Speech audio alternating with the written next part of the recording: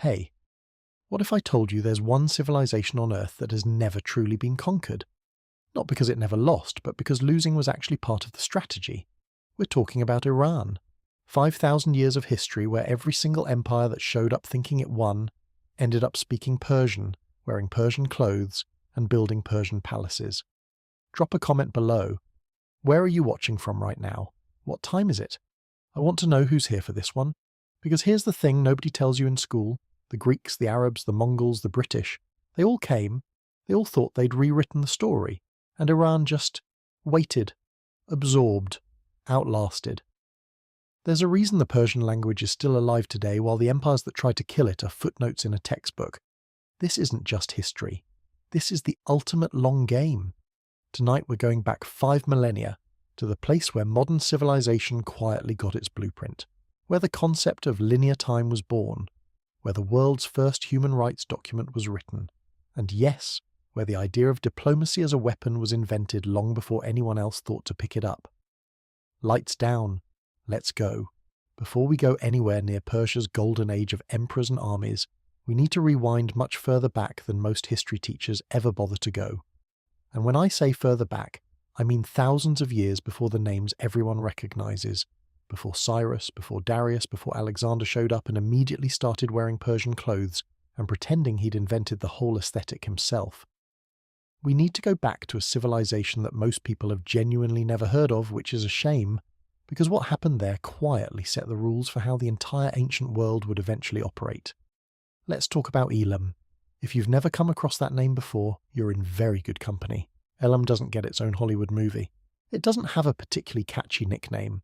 It doesn't appear in popular culture as a symbol of ancient greatness the way Egypt or Greece tends to. And yet Elam was one of the oldest complex civilizations on the planet, sitting right there on what is now Iranian soil, doing remarkably sophisticated things at a time when most of Europe was still figuring out how mud worked. The Elamite civilization emerged in the region known today as Khuzestan, and the wider Zagros mountain area of southwestern Iran, somewhere around the 4th millennium before the Common Era. That is not a typo.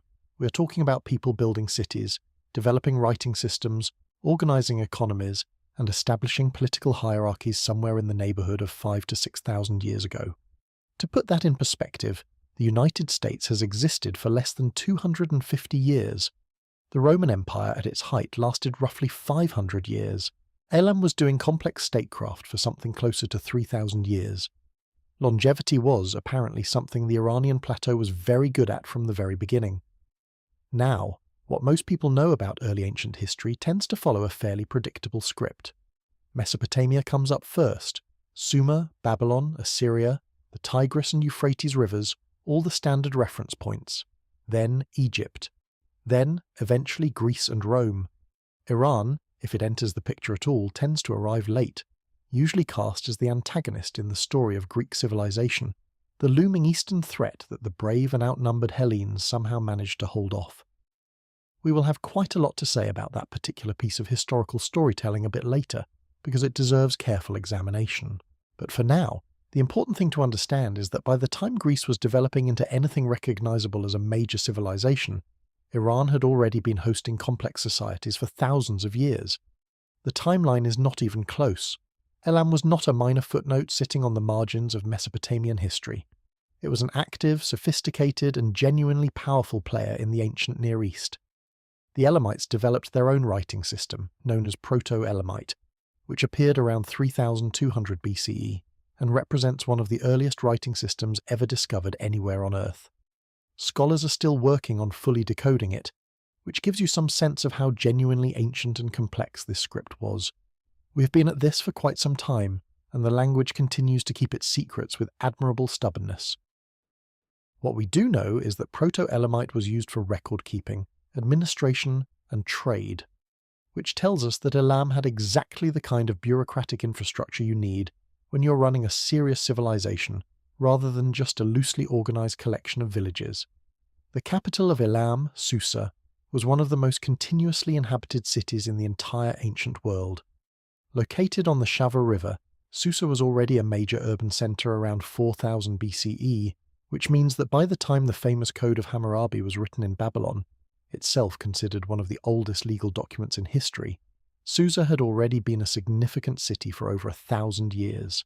In fact, one of the most remarkable pieces of evidence for Elam's long history of political power is the fact that when the Elamites raided Babylon around 1155 BCE, they carried off the very stele on which the Code of Hammurabi was inscribed, bringing it back to Susa as a trophy. That stele was eventually found in Susa during modern archaeological excavations, which is both a fascinating historical detail and a reasonable reminder that winning a war and keeping your artifacts together are two different skills. The relationship between Elam and the various Mesopotamian powers to its west was, to put it diplomatically, complicated. There were periods of trade and cooperation. There were periods of open conflict. There were periods of cultural exchange so extensive that it becomes genuinely difficult to draw a clean line between Elamite and Mesopotamian influence in art, architecture, and religious practice. The two civilizations were neighbours for thousands of years, which meant that the relationship had every opportunity to develop the full range of emotions that long-term proximity tends to produce: admiration, rivalry, trade agreements, occasional invasions, and a great deal of mutual borrowing that neither side probably wanted to fully acknowledge. But here is the thing about Elam that tends to get lost in the broader sweep of ancient history, and this is the part that genuinely matters for understanding the deeper story of Iran. Elam was not simply a peripheral culture sitting on the edge of the Mesopotamian world and absorbing influences from the centre. Elam was itself a centre. It was generating ideas, developing administrative systems, producing art of remarkable sophistication, and engaging in long-distance trade networks that stretched across an enormous geographic area. The Elamites were trading with civilizations as far away as the Indus Valley, which means that 3,000 or 4,000 years before anyone had coined the term globalization, there was already a kind of ancient international commerce happening, and Elam was one of the nodes through which it flowed. This brings us to the moment that, when you actually stop and think about it, should probably change how you understand the entire history of international relations. Around the 23rd century BCE, so roughly 2,200 to 2,300 years before the Common Era, something happened in the ancient Near East that was, in its own quiet way, revolutionary. The kingdom of Elam and the Akkadian Empire, the powerful Mesopotamian state that had been built by Sargon of Akkad and his successors, formalized their relationship through what scholars have identified as the earliest documented international treaty in recorded history. Let that sit for a moment. The first time in human history that two distinct political entities sat down, negotiated terms, and committed those terms to writing as a binding agreement between sovereign states, that happened on Iranian soil, not in Greece, not in Rome, not in any of the places that tend to dominate the popular imagination when people think about the origins of Western civilization and its institutions, in Elam, in what is now southwestern Iran. Thousands of years before the concepts we associate with modern diplomacy had even begun to take their recognizable shape. The treaty itself dealt with practical matters, trade relationships, territorial boundaries, the mutual recognition of each state's authority in its own sphere, which, when you think about it, is more or less what international treaties still deal with today. The specific vocabulary has changed, the institutional frameworks are considerably more elaborate. But the core logic, that two powers with overlapping interests and the potential for conflict can formalize a relationship through written agreement, rather than simply waiting to see who wins the next battle. That logic was being worked out in ancient Elam over 4,000 years ago. Modern diplomats operating under the framework of international law are, in a very real sense, working within a tradition that traces its origins to this corner of southwestern Iran. They probably do not think about it that way when they sit down at conference tables in Geneva or New York, but there it is. What makes this even more interesting is the context in which the treaty was developed. The Akkadian Empire under Naram Sin, one of the most powerful rulers of his era, was not exactly known for a gentle approach to neighbouring states. Naram Sin expanded Akkadian territory aggressively, campaigned across a vast area, and proclaimed himself a god-king, a fairly confident career move that suggests he was not a man who typically felt the need to negotiate when he could simply conquer. The fact that a formal treaty was established with Elam rather than simple subjugation speaks to something important about the nature of Elamite power. Elam was not a pushover. It was a state that even the most ambitious Mesopotamian rulers recognized as requiring a different kind of relationship. one based on mutual recognition rather than dominance. The Elamite approach to state-building had several features that would become recognizable in later Iranian political tradition. One of the most interesting was the practice of joint kingship, what scholars call the Zukalma system, in which Elam was governed by a structure of co-rulers from different branches of the royal family, with titles distributed across multiple generations simultaneously.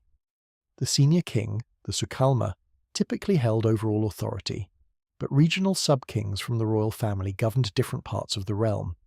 This was not democracy in any modern sense, but it was a sophisticated attempt to manage a large, geographically diverse territory through distributed authority rather than pure centralized control.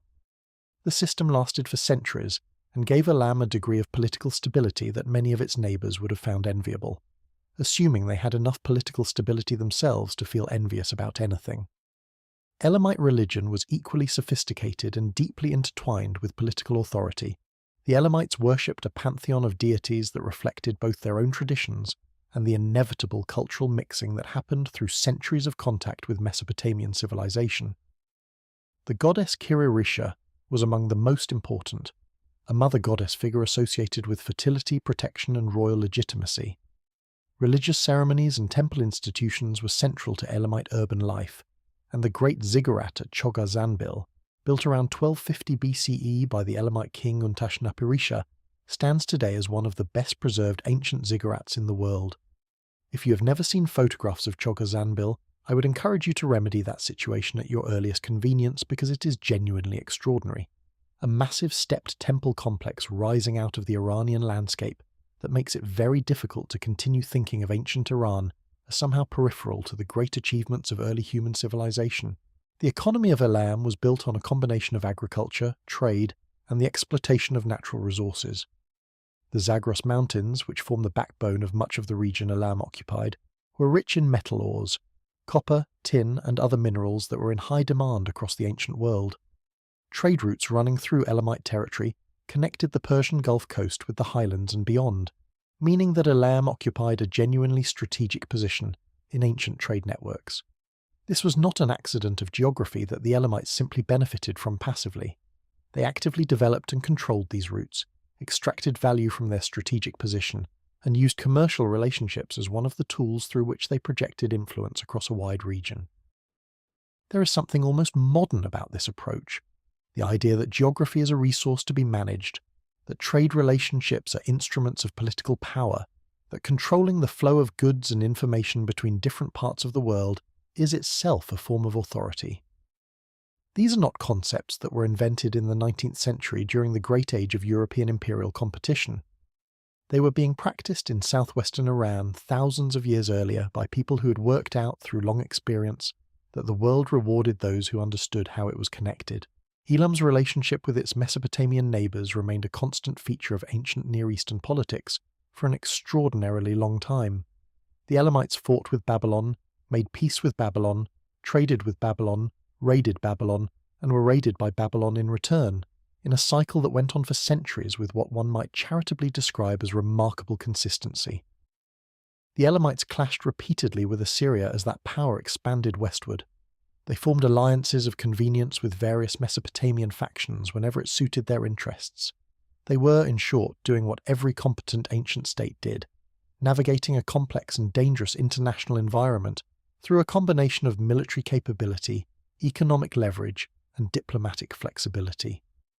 What is striking about Elam, when you look at the full sweep of its history, is the sheer duration of its relevance. This was not a civilization that blazed brightly for a century and then collapsed. Elam was a major actor in the ancient Near East for well over 2,000 years. Empires rose and fell around it. Mesopotamian powers that seemed overwhelmingly dominant at one moment found themselves in crisis a few generations later. Through all of it, Elam persisted, sometimes stronger, sometimes weaker, sometimes a great power projecting force across the region, sometimes a vassal state working within constraints imposed by more powerful neighbors, but always present, always maintaining some form of distinctive political and cultural identity. This persistence was not simply a matter of luck or favorable geography, though both certainly helped. It reflected something about how Elamite society was organized, a resilience built into its political structures, its religious institutions, and its economic relationships that allowed the civilization to absorb shocks that would have destroyed more brittle states. The practice of distributed power through the Sukulma system meant that the collapse of one branch of the royal family did not necessarily bring down the entire political structure. The deep entrenchment of religious institutions provided a kind of continuity that survived political upheaval. The economic networks woven through Elamite territory meant that even in difficult periods, there were material interests invested in the survival of some form of Elamite political order. Sound familiar? It should, because this pattern, the capacity to survive through distributed resilience rather than concentrated strength, is something we will see again and again in the Iranian story. The specific mechanisms change across the centuries, the dynasties come and go, the religions shift, the languages evolve. But this underlying pattern of survival through adaptability, of maintaining core identity while bending to external pressure, appears with remarkable consistency across Iranian history from Elam all the way to the present. Whether that represents a genuine cultural inheritance or simply a consequence of the particular geography and geopolitical position of the Iranian plateau is a question historians continue to debate. What is not debatable is the pattern itself. The eventual decline of Elam as an independent power came through a combination of external pressure and internal fragmentation. The Assyrian Empire, at the height of its power in the 7th century BCE, launched a series of devastating campaigns against Elam. The Assyrian king Ashurbanipal, who was simultaneously one of the most culturally curious and most militarily brutal rulers in ancient history, a combination that says something interesting about what the ancient world considered compatible qualities, destroyed the Elamite capital of Susa around 646 BCE in a campaign of considerable thoroughness. Susa was sacked, its temples demolished, its population scattered, its royal tombs desecrated in a deliberate effort to erase the continuity of Elamite royal legitimacy. Ashurbanipal reportedly boasted about the destruction, in terms that made clear this was not simply a military operation, but an attempt at cultural annihilation. And yet, and this is where the Iranian plateau begins to reveal what will become its most characteristic trait, Elam was not erased. The people remained. The language persisted in various forms for centuries. The cultural memory survived. When the Achaemenid Persians rose to power in the following century and built the greatest empire the ancient world had yet seen, they did not build it on a blank slate. They built it on foundations that included Elamite administrative traditions, Elamite artistic styles, Elamite bureaucratic practices, and the accumulated experience of a civilization that had been navigating complex political realities for thousands of years. The Elamite language was used in official Achaemenid administration, alongside Old Persian and Babylonian. Elamite artistic motifs appear in Persepolis, the great ceremonial capital of the Persian Empire. Elamite scribal traditions shaped the way the Persian administration kept records and organized information. In other words, Elam did not simply end, it transformed. It fed into what came next, contributing to the DNA of the civilization that would go on to build the most sophisticated empire the ancient world had yet produced. The Assyrians thought they had destroyed Elam. What they had actually done was push its cultural inheritance into the next great phase of Iranian history, where it would re-emerge in a more powerful form than anything Elam had achieved on its own. This, too, is a pattern we will keep encountering. The apparent defeat that turns out to be a kind of absorption, the ending that turns out to be a transformation, the story that looks like it is over but is actually just changing form. There is one more thing worth saying about Elam before we move forward, and it concerns what the existence of Elam tells us about how we tell history in general. The story of ancient civilization, as it tends to be taught in Western educational contexts, follows a fairly predictable geographic trajectory: Mesopotamia, Egypt, the Levant, Greece, Rome. The assumption embedded in this narrative is that civilization moved in a particular direction, that certain places were the generators of historical innovation while others were recipients, and that the further you get from the Mediterranean world, the more peripheral the history becomes. Elam, sitting inconveniently on what is now Iranian territory, does not fit this narrative very well. It was not peripheral. It was not a recipient. It was a generator, one of the places where human civilization was working out, through hard experience and genuine intellectual effort, how to organize complex societies, conduct diplomacy, manage economies, and maintain political order over long periods. The fact that Elam is not better known, that it does not appear in most popular histories of the ancient world, that its name produces blank looks rather than recognition even among reasonably educated people. This is not a reflection of Elam's actual historical importance. It is a reflection of whose history gets told and from which perspective, and with which regions at the centre of the frame. When you shift the frame to include the Iranian plateau, the history of early civilization looks considerably more complex, more geographically diverse, and more interesting than the standard version tends to suggest. Susa, that ancient Elamite capital that was one of the world's great cities for thousands of years, was eventually rebuilt after its Assyrian destruction. It would go on to serve as one of the royal capitals of the Achaemenid Persian Empire.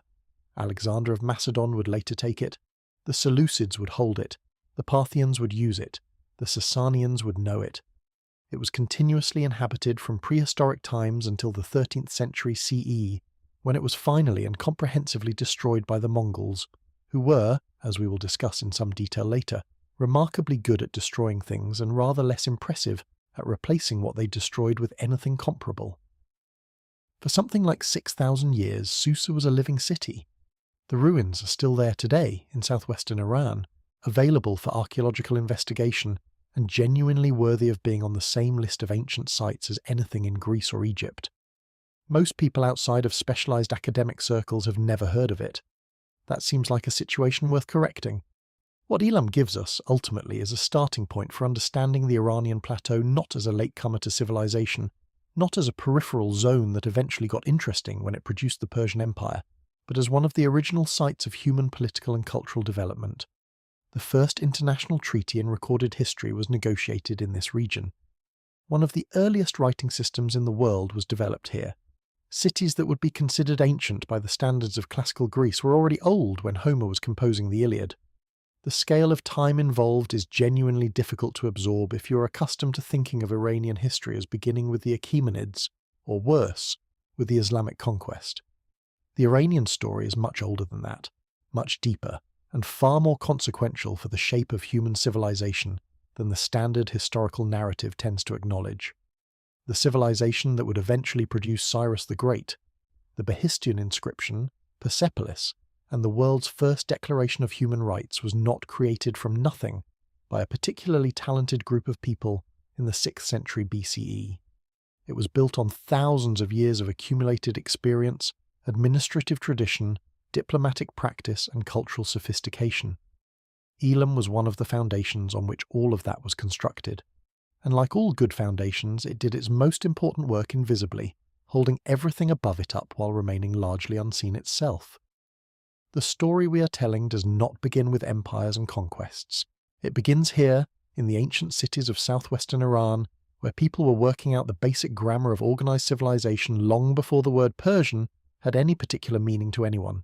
They built cities, they developed writing, they traded across vast distances, they negotiated with their neighbours when they could, and fought with them when they had to. They built temples and bureaucracies and economic systems that outlasted the specific political structures that had produced them, and they established very early in the human story a pattern of resilience and cultural persistence that would define this particular stretch of geography for the next 5,000 years. That is where this story starts, and it is about to get considerably more interesting.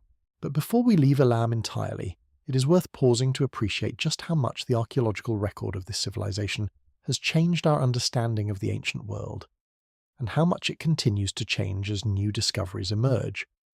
Because the story of Elam is not just a story that happened thousands of years ago and then closed itself neatly into the pages of history books. It is an ongoing process of discovery, reinterpretation, and genuine scholarly surprise. Every decade or so, something comes out of the ground in southwestern Iran that forces historians to revise their timelines, expand their maps, or reconsider assumptions they thought were settled.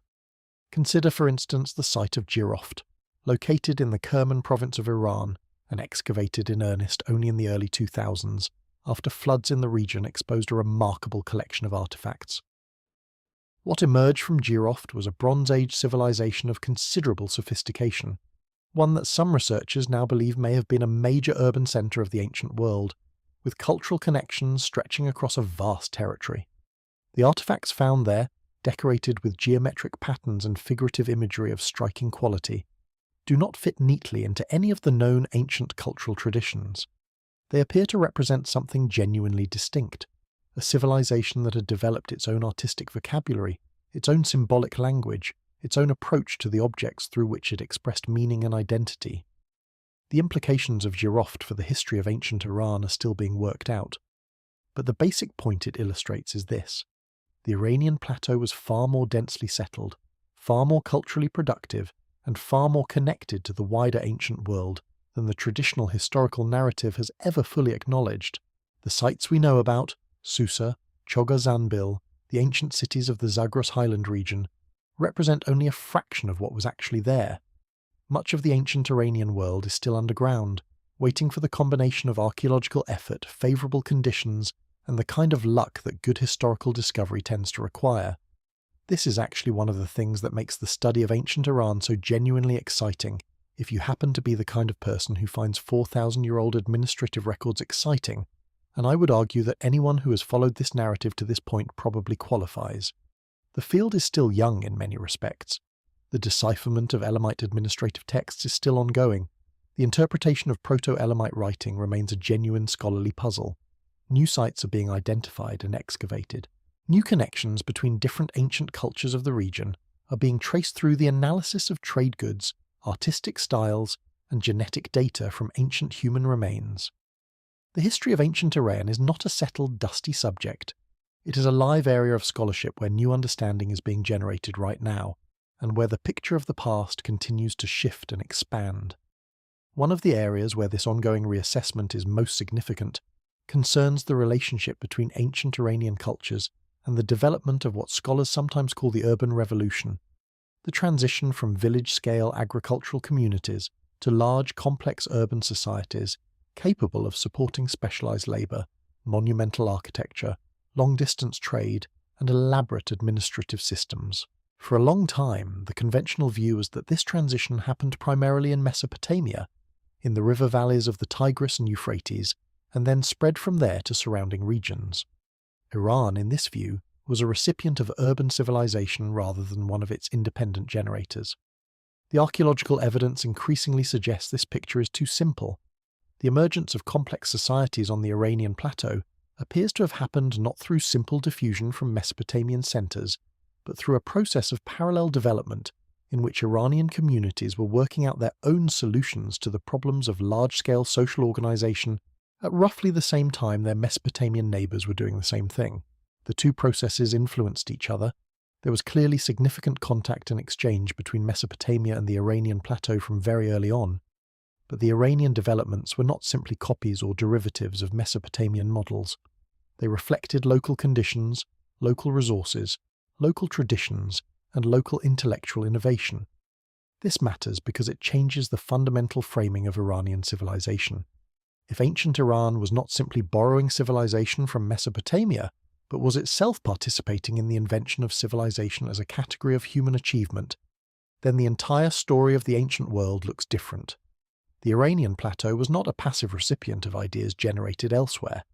It was an active laboratory where human societies were experimenting with new forms of organization, new technologies of administration and communication, new systems for managing the complexity of urban life.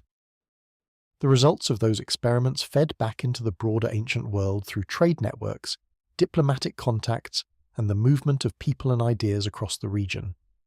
The Elamite diplomatic tradition, rooted in this long history of active engagement with the surrounding world, produced something genuinely valuable, a set of practices for managing interstate relations that went beyond simple calculations of military power. The Elamites understood, apparently through hard experience, that raw military strength was a necessary but not sufficient tool for long-term political survival.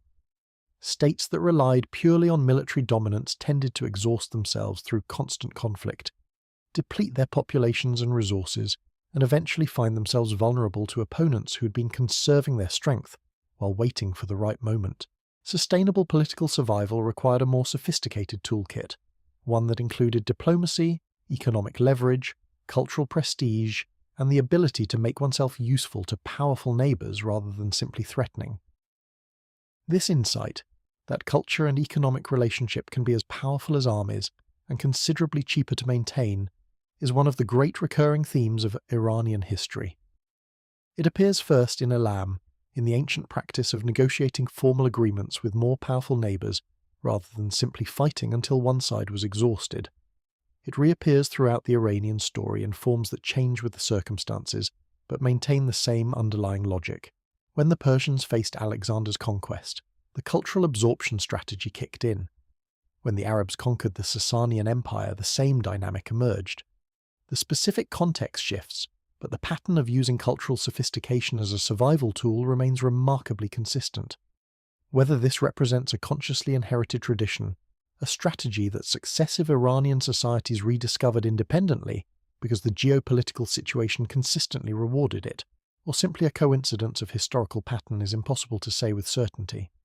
What is clear is that the pattern is there, that it runs through Iranian history from its earliest documented manifestations to surprisingly recent times, and that it begins, as best we can tell from the archaeological and textual record, in Elam. The religious life of Elam deserves more attention than it typically receives in general accounts of ancient history, not because Elamite religion is intrinsically more interesting than Mesopotamian or Egyptian religion, but because it illustrates something important about the cultural independence of this civilization. The Elamites had their own pantheon, their own ritual traditions, their own theology, and their own approach to the relationship between human communities and divine power. While there was obvious influence flowing in both directions between Elamite and Mesopotamian religious practice, the two civilizations were simply too closely connected for it to be otherwise. Elamite religion maintained distinctive features that reflect a genuinely independent intellectual and spiritual tradition.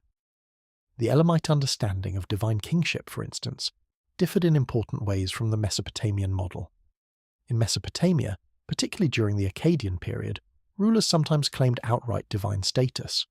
Naram-Sin, mentioned earlier as one of the parties to the early Elamite treaty, declared himself a god during his reign, which was either a bold theological innovation or a spectacular case of overconfidence, depending on your perspective. The Elamite approach was somewhat different. Elamite kings were understood as servants and representatives of the divine rather than gods themselves, an important theological distinction that positioned royal authority differently in relation to both the divine order and the human community. This distinction would turn out to have long-term significance for how Iranian political theology developed across subsequent centuries. The goddess Kiririsha, whose worship was central to Elamite religion, represents another interesting case. Associated with motherhood, fertility, and the protection of the royal family and state, Kiririsha was worshipped with particular intensity at the religious complex of Lian on the Persian Gulf Coast, a site that also served as a major trading centre, connecting the Elamite heartland with the maritime trade routes of the Gulf. The combination of religious prestige and commercial significance in a single location was not accidental. Sacred sites in the ancient world typically also functioned as economic centres, providing neutral ground for trade, storage for valuable goods, and institutional continuity that outlasted political fluctuations. The Elamites, like other sophisticated ancient civilizations, understood that temples were not just places of worship but also institutions of economic management and social coordination. The arts of Elam are among the least appreciated treasures of the ancient world, which is partly a problem of institutional visibility. Elamite artifacts are scattered across museums in Iran, France, the United Kingdom, and the United States, without any single collection comprehensive enough to give the general public a clear sense of the tradition as a whole, and partly a consequence of the general neglect of ancient Iran in popular historical consciousness. But what survives is genuinely impressive. Elamite metalwork, ceramics, and sculpture show a tradition of remarkable technical skill and aesthetic sophistication. The carved chlorite vessels associated with what archaeologists sometimes call the intercultural style of the late 3rd millennium BCE, found at sites across a vast area from the Persian Gulf to Central Asia, may have had an Elamite or Proto-Elamite connection, suggesting that Iranian artistic traditions were not just locally significant, but were influencing the visual culture of a much wider region.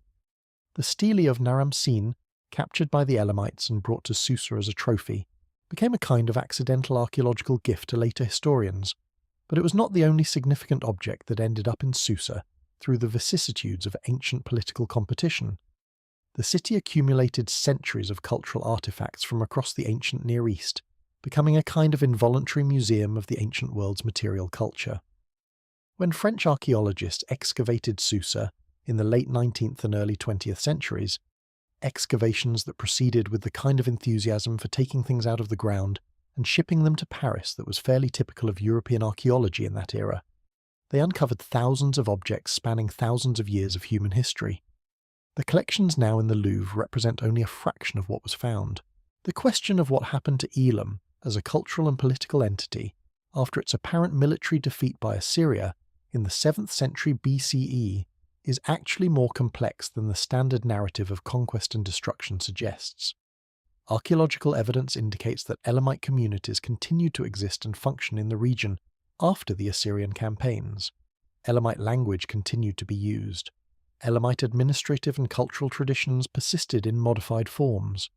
The Achaemenid Persians, when they built their empire in the following century, did not find a blank cultural landscape.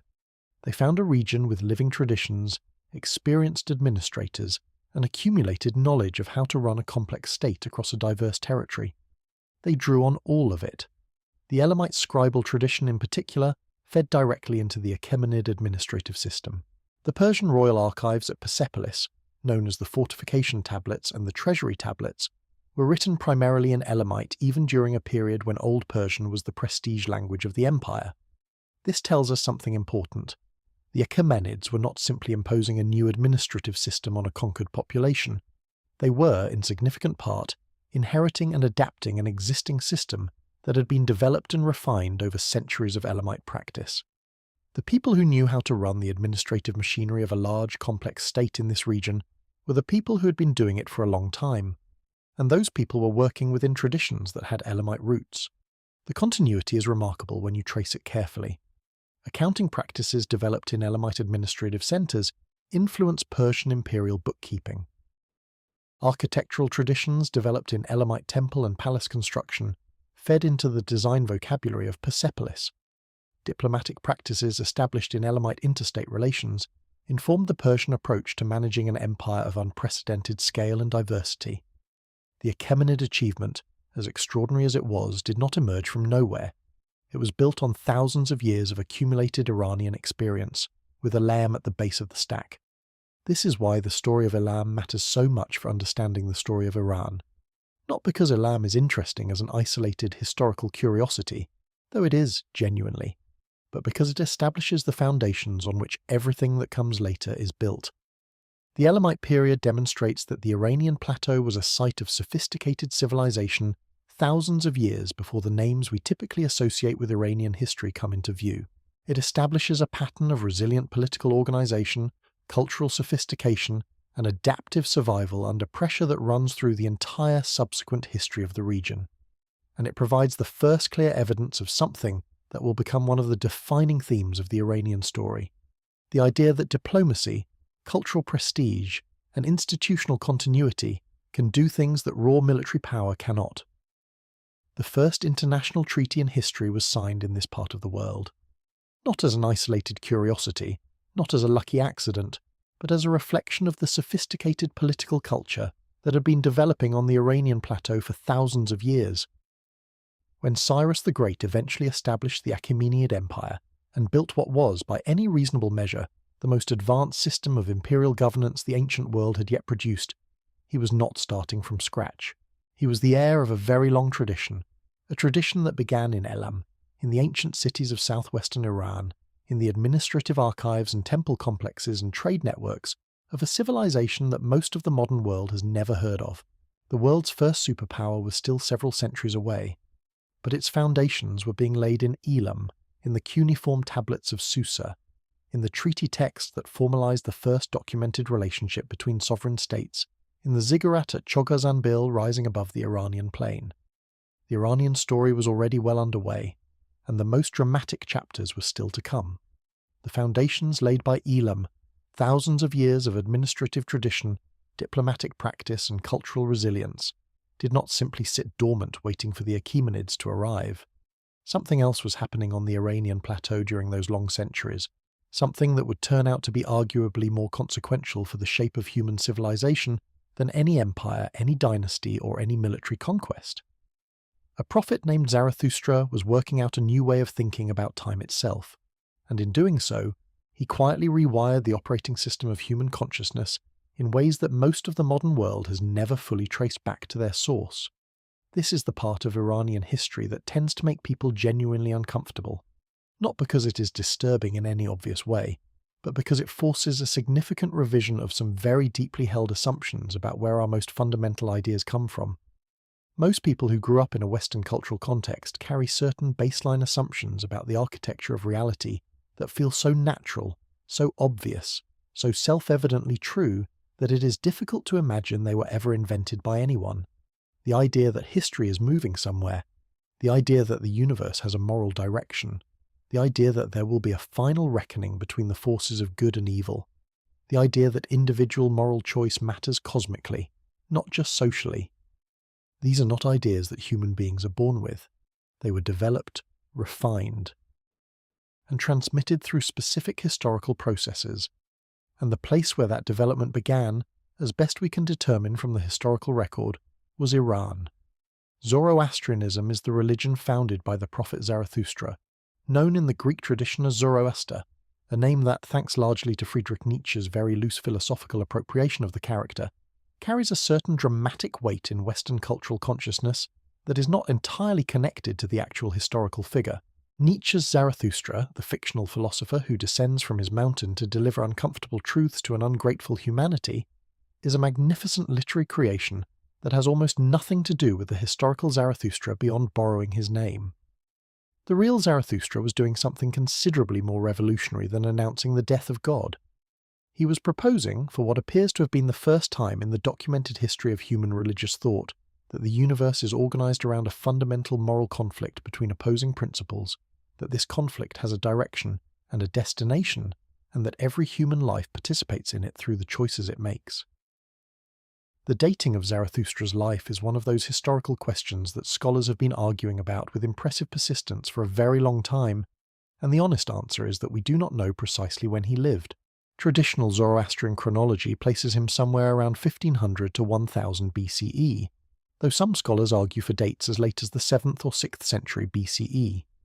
The uncertainty is genuine and probably irresolvable given the nature of the available evidence.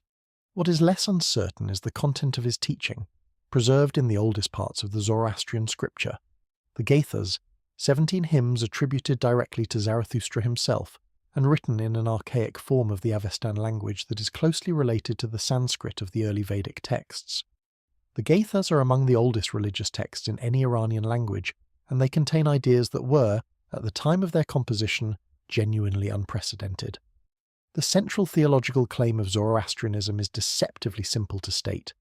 The universe is shaped by the ongoing conflict between Ahura Mazda, the supreme deity of wisdom and truth, and Angra Mainyu, the destructive spirit of chaos and deceit. These are not equal and opposite forces in the way that some dualistic traditions present good and evil. Ahura Mazda is explicitly understood as ultimately more powerful, and the conflict will eventually be resolved in his favour through a final cosmic renovation of the world. But the conflict is real, it is ongoing, and crucially, human beings are participants in it rather than spectators. Every person, through their thoughts, words, and actions, contributes either to the side of truth and order or to the side of chaos and destruction. Moral choice is cosmically significant. This is not a casual theological detail. It is a fundamental restructuring of the relationship between human agency and the universe. Before Zarathustra, the dominant religious frameworks of the ancient Near East and the wider ancient world tended to understand the cosmos as essentially cyclical, organized around the rhythms of nature, the recurring patterns of seasons and celestial movements, the endless repetition of mythological events that grounded present experience in primordial precedent. Time, in these frameworks, was circular. The world returned to its starting point. The past and the future were reflections of each other. History did not go anywhere in particular. It just kept cycling through its familiar patterns with minor variations, like a river that always runs between the same banks and always returns to the same sea. Zarathustra broke this pattern with what was, philosophically speaking, a dramatic intervention. He proposed that time is linear, that the universe has a beginning, a middle, and an end. That the end is not simply a return to the beginning, but a qualitative transformation, a final triumph of good over evil, truth over lies, order over chaos, that will be fundamentally different from everything that preceded it. This idea that history is going somewhere, that it has a direction and a destination, that the present moment is a stage in a journey toward a meaningful conclusion, is so thoroughly embedded in Western religious and philosophical tradition that it feels like common sense. It is not common sense. It was an invention, and the evidence points to Zarathustra as the inventor. The consequences of this invention for the subsequent history of human thought are difficult to overstate. The concept of linear time, once introduced into the intellectual ecosystem of the ancient Near East, proved extraordinarily contagious. Ideas travel along trade routes and through the movement of people, and the Persian plateau was, as we have already established, one of the great crossroads of the ancient world. When Persian power expanded, first under the early Iranian kingdoms, then dramatically under the Achaemenid Empire, it brought Zoroastrian ideas into contact with a wide range of other intellectual traditions, with consequences that are still reverberating in the modern world. The most historically significant of these contacts happened during the period of the Babylonian captivity, the decades in the 6th century BCE, when a large portion of the Jewish population of Jerusalem was deported to Babylon by the Babylonian king Nebuchadnezzar II and lived in exile in Mesopotamia. This is a well-documented historical episode that is central to the Hebrew Bible and to the development of Judaism as a coherent religious tradition. What is less often discussed in popular accounts of this period is what happened when the Persian king Cyrus the Great conquered Babylon in 539 BCE and allowed the Jewish exiles to return to their homeland. The Jewish community had spent decades in the heart of an ancient Near Eastern culture and was about to come into direct, sustained contact with the Persian Empire and its Zoroastrian religious tradition. The influence of Zoroastrian ideas on the development of Second Temple Judaism, the form of Judaism that took shape after the return from Babylon, is a subject of serious scholarly debate, and the specific mechanisms of transmission are not fully understood. But the parallels between developed Zoroastrian theology and the theological innovations that appear in Jewish texts from the post-exilic period are too numerous and too specific to be easily dismissed as coincidence. The concept of a cosmic conflict between a principle of good and a principle of evil, the idea of a final judgment at the end of history, the figure of an adversarial spiritual being, what the Hebrew tradition would call the Satan, as a distinct cosmic entity opposed to the divine will, the doctrine of bodily resurrection, the expectation of a future saviour figure who would complete the cosmic drama. All of these theological elements appear in Zoroastrian thought, and all of them begin to appear prominently in Jewish religious literature during and after the period of Persian contact. The scholarly argument is not that Judaism simply copied Zoroastrianism. The relationship between religious traditions is never that simple, and the Jewish tradition had its own internal logic and development that cannot be reduced to external influence. The argument is rather that sustained contact with Zoroastrian ideas provided a catalyst for theological developments that had particular resonance with certain strands of Jewish thought, producing a synthesis that was genuinely creative rather than simply derivative. The exiled Jewish community encountered Zoroastrian theology at a moment when their own tradition was under enormous pressure.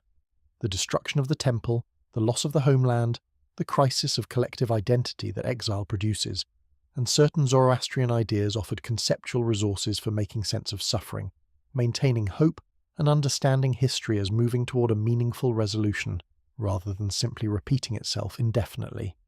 From Judaism, these ideas flowed into early Christianity, which inherited the Jewish theological framework along with its Zoroastrian-influenced elements. The Christian concept of a final judgment, of a cosmic battle between good and evil, of history moving toward a messianic conclusion, of individual souls accountable for their moral choices, all of these draw on theological traditions that trace back, through complex chains of development and influence, to Zarathustra's original propositions on the Iranian plateau. Islam, which came later, and drew on both Jewish and Christian theological traditions, as well as engaging with the Zoroastrian tradition directly through Persian cultural contact, inherited the same fundamental framework.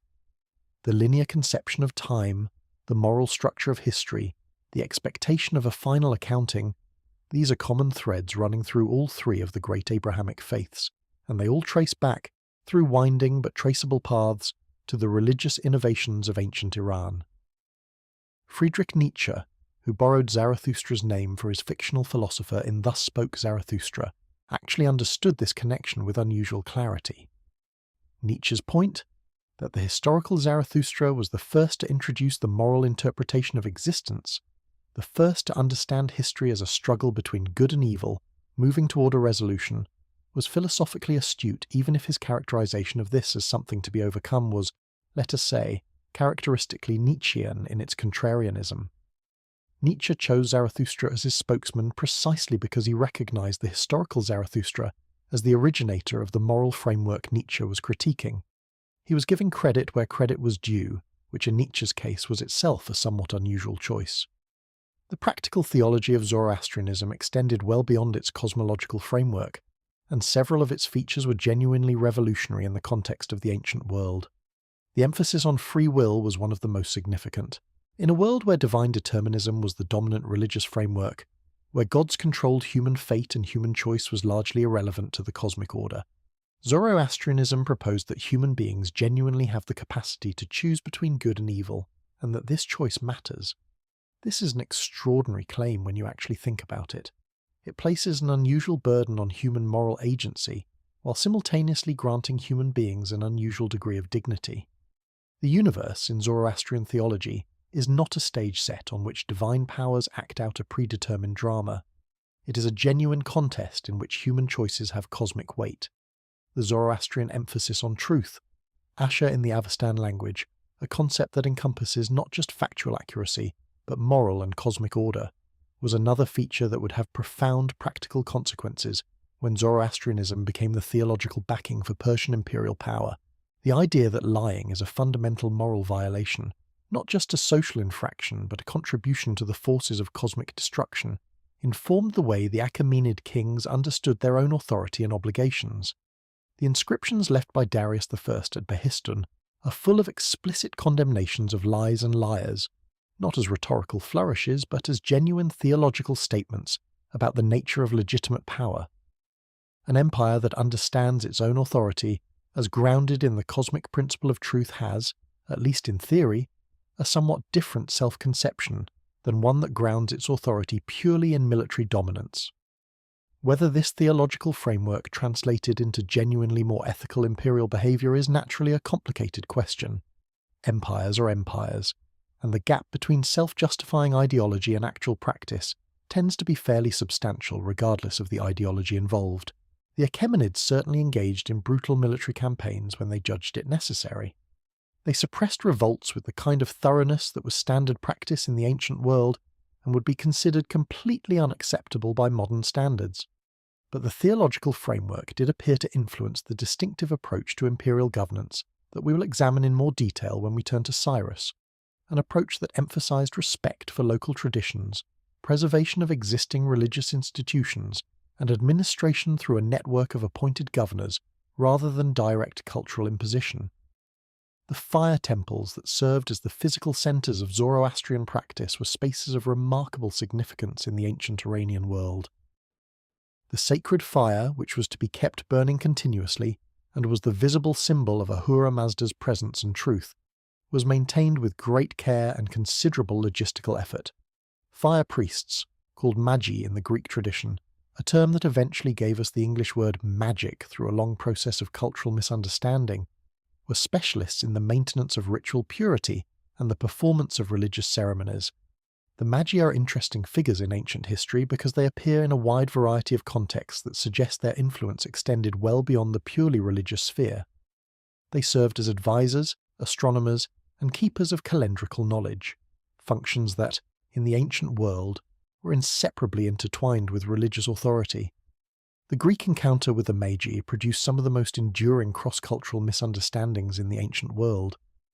Greek writers were simultaneously fascinated and suspicious of these Persian religious specialists, attributing to them a wide range of mysterious practices that may have been genuine observations, exaggerations, or projections of Greek anxieties about Eastern wisdom. The figure of the Magos in Greek literary tradition is a complex mixture of admiration for genuine expertise and discomfort with unfamiliar religious practices. By the Hellenistic period, the term had acquired associations with sorcery and supernatural manipulation that were almost entirely absent from the actual Zoroastrian tradition, but made for much more interesting storytelling from a Greek perspective.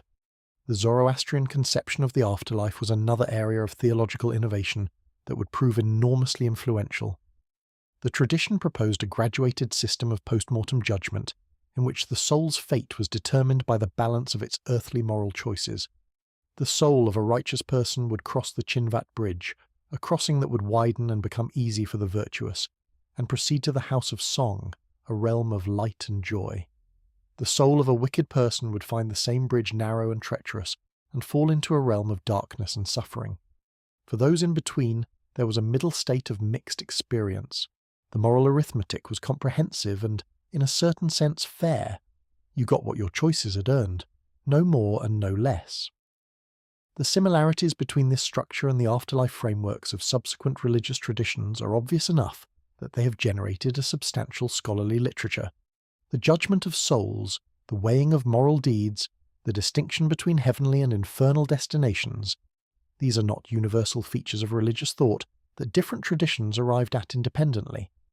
They reflect a shared intellectual inheritance that flows, through complex but traceable roots, from the Zoroastrian theological tradition. The three wise men of the Christian nativity story, the Magi who followed the star to Bethlehem, were, according to the most plausible reading of the Gospel of Matthew, Zoroastrian priests from Iran. Whether or not one treats the nativity story as historical, the cultural logic of this detail is revealing. In the world of the early Common Era, Iranian Zoroastrian religious specialists were recognized as repositories of astronomical and theological wisdom significant enough to give their testimony authority in matters of cosmic importance. The survival of Zoroastrianism into the modern world is itself one of the more remarkable stories in the history of religion. After the Islamic conquest of the Sasanian Persian Empire in the 7th century CE, Zoroastrians in Iran faced sustained pressure to convert. Many did. A substantial community, however, refused and eventually emigrated to India, where they became known as the Parsi, a community that maintains Zoroastrian religious practice to this day in cities like Mumbai and Pune. The global Zoroastrian community today numbers somewhere between 110,000 and 200,000 people, making it one of the smallest major religious communities in the world by population. But the global footprint of Zoroastrian ideas, flowing through Judaism, Christianity and Islam into the foundations of modern Western civilization, is immeasurably larger than those numbers suggest. There is a certain irony in the fact that a religion whose ideas have so thoroughly shaped the moral imagination of billions of people across multiple civilizations is today one of the world's smallest faiths. But it is an irony that fits the broader Iranian pattern we have been tracing. The Iranian plateau's most significant contributions to human civilization have often been invisible, absorbed into larger traditions in ways that obscure their origins, working quietly in the background while louder stories get the attention. Zoroastrianism gave the world the concept of linear time, the moral structure of history, the framework of cosmic good versus evil, and the theological foundations on which Judaism, Christianity and Islam built their elaborations. In return, it received relative obscurity in the popular historical imagination. This seems, by any reasonable measure, like a poor trade. Now, with this religious revolution as backdrop, with the idea of linear time, moral order, and history moving toward a meaningful destination now embedded in the intellectual atmosphere of the Iranian plateau, we can turn to the moment when this foundation produced something the ancient world had genuinely never seen before, an empire that actually tried to govern according to something resembling a principle. In 550 BCE, a man named Cyrus, king of the relatively small Persian kingdom of Anshan in southwestern Iran, did something that would have seemed completely implausible to anyone watching from a comfortable distance. He overthrew his overlord, the Median king Astyages, a man who had, according to the ancient sources, received a prophetic dream warning him that his grandson would one day take his throne, and had responded to this warning with what one can only describe as a comprehensive failure of execution. Having failed to neutralize the threat through a series of increasingly desperate and counterproductive measures, Astyages found himself facing a rebellion led by the very person his countermeasures had inadvertently strengthened. Cyrus won, the Median Empire fell, and what began as a relatively contained political transition quickly revealed itself to be something altogether more significant. Within 2 decades, Cyrus had built the largest empire the ancient world had ever seen. He conquered Media, Then Lydia, the kingdom of the famously wealthy Croesus, whose name has entered the English language as a synonym for extraordinary riches. Then Babylon, the greatest city in the ancient Near East. By the time of his death in battle in 530 BCE, his empire stretched from the Aegean coast of what is now Turkey in the west to Central Asia in the east, encompassing an enormous diversity of peoples, languages, religions, and cultures. The scale was genuinely unprecedented, but the scale, while impressive, was not the most remarkable thing about what Cyrus built. The most remarkable thing was how he ran it. Every major conquest in the ancient world before Cyrus followed roughly the same playbook. You defeat the enemy, you take their capital, you install your own people in positions of authority, you impose your own religion, your own language, and your own cultural norms on the conquered population. You tear down the temples of the local gods if you're feeling particularly thorough, or at least make it clear that the old gods are now subordinate to yours. You turn the ruling class of the defeated people into dependents or slaves. You make absolutely certain that everyone understands who is in charge now and what the new order looks like. This approach had been working, more or less, for the Assyrians, the Babylonians, and every other major imperial power in the ancient Near East. It was considered not just normal, but obvious, the natural consequence of military victory and the most efficient way to consolidate control. Cyrus looked at this playbook and made a different choice. Not, probably, because he was uniquely sentimental about the feelings of conquered peoples. Cyrus was a successful military commander in a brutal age, and he did not build his empire through gentleness alone. But because he had worked out, or perhaps had inherited from the Iranian diplomatic tradition that stretched back through Elam and beyond, that there was a more sustainable way to run a large, diverse empire. Cultural imposition breeds resentment. Resentment breeds rebellion. Rebellion requires expensive suppression. Expensive suppression depletes resources. Depleted resources weaken the empire. The cycle is both predictable and, from an imperial management perspective, avoidable. What Cyrus did instead was, by the standards of his time, genuinely revolutionary. He allowed conquered peoples to maintain their own religious practices. He permitted local rulers to continue governing under Persian oversight rather than replacing them with Persian administrators as a matter of course. He rebuilt temples that previous conquerors had destroyed. He returned cult statues that had been taken as trophies by the Babylonians from the various peoples they had conquered. He treated the gods of the peoples under his rule as real and deserving of respect, and he presented himself to each conquered people in terms that resonated with their own theological frameworks, rather than demanding that they adopt his.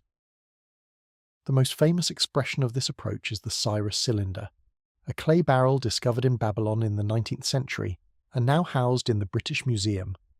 The cylinder is a royal proclamation in Babylonian cuneiform, in which Cyrus presents himself as the chosen servant of the Babylonian god Marduk, describes his peaceful entry into Babylon, and announces the restoration of exiled peoples to their homelands and the return of their cult statues to their temples.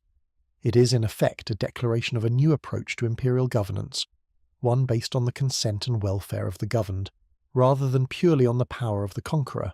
Whether the Cyrus cylinder constitutes the world's first human rights document, as it has sometimes been described in popular accounts, is a question that historians approach with some caution. The cylinder is undeniably a political document designed to serve Cyrus's interests by presenting him as a legitimate ruler in Babylonian terms, and it should be read with the awareness that ancient royal proclamations were not objective accounts of policy. But even accounting for the self-promotional element, the substance of what Cyrus is claiming, the right of peoples to worship their own gods, the obligation of rulers to protect rather than exploit those under their authority, represented a genuine departure from the imperial norms of his time. Whatever his motivations, the practice he described and, according to multiple independent sources, actually implemented, established a model of imperial governance that was more sophisticated and, in its own way, more durable than the alternatives. The Jewish community in Babylonian exile experienced the consequences of Cyrus's approach directly. When he conquered Babylon in 539 BCE, Cyrus issued a decree allowing the Jewish exiles to return to their homeland and rebuild their temple in Jerusalem. The Hebrew Bible records this event with unmistakable gratitude, describing Cyrus as anointed by the God of Israel to accomplish his purposes, a remarkable theological endorsement for a polytheist Persian king, and one that tells you quite a lot about how profoundly the Jewish community experienced the contrast between Babylonian domination and Persian rule. The prophet Isaiah calls Cyrus the anointed of God, a term that in the Hebrew tradition carries enormous theological weight. Cyrus was the only non-Jewish figure in the Hebrew Bible to receive this designation. He had clearly made quite an impression. The administrative system Cyrus and his successors built to manage this enormous, diverse empire was one of the genuine intellectual achievements of the ancient world. The empire was divided into provinces called satrapies, each governed by a satrap, a Persian word meaning protector of the kingdom, who was responsible for maintaining order, collecting taxes, and implementing imperial policy while leaving local customs, laws, and religious practices largely intact. The satrapal system was not simply a matter of appointing governors and hoping for the best. It was backed by a sophisticated infrastructure of communication, inspection, and accountability. This is where Darius I, who came to power after a period of considerable political turbulence following Cyrus's death and the brief reign of his son Cambyses II, made his own distinctive contribution to the imperial enterprise. Darius was, among other things, a genuinely impressive administrator, a person who looked at the vast, somewhat improvised empire he had inherited and decided that what it really needed was better organization. This is a personality type that has not changed much in the intervening 2.5 millennia.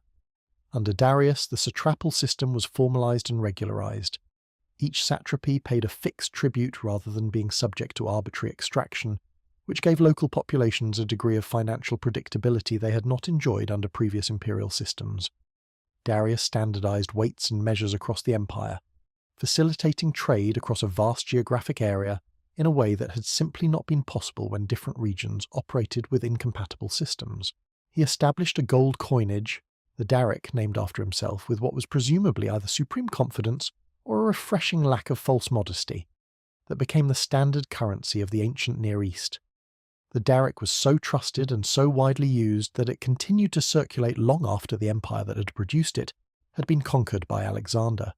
The Royal Road, the great highway that stretched from Susa in southwestern Iran to Sardis on the Aegean coast, a distance of roughly 2,700 kilometers, was the physical backbone of the Achaemenid communication and administrative system. Along this road, a network of relay stations maintained fresh horses and riders, allowing royal messages to travel from one end of the empire to the other in about a week. To put that in perspective, a person travelling the same route on foot would have taken several months. The Greek historian Herodotus described the Persian royal postal system with considerable admiration, noting that neither snow, nor rain, nor heat, nor darkness of night prevents these couriers from completing their designated stages with utmost speed.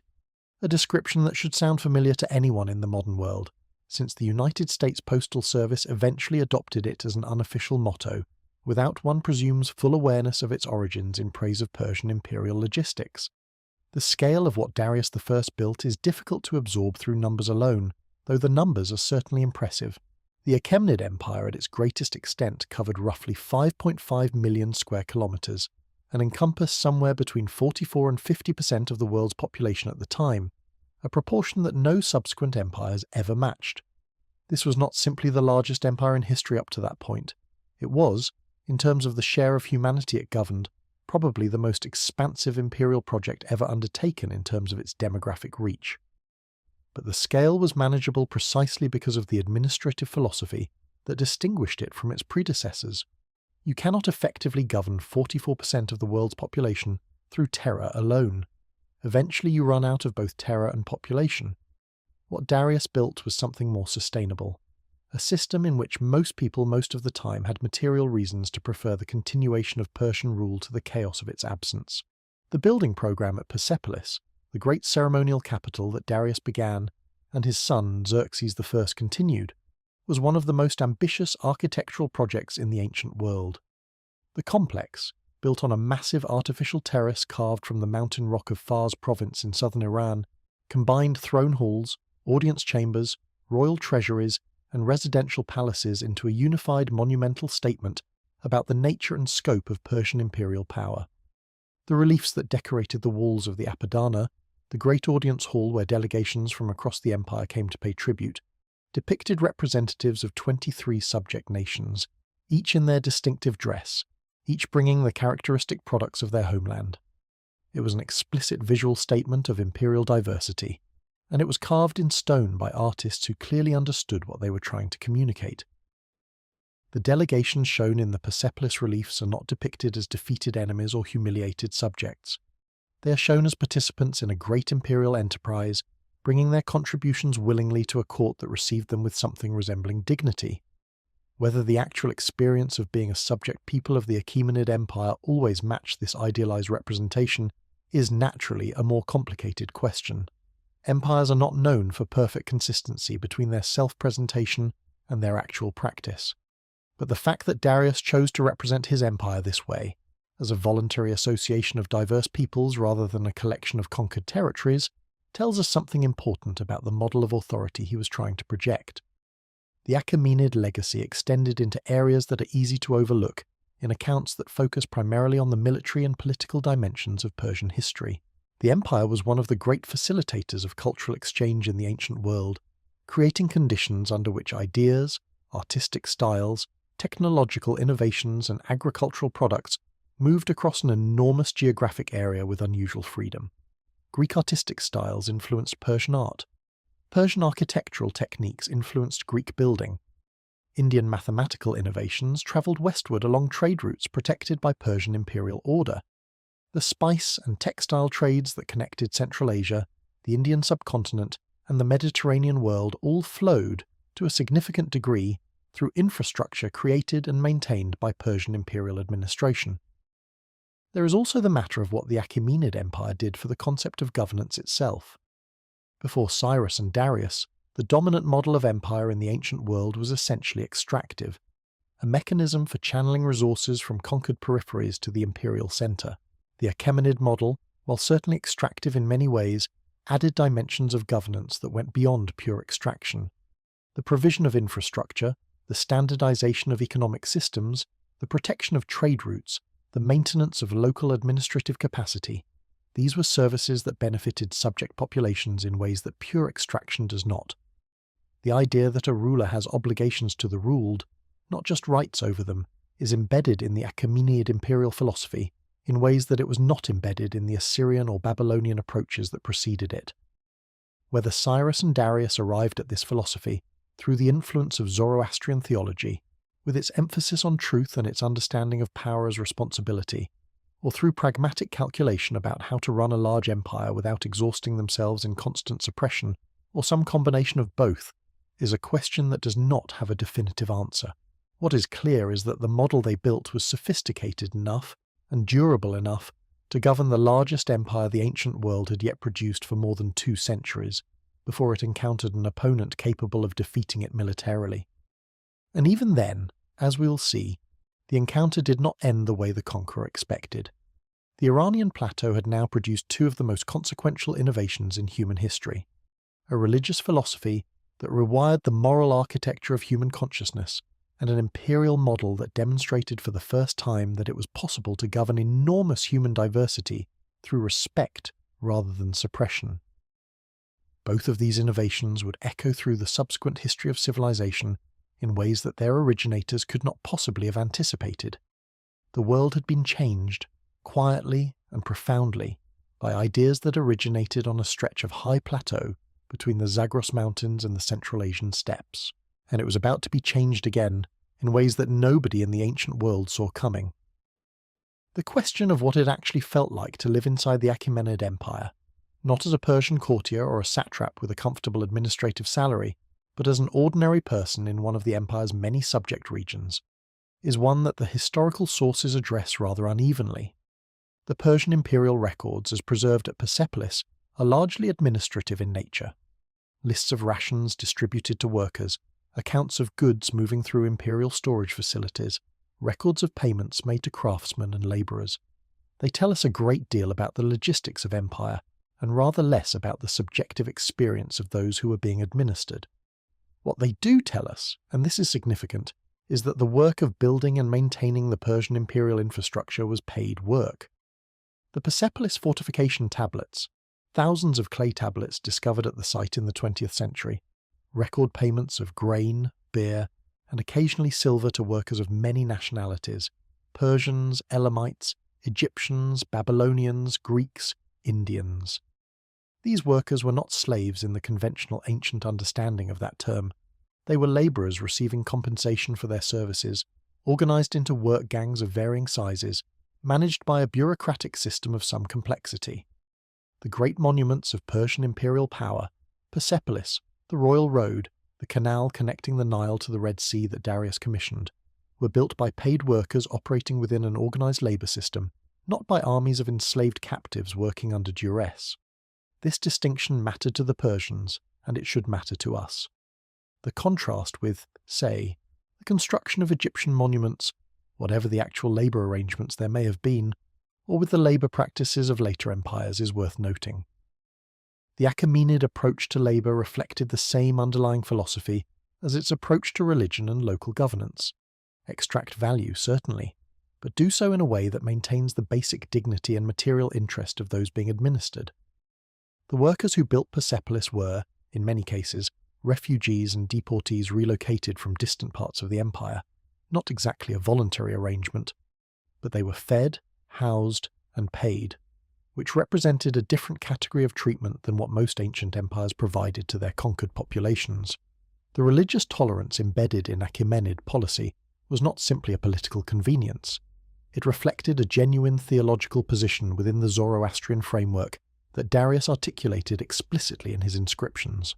For Darius, the diversity of peoples under Persian rule was not a problem to be solved through cultural standardization.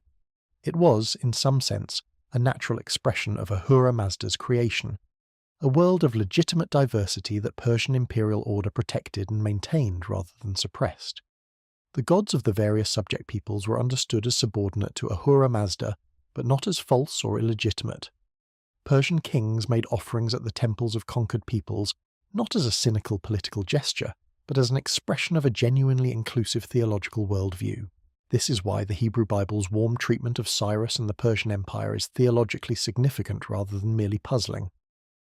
The authors of the later books of the Hebrew Bible, Isaiah, Ezra, Nehemiah, did not experience Persian rule as the kind of oppression that the Babylonian exile had been. They experienced it as something closer to liberation and patronage. The Persian court funded the rebuilding of the Jerusalem temple.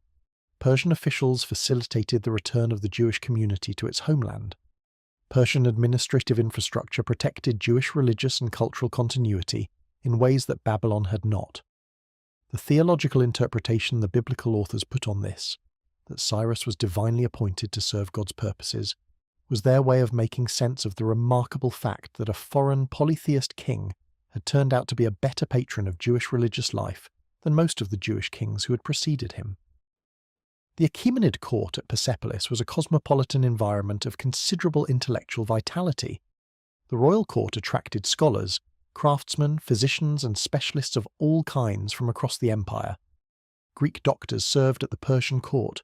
The physician Ctesias of Cnidus spent 17 years there and wrote accounts of Persian history and geography, some fantastical and some quite accurate, that became major sources for later Greek writers trying to understand the Persian world. Egyptian architects contributed to the design of Persian royal buildings. Babylonian astronomers brought their sophisticated knowledge of celestial observation and mathematical prediction. Indian scholars brought their own intellectual traditions. The Persian court was, in the 5th and 4th centuries BCE, one of the great centres of intellectual exchange in the ancient world, a fact that tends to get lost when the story of the classical world is told primarily from an Athenian perspective. The Athenian perspective, it must be said, is the one that most people in the Western tradition have inherited as their primary lens for understanding this period. And from the Athenian perspective, the defining story of the 5th century BCE was the Greek resistance to Persian invasion, the battles of Marathon, Thermopylae, and Salamis, the noble stand of the outnumbered Greeks against the overwhelming might of the Persian war machine. It is a genuinely dramatic story, well told by Herodotus, and it contains real historical events. But it is a story told entirely from one side of the conflict, by writers who had very strong reasons to emphasize Greek heroism and Persian menace, and it requires some careful unpacking before it can be accepted as an accurate account of what was actually happening in the ancient world during this period. But that unpacking belongs to the next chapter of this story, where the myth of the 300 Spartans will get the scrutiny it has long deserved. For now, let us note that the Persian Empire that sent armies into Greece was not the brutal monolithic despotism of Greek literary imagination. It was a sophisticated, administratively complex, culturally diverse, and in many respects surprisingly enlightened imperial system, one that had developed, over several generations of Persian kingship, a model of governance that was more respectful of human diversity than anything that had preceded it in the ancient world. The Greeks who fought against it were defending something real and valuable, but they were not fighting against darkness. They were fighting against a different civilization, one with its own considerable achievements and its own considerable flaws, and the story of that encounter is considerably more nuanced than the version that has been handed down through 2.5 millennia of Western historical tradition. The Zoroastrian religious framework that undergirded Achaemenid imperial ideology continued to develop and elaborate itself during this period. The royal inscriptions of Darius and Xerxes are dense with theological content. Explicit statements of the king's relationship to Ahura Mazda, his obligations to truth and justice, his role as the instrument through which cosmic order is maintained in the human world. These are not empty formulas. They represent a genuine attempt to articulate a theology of political authority that differs fundamentally from the divine kingship models of Mesopotamia and Egypt. The Persian king is not a god, and does not claim to be. He is the chosen servant of the supreme deity, accountable to a moral standard that transcends his own power and that his subjects can, in principle, invoke against him. Whether this accountability was ever practically enforceable is another question entirely. Persian kings were not known for welcoming challenges to their authority, and the gap between theological principle and political practice was, then as now, often substantial. But the theological framework mattered for how the empire presented itself, for the standards against which it could be measured, and for the expectations it created among those it governed. An empire that claims to rule in the name of truth and justice has accepted a rhetorical standard that a purely coercive empire has not. It has created a vocabulary through which its subjects can articulate their grievances and their aspirations. It has committed itself, however imperfectly, to something beyond naked power. This commitment, imperfect, frequently violated but genuinely present in the ideological self-understanding of the Achaemenid state, is part of what made the Persian Empire distinctive among ancient imperial projects. It is also part of what made the subsequent history of Iran distinctive among the civilizations that followed great empires. The idea that power carries obligations, that rulers are accountable to standards that transcend their own will, that diversity is a legitimate condition to be managed rather than a problem to be eliminated. These ideas did not die with the Achaemenid Empire. They fed into the subsequent history of Iranian civilization in ways that, as with the Zoroastrian theological inheritance, are more visible in their consequences than in their origins. The world that Cyrus built and Darius organized was, by any reasonable measure, one of the great achievements of ancient governance. Its fall, when it came, was swift and dramatic, delivered by a young Macedonian king with an unstoppable army and a remarkable talent for wearing other people's cultural clothes. But even that fall, as we are about to discover, did not end the story. It simply began the next chapter of the long Iranian demonstration that losing a battle is not the same thing as losing the war. There is a story that Western civilization has been telling itself for roughly 2,500 years, and it goes something like this. A small, brave, freedom-loving people stood against the vast, despotic, mechanically obedient hordes of the Persian Empire. The Greeks had democracy, philosophy, and the ineffable spirit of liberty. The Persians had numbers, gold, and a king who thought he was a god. The Greeks won. Western civilization was born. You are welcome. It is a magnificent story. It has inspired paintings, sculptures, epic poems, theatrical productions, and at least one major Hollywood film in which historically dressed warriors with inexplicable six-pack abdominals defend a narrow mountain pass against opponents who are portrayed with what might charitably be described as creative license regarding Persian cultural aesthetics. The story feels true in the way that origin myths always feel true. It resonates with values. It has clear heroes and clear villains. It provides a neat explanation for why the world is the way it is. The problem, as with most origin myths that feel this satisfying, is that the actual historical record is considerably more complicated, considerably more interesting, and considerably less flattering to the version that ended up in the popular imagination. Let us start with some basic geography and scale, because without these, the Greek-Persian wars make very little strategic sense from the Persian perspective. The Achaemenid Empire at the time of the Persian campaigns into Greece, under Darius I and then his son Xerxes I, stretched from Egypt in the southwest to the Indus Valley in the east, from Central Asia in the north to the Persian Gulf in the south. It was, as noted earlier in our story, the largest empire the ancient world had ever produced, encompassing somewhere approaching half the human population of the planet. Greece, by comparison, was a collection of frequently quarrelling city-states, occupying a rocky, resource-poor peninsula at the far western edge of the known world, with a total population that would have been considered a rounding error in the Persian imperial census. This is not to minimize the Greek achievement in the battles that took place. Marathon, Salamis, and Plataea were real military victories that required genuine courage, tactical skill, and considerable organizational effort from the Greek side. But the framing of these events as a definitive Persian defeat, as a story of the mighty empire humbled by the noble democrats, requires ignoring a rather substantial amount of context about what the campaigns actually cost each side and what each side was actually trying to accomplish. For Persia, the Greek campaigns were not, by any reasonable measure, an existential conflict. They were a frontier operation, an attempt to extend imperial control over a strategically useful but not critically important region at the western edge of the empire. The Persian court had significant reasons to want stable control over the Aegean coast and the Greek mainland. Several Greek cities on the Anatolian coast were already Persian subjects, and the existence of independent Greek states on the other side of the Aegean created ongoing complications for administering those coastal territories. Greek mercenaries and Greek political exiles regularly showed up at the Persian court seeking support for various schemes, adding another layer of instability. From the Persian perspective, bringing mainland Greece into the imperial system made straightforward administrative sense, the way that extending a highway system into a previously unconnected region makes sense. It is a useful infrastructure project, not a matter of survival. The Battle of Marathon in 490 BCE, where an Athenian army defeated a Persian expeditionary force on the coastal plain of Attica, was by Persian imperial standards a setback of relatively modest proportions. A military expedition had been sent, it had encountered unexpectedly effective resistance, and it had been withdrawn. This happened to empires.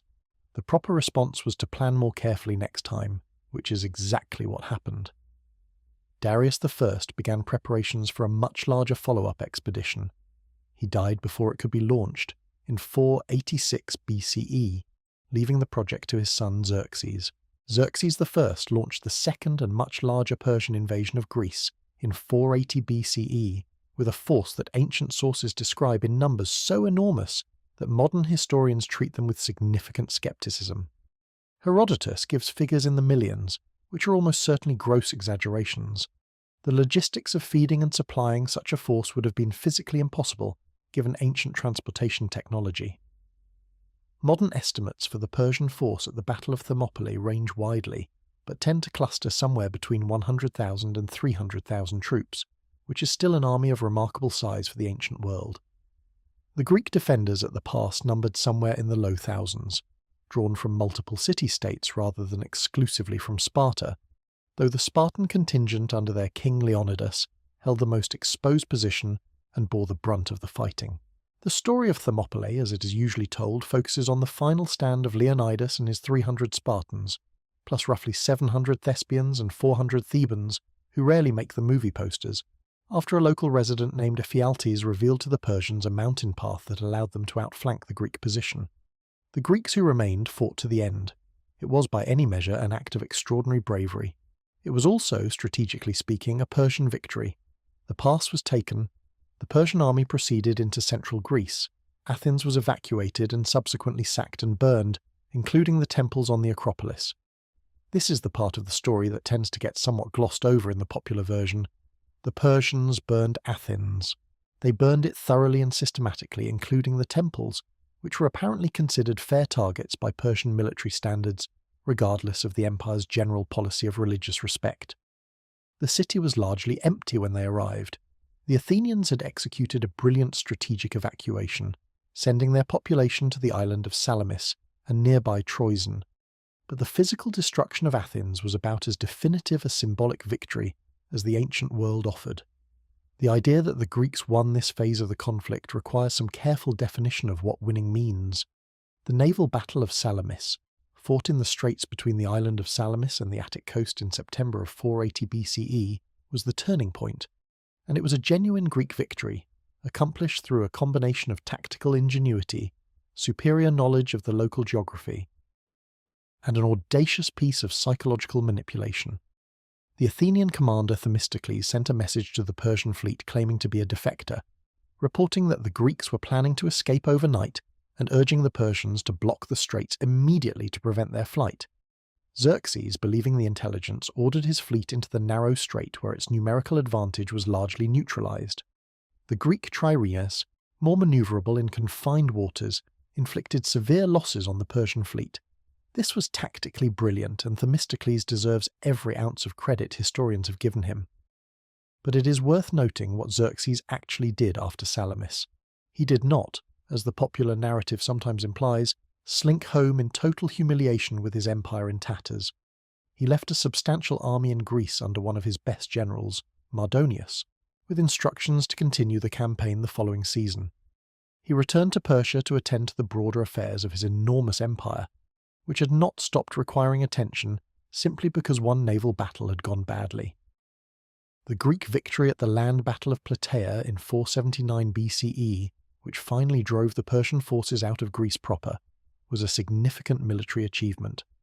But Mardonius had wintered his army in northern Greece, occupied Attica a second time, and was conducting a perfectly functional campaign before his defeat at Plataea ended the mainland Persian military presence.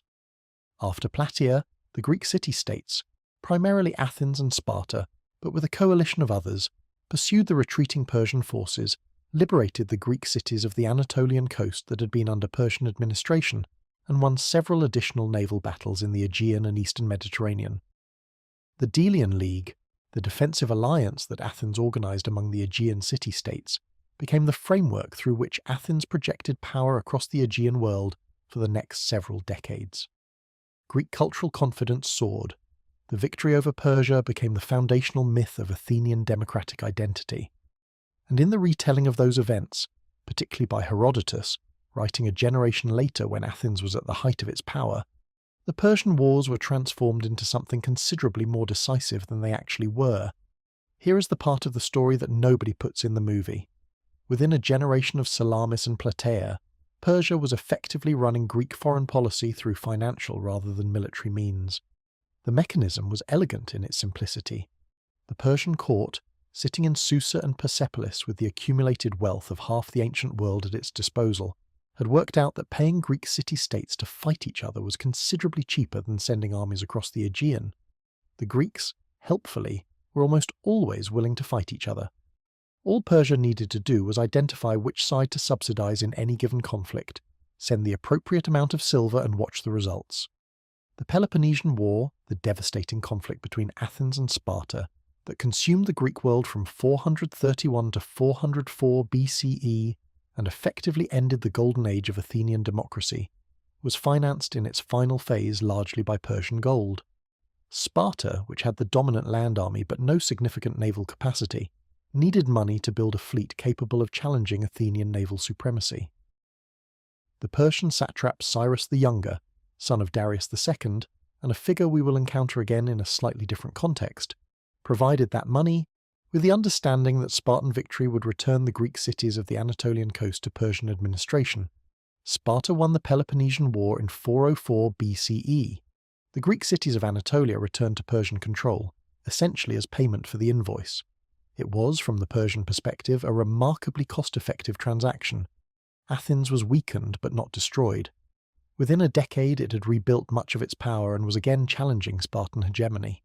The Greek world settled into the pattern of shifting alliances and rolling conflicts that had characterized it before the Persian Wars, with the added complication that Persian gold was now a recognized feature of the geopolitical landscape, something that every Greek statesman had to account for in their calculations, and that Persian diplomats had learned to deploy with considerable skill. The idea that Greece had triumphed over Persia in some definitive sense was difficult to sustain, while Persian subsidies were openly determining the outcomes of Greek interstate conflicts. The piece that brought this period to something resembling a close was negotiated in 387 BCE and is known in the historical record as the King's Peace, or the Peace of Antalcidas, named after the Spartan diplomat who negotiated it on behalf of his city. The terms were dictated by the Persian king Artaxerxes II, and they were, from the perspective of Greek autonomy, remarkably unfavourable. Artaxerxes declared that all the Greek cities of Asia Minor would be under Persian authority. He further declared that the Greek island of Cyprus would be Persian. He announced that all other Greek cities would be autonomous, which sounded like a concession to Greek values, but was in practice a formula for preventing any Greek state from becoming powerful enough to threaten Persian interests again, since it prohibited the kind of alliance building that had allowed Athens and Sparta to project power effectively. Any Greek state that violated these terms would find Persia supporting its enemies with the appropriate financial inducements. The Greeks, exhausted after decades of devastating warfare, accepted these terms. They had, if you will recall, been fighting each other with Persian money for much of the preceding generation. They were tired, depleted, and in no position to reject a settlement backed by the financial resources of the largest empire in the world. The Peace of Antalcidas was a Persian diktat, accepted by people who had spent a significant portion of their cultural imagination congratulating themselves on having defeated Persia. The historical irony here is fairly substantial, and it deserves to be appreciated with the careful attention it has earned. Thermopylae, Marathon, and Salamis, the battles that Western civilization has elevated to the status of foundational myths about freedom and resistance, were followed within a century by a peace settlement in which the Persian king dictated terms to the entire Greek world, and the Greeks accepted them because they had no reasonable alternative. The empire that the popular narrative portrays as having been decisively defeated ended up, without fighting a single additional major battle on Greek soil, as the dominant power in the Aegean world. This is not how the movie ends, but it is how the history ends, and history is considerably less obliging about narrative satisfaction than Hollywood. The mechanism that accomplished this transformation is worth understanding in detail, because it represents one of the most sophisticated applications of what we might call soft power in the ancient world. The Persian court, after Xerxes returned from Greece, conducted a thorough analysis of what had gone wrong in the military campaigns, and reached some conclusions that were both accurate and strategically consequential. Direct military conquest of mainland Greece was possible, but expensive and unreliable. The Greeks fought effectively on their home terrain. Their naval forces were capable of causing serious problems in the confined waters of the Aegean, and the logistics of maintaining a large Persian army at the end of a very long supply line were consistently difficult. There had to be a better way. The better way turned out to be money. Persian silver, flowing through diplomatic channels to the appropriate Greek recipients, could accomplish in years what armies had failed to accomplish in decades. The Persian diplomatic corps, which had been sophisticated since the days of Darius I, became extraordinarily good at identifying which Greek leaders were amenable to persuasion, what they wanted, and how much it would cost. This was not straightforwardly bribery in the modern sense, though there was certainly plenty of that, but a comprehensive system of diplomatic influence that combined financial incentives, political support, and the selective provision of military assistance to create outcomes favourable to Persian interests. It was in effect 5th century BCE geopolitical lobbying, conducted at a scale and with a sophistication that the Greek city-states were genuinely not equipped to counter. The Greeks had a word for this practice. They called it Medising, which meant cooperating with the Medes or Persians, and they regarded it as a form of treachery. The political careers of several prominent Greek statesmen were damaged or destroyed by accusations of having received Persian money. Themistocles himself, the architect of the victory at Salamis, ended his days at the Persian court, having been driven into exile by Athenian politics and having accepted Persian hospitality rather than face a worse alternative back home. He was apparently made governor of a Persian-controlled city in Anatolia and lived there comfortably until his death, an outcome that the Athenians who had honoured him after Salamis would probably have found baffling if they had been told about it in advance. The hero of Greek liberty, living out his retirement as a Persian provincial governor.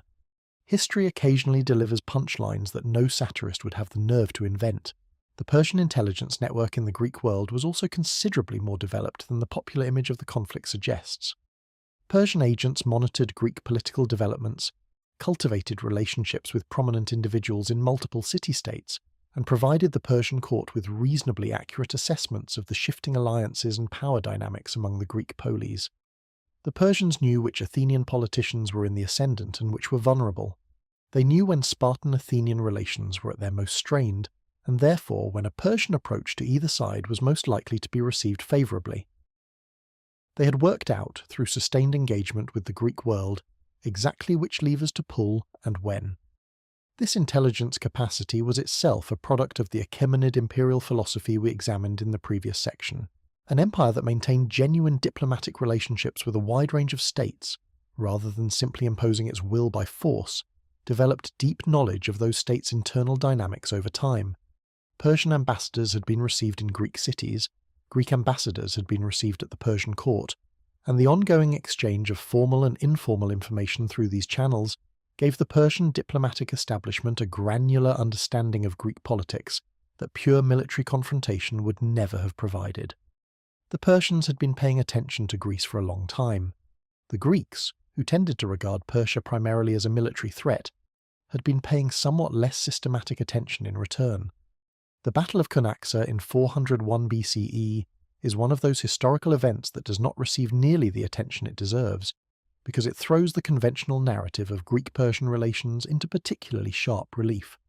After the death of Darius II, his son Artaxerxes II inherited the throne.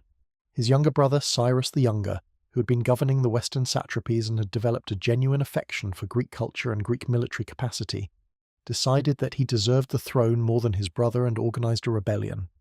To supplement his Persian and Anatolian forces, Cyrus recruited a large contingent of Greek mercenaries, around 10,000 men, primarily from Sparta and other Peloponnesian states. These men marched with Cyrus deep into Mesopotamia to within striking distance of Babylon before meeting the royal army at Cunaxa. The Greek mercenaries, fighting on the right wing of Cyrus's force, performed brilliantly. They routed the section of the royal army facing them with such effectiveness that the battle seemed to be going in Cyrus's favour. Then Cyrus himself was killed in the fighting, reportedly while making a personal attack on his brother's position, which was either extremely brave or extremely rash depending on your assessment of the situational awareness required of a potential king. With Cyrus dead, the entire strategic purpose of the campaign evaporated. The Persian forces that had accompanied Cyrus quickly made their peace with Artaxerxes. The Greek mercenaries were left deep in Mesopotamia, surrounded by hostile territory, with their employer dead and no obvious way home. What happened next became one of the most celebrated military retreats in ancient history, preserved in Xenophon's Anabasis, the account written by one of the Greek officers who participated in the march. The 10,000 Greeks, deprived of their generals through treachery, elected new commanders, organized themselves into a functioning military unit, and marched roughly 2,000 kilometers through hostile territory back to the Black Sea coast over the course of several months. They fought their way through multiple Persian-aligned forces, navigated extraordinarily difficult terrain, managed their own internal politics under conditions of severe stress, and ultimately reached the sea without being destroyed. The moment when the leading elements first saw the Black Sea and the cry of Thalassa, the sea, ran back through the column, is one of the genuinely moving anecdotes in ancient military literature.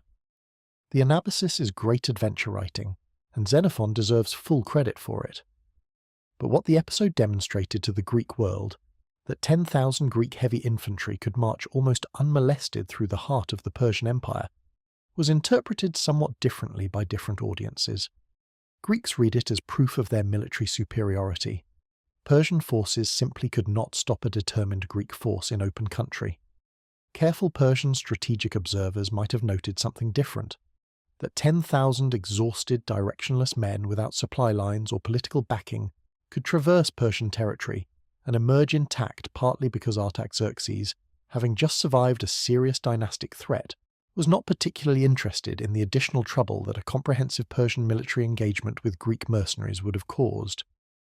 Letting them leave was simpler and cheaper than hunting them down. This is the kind of calculation that empires with a great deal of other business to manage tend to make.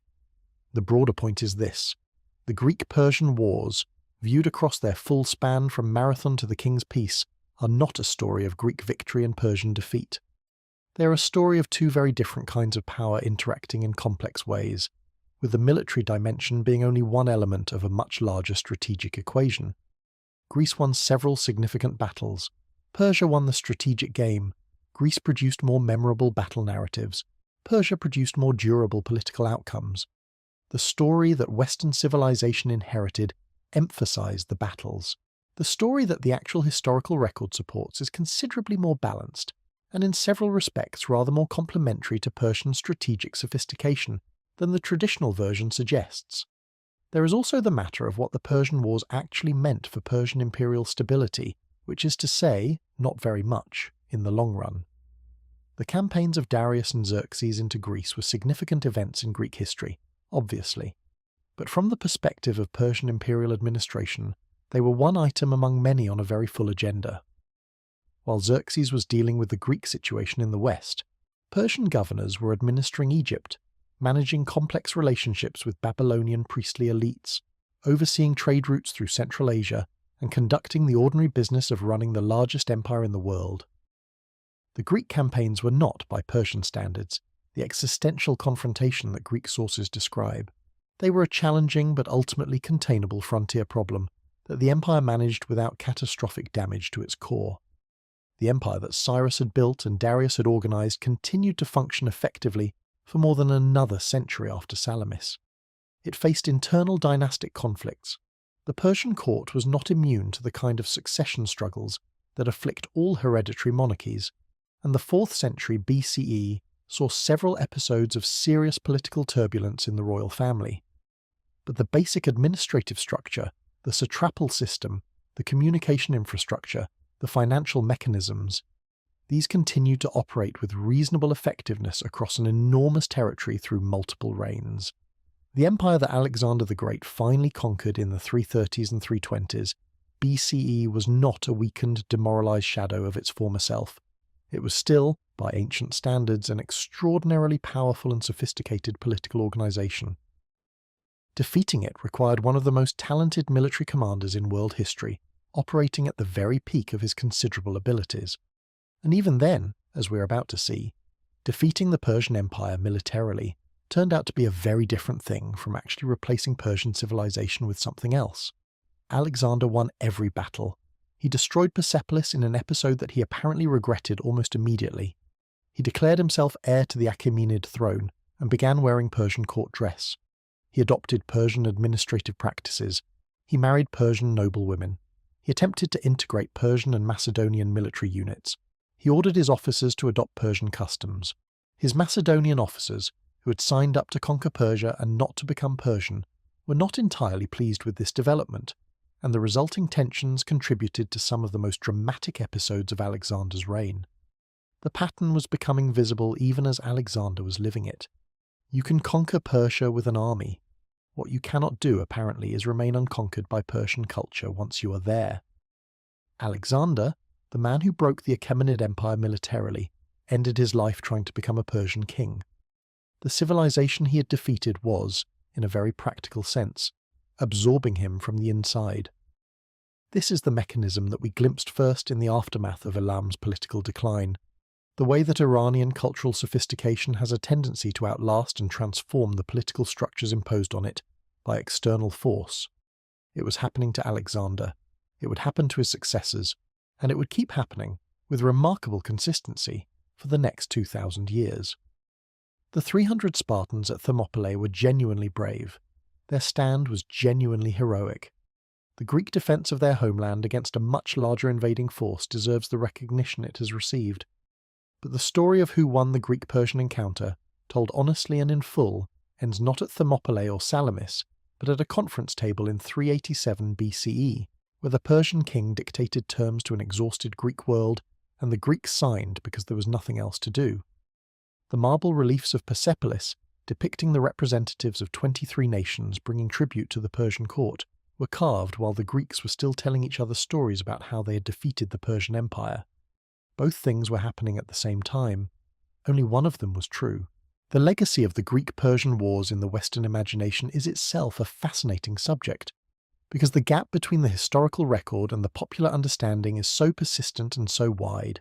Part of this is Herodotus's fault, in the most affectionate sense of the word fault, the father of history, as the Roman statesman Cicero called him, was an extraordinary storyteller who understood instinctively that a good narrative required clear protagonists and antagonists, dramatic turning points, and moral clarity. His account of the Persian Wars gave Western civilization exactly the story it wanted: civilization against barbarism, freedom against tyranny, the scrappy underdogs against the overwhelming imperial machine. That Herodotus himself was considerably more sympathetic to Persian culture than his narrative is usually read as being, that he included extensive and genuinely curious accounts of Persian customs and governance, that he treated many Persian figures with evident respect.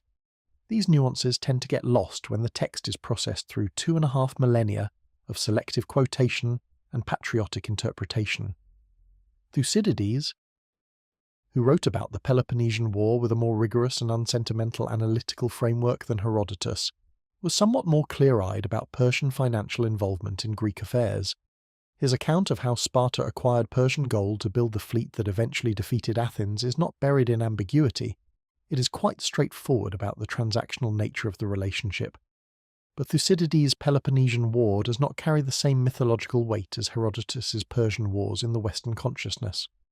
The story of Greeks defeating Persia has remained the culturally dominant narrative, even as the story of Greeks being financially manipulated by Persia sits in the same ancient sources, available to anyone who reads carefully enough. Modern scholarship has done a great deal to complicate and enrich the picture of Greek-Persian relations beyond what the popular mythology suggests.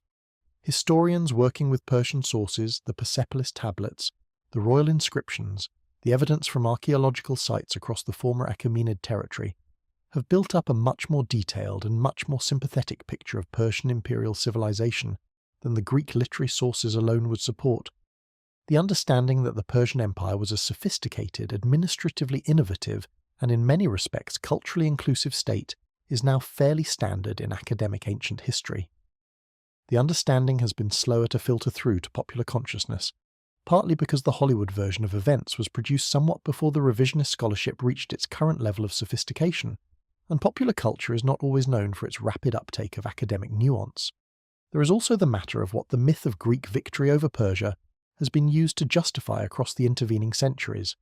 The idea that Western civilization, Greek-descended, rational, democratic, freedom-loving, defeated the irrational, despotic, freedom-hating East has been deployed in a remarkable range of political and cultural contexts over the past 2,000 years. It was used by Roman writers to frame Roman expansion as a continuation of the Greek defense of civilization. It was used by European empires of the early modern period to frame their own imperial projects as the natural extension of Western civilization's historical trajectory. It has been used in more recent political discourse to frame conflicts between Western powers and Middle Eastern states in terms that unconsciously echo the Persian Wars narrative. The myth has been extraordinarily useful as a tool for organizing political identity and justifying political action, which is partly why it has proved so resistant to the complications that historical evidence introduces. Persia, in this mythology, has consistently occupied the role of the threat from the East, powerful, alien, and fundamentally incompatible with the values that the Western tradition understands itself as representing. That the actual Achaemenid Empire was, in many of the respects that matter most to those Western values, religious tolerance, rule of law, the obligation of rulers toward the ruled, considerably more sophisticated than most of its contemporaries, including the Greek democracies, is a complication that the myth is not designed to accommodate. Greek democracy, after all, was democracy for free adult male Athenian citizens, which was a considerably more restricted constituency than the name suggests. The Persian Empire, whatever its flaws, administered a diversity of peoples with a degree of respect for their local customs and religious practices that Athens, for all its celebrated culture, never attempted to match in its own imperial ventures. The Delian League, Athens' imperial project in the Aegean, was not notably more respectful of its subject states' autonomy than the Persian satrapial system was of its provincial populations. None of this is to argue that Persian imperialism was benign, or that the Greek defence of their homeland was unjustified. Empires are empires, and the Achaemenid Empire had its share of brutality, exploitation, and disregard for the interests of those who could not resist it. The point is that the story is genuinely complicated in ways that the popular mythology does not capture, and that the complication is historically important because it changes the moral geography of the ancient world in ways that have consequences for how we understand everything that comes after. When Alexander eventually conquered the Achaemenid Empire, he was not conquering a civilization of darkness and despotism and replacing it with the light of Greek rationality. He was conquering one sophisticated civilization with a military force built by another, and the result, as his own increasingly Persian lifestyle made clear, was a fusion that preserved far more of the Iranian heritage than the conqueror story suggests. The Seleucid Empire that his generals built on the ruins of Achaemenid power administered Persian territory using Persian administrative traditions, spoke to Persian elites in terms that those elites recognized as legitimate, and within a few generations was producing art, architecture, and political culture that was thoroughly saturated with Iranian influence. The question of who really won the Greek-Persian wars is ultimately the wrong question, or at least an incomplete one. Military victories and strategic outcomes are different things. Cultural resilience and political durability are different things again. The Greeks won battles, Persia shaped the peace, and Iranian civilization, as it had done before and would do again, absorbed the disruption, preserved its core identity, and continued producing the cultural and political forms that would define this corner of the world for the next 2 millennia. The marble lions of Persepolis were already ancient when Alexander arrived to burn the palace. They are still there today, worn but recognizable, waiting patiently for visitors to come and take photographs and wonder how old they are. The answer, in case anyone needs it, is very. Alexander burned Persepolis in 330 BCE. The sources are somewhat divided on the exact circumstances. One version has him ordering the destruction in a calculated political statement about the end of Achaemenid legitimacy.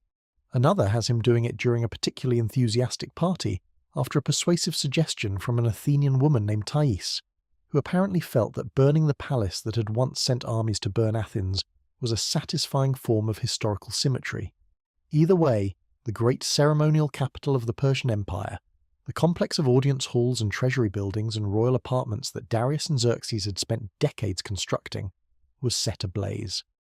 Alexander reportedly regretted it almost immediately, which suggests that the party explanation may have had some merit. Regret, unfortunately, is not particularly useful as a fire suppressant.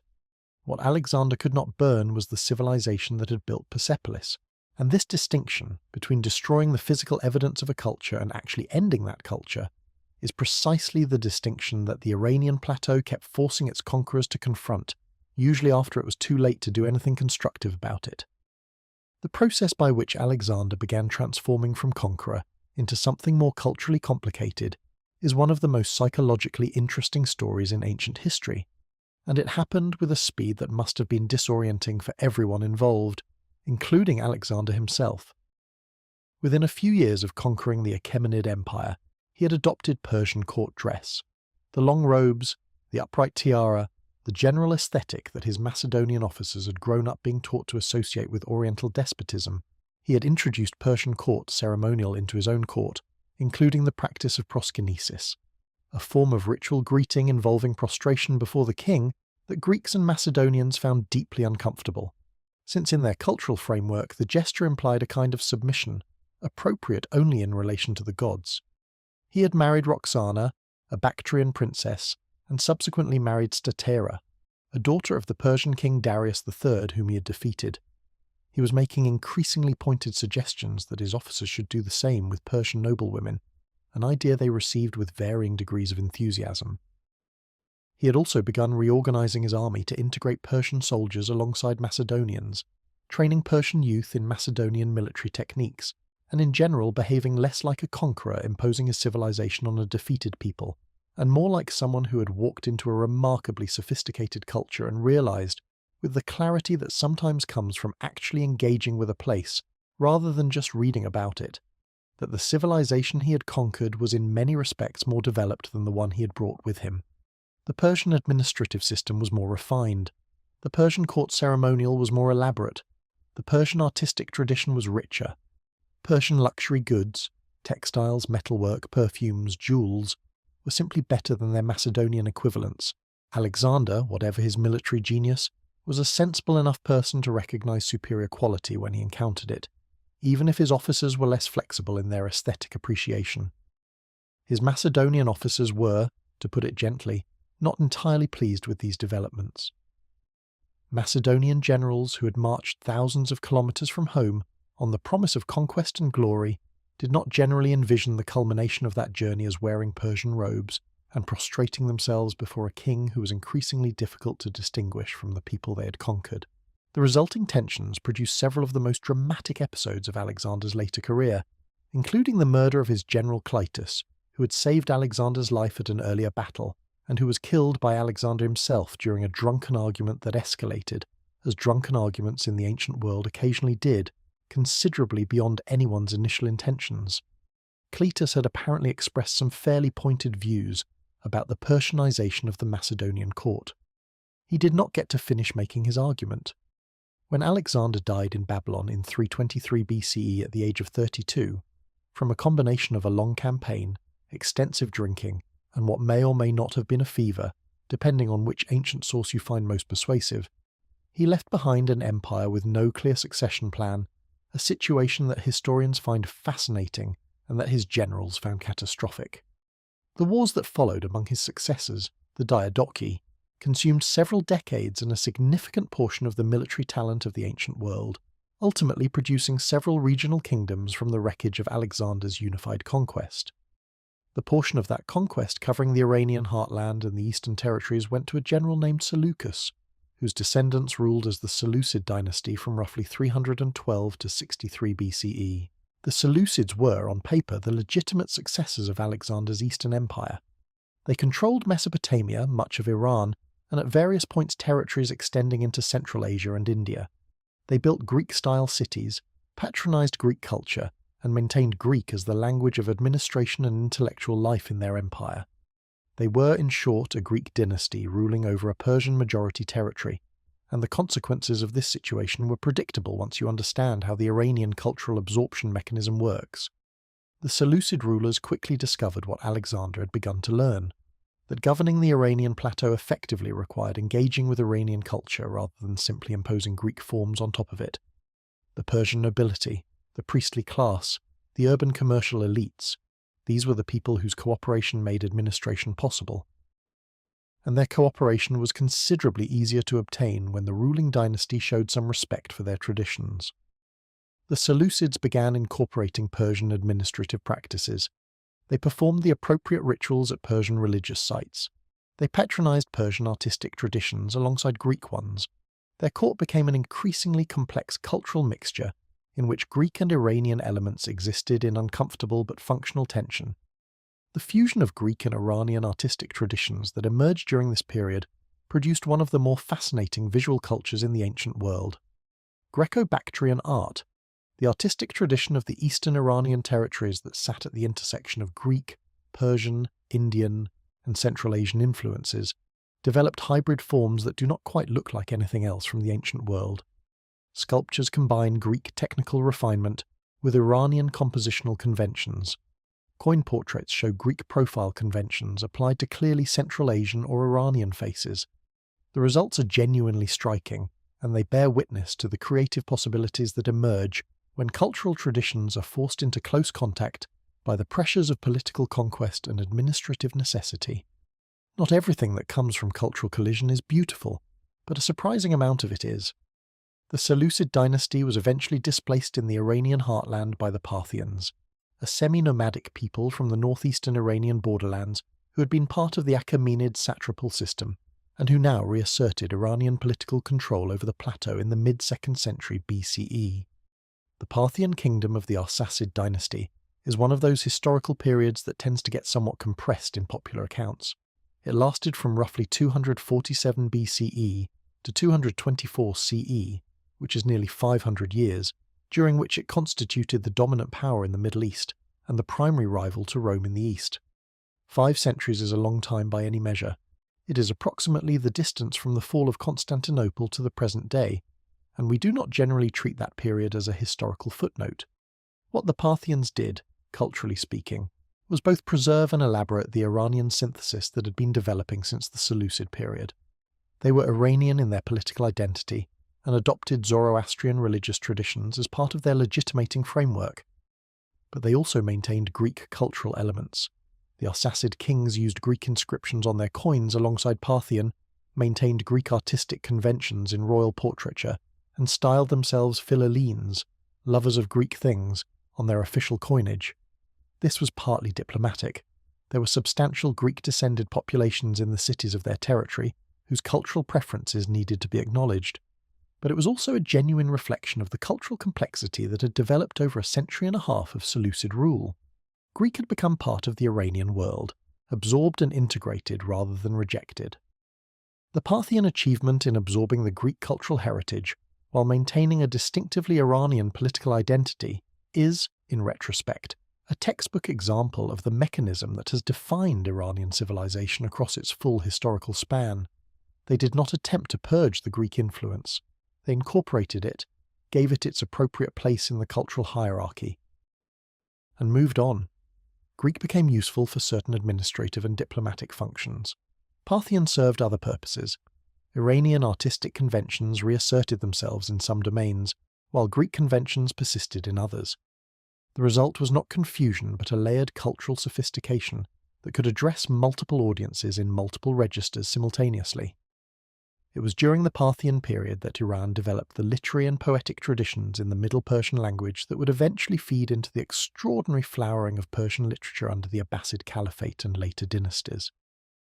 The epic traditions preserved in Parthian oral literature, stories of heroes and kings, of cosmic battles and dynastic struggles, were collected and eventually codified, most famously in the Shahnameh, the Book of Kings composed by the poet Ferdowsi around the year 1000 CE. The Shahnameh is one of the longest epic poems in world literature and one of the most significant works in the Iranian cultural tradition, but its roots extend back through 1,000 years of oral transmission to stories that were being told during the Parthian period and perhaps earlier. Culture, like geology, operates on timescales that make individual political events look like surface disturbances. The Sassanid dynasty that overthrew the Parthians in 224 CE and ruled until the Arab conquest of 651 CE represents the period of most intensive Iranian imperial consolidation between the Achaemenids and the modern era. We will examine the Sassanids in their own right in the next section of this narrative. For now, the relevant point is that when the Sassanids asserted their authority over the Iranian heartland, they did so by positioning themselves explicitly as the heirs of Achaemenid legitimacy, invoking the memory of Cyrus and Darius as their predecessors, and framing Sassanid rule as a restoration of authentic Iranian imperial tradition after the Parthian interlude. The Achaemenids had been gone for 500 years at this point. The Sassanids were reaching back across half a millennium of dynastic change to claim their inheritance. This kind of deep historical memory, the ability to maintain cultural continuity across enormous spans of time and multiple layers of foreign rule, is itself one of the defining features of Iranian civilization. Then the Arab conquest happened, and this is where the cultural absorption mechanism gets its most dramatic test. In 636 CE, Arab Muslim armies defeated the Sassanid Persian military at the Battle of Al-Qadisiyah in Mesopotamia. Within 15 years, the entire Sassanid Empire had been conquered. Its last ruler, Yazdegerd III, was a fugitive who was eventually murdered in ignominious circumstances in Central Asia, and Iran was formally part of the Islamic Caliphate. By any conventional measure of what conquest means, this was as complete as conquest gets. The ruling dynasty was eliminated. The state religion, Zoroastrianism, was displaced by Islam, which spread rapidly through the Iranian population over the following generations. The administrative language shifted from Middle Persian to Arabic. The names of the months, the calendar, the legal system, all of these changed under the impact of the new order. Iran's trajectory after the Arab conquest was, by contrast, distinctively different. Islam spread, and genuinely. The Iranian population did convert, and the conversion was not merely nominal. Iran became and has remained one of the most significant centers of Islamic civilization, producing theologians, philosophers, poets, and scientists who are among the most important figures in the history of Islamic thought. The faith took genuine root, but the language did not go away. The Persian language survived the Arab conquest and eventually re-emerged, not as a marginalized survival, but as one of the great literary languages of the Islamic world. Persian poetry from the 9th century onward, Rudaki, Ferdowsi, Omar Khayyam, Rumi, Hafez, Sa'di, constitutes one of the most celebrated literary traditions in world literature, written in a language whose survival was by no means guaranteed in the immediate aftermath of the Arab conquest. How did this happen? The answer is partly structural and partly human. On the structural side, Arabic and Persian are linguistically unrelated languages with very different grammatical architectures, and Arabic is genuinely difficult for native Persian speakers to acquire fluency in. Not impossible, obviously, since many did, but sufficiently demanding that the shift to Arabic as a universal spoken language in the Iranian heartland was never complete in the way it was in regions like Egypt and Syria, where the languages were more closely related. Persian-speaking administrators who could conduct business in Arabic for official purposes continued to use Persian among themselves and in their communities. The spoken language remained Persian even as Arabic occupied the administrative and religious registers. On the human side, the Persian-speaking population brought to Islamic administration something the early Arab state desperately needed and did not have in sufficient quantity: experienced bureaucrats who knew how to run a large, complex, multi-ethnic empire. The Sassanid administrative tradition, for all that the Sassanid state had been militarily defeated, represented centuries of accumulated expertise in tax collection, record-keeping, provincial administration, and the management of diverse populations. The early caliphs and their governors needed people who could do these things, and the people who could do them were largely Persian. Persian administrators working within the Islamic State brought their administrative practices with them, and those practices had been developed and transmitted through the Persian language. The language went where the expertise went. The Abbasid Caliphate, which came to power in 750 CE through a revolution that drew heavily on Iranian support and Persian political traditions, made this dynamic explicit. The Abbasid court at Baghdad, a newly built capital whose design drew on Persian architectural traditions and whose cultural life was deeply Persian in character, became the center of what historians call the Islamic Golden Age. The translation movement that produced Arabic versions of Greek philosophy, mathematics, and medicine, the intellectual project that preserved and transmitted ancient knowledge through the medieval period, was conducted in significant part by scholars who were either Persian or working in Persian intellectual traditions. The great early Islamic philosophers and scientists, Al-Farabi, Ibn Sina, known in the West as Avicenna, Al-Biruni, were Persian-speaking thinkers whose work was shaped by the intersection of Islamic theology, Greek philosophy, and Iranian intellectual tradition. The great scholars of the Islamic Golden Age, Ibn Sina, Al-Biruni, Al-Farabi, were overwhelmingly Persian-speaking thinkers working within Iranian intellectual traditions, a point we will return to in the next chapter. Ferdowsi's Shahnameh, which we will examine in detail in the next section, was the most ambitious expression of this cultural assertion, a poem that spent 30 years preserving the entire Iranian civilizational memory in a language deliberately purged of Arabic borrowings. Now, into this already layered cultural landscape, Achaemenid foundations, Parthian synthesis, Sassanid consolidation, Islamic transformation, Persian Renaissance, came an invasion that makes the Arab conquest look like a minor administrative reorganization in terms of sheer physical destruction. The Mongols arrived. Genghis Khan and his successors conducted campaigns across the Iranian plateau in the 13th century that were, in the quantitative language of historical catastrophe, among the most destructive events in the history of human settlement. Cities that had been continuously inhabited for centuries were destroyed. Irrigation systems that had sustained agriculture across the plateau for millennia were deliberately demolished, turning farmland into desert in ways that the landscape has in some cases never fully recovered from. The population of Iran declined dramatically. Estimates of the scale of population loss vary, but some historians suggest that the Mongol invasions may have killed a significant fraction of the entire Iranian population, with some regions losing the majority of their inhabitants. This is not metaphorical destruction. It was thorough, systematic, and carried out with what appears to have been genuine professional commitment to the task. Hulagu Khan, grandson of Genghis and conqueror of the western territories of the Mongol Empire, destroyed Baghdad in 1258 CE in an event that effectively ended the Abbasid Caliphate and, with it, the institutional center of Sunni Islamic civilization.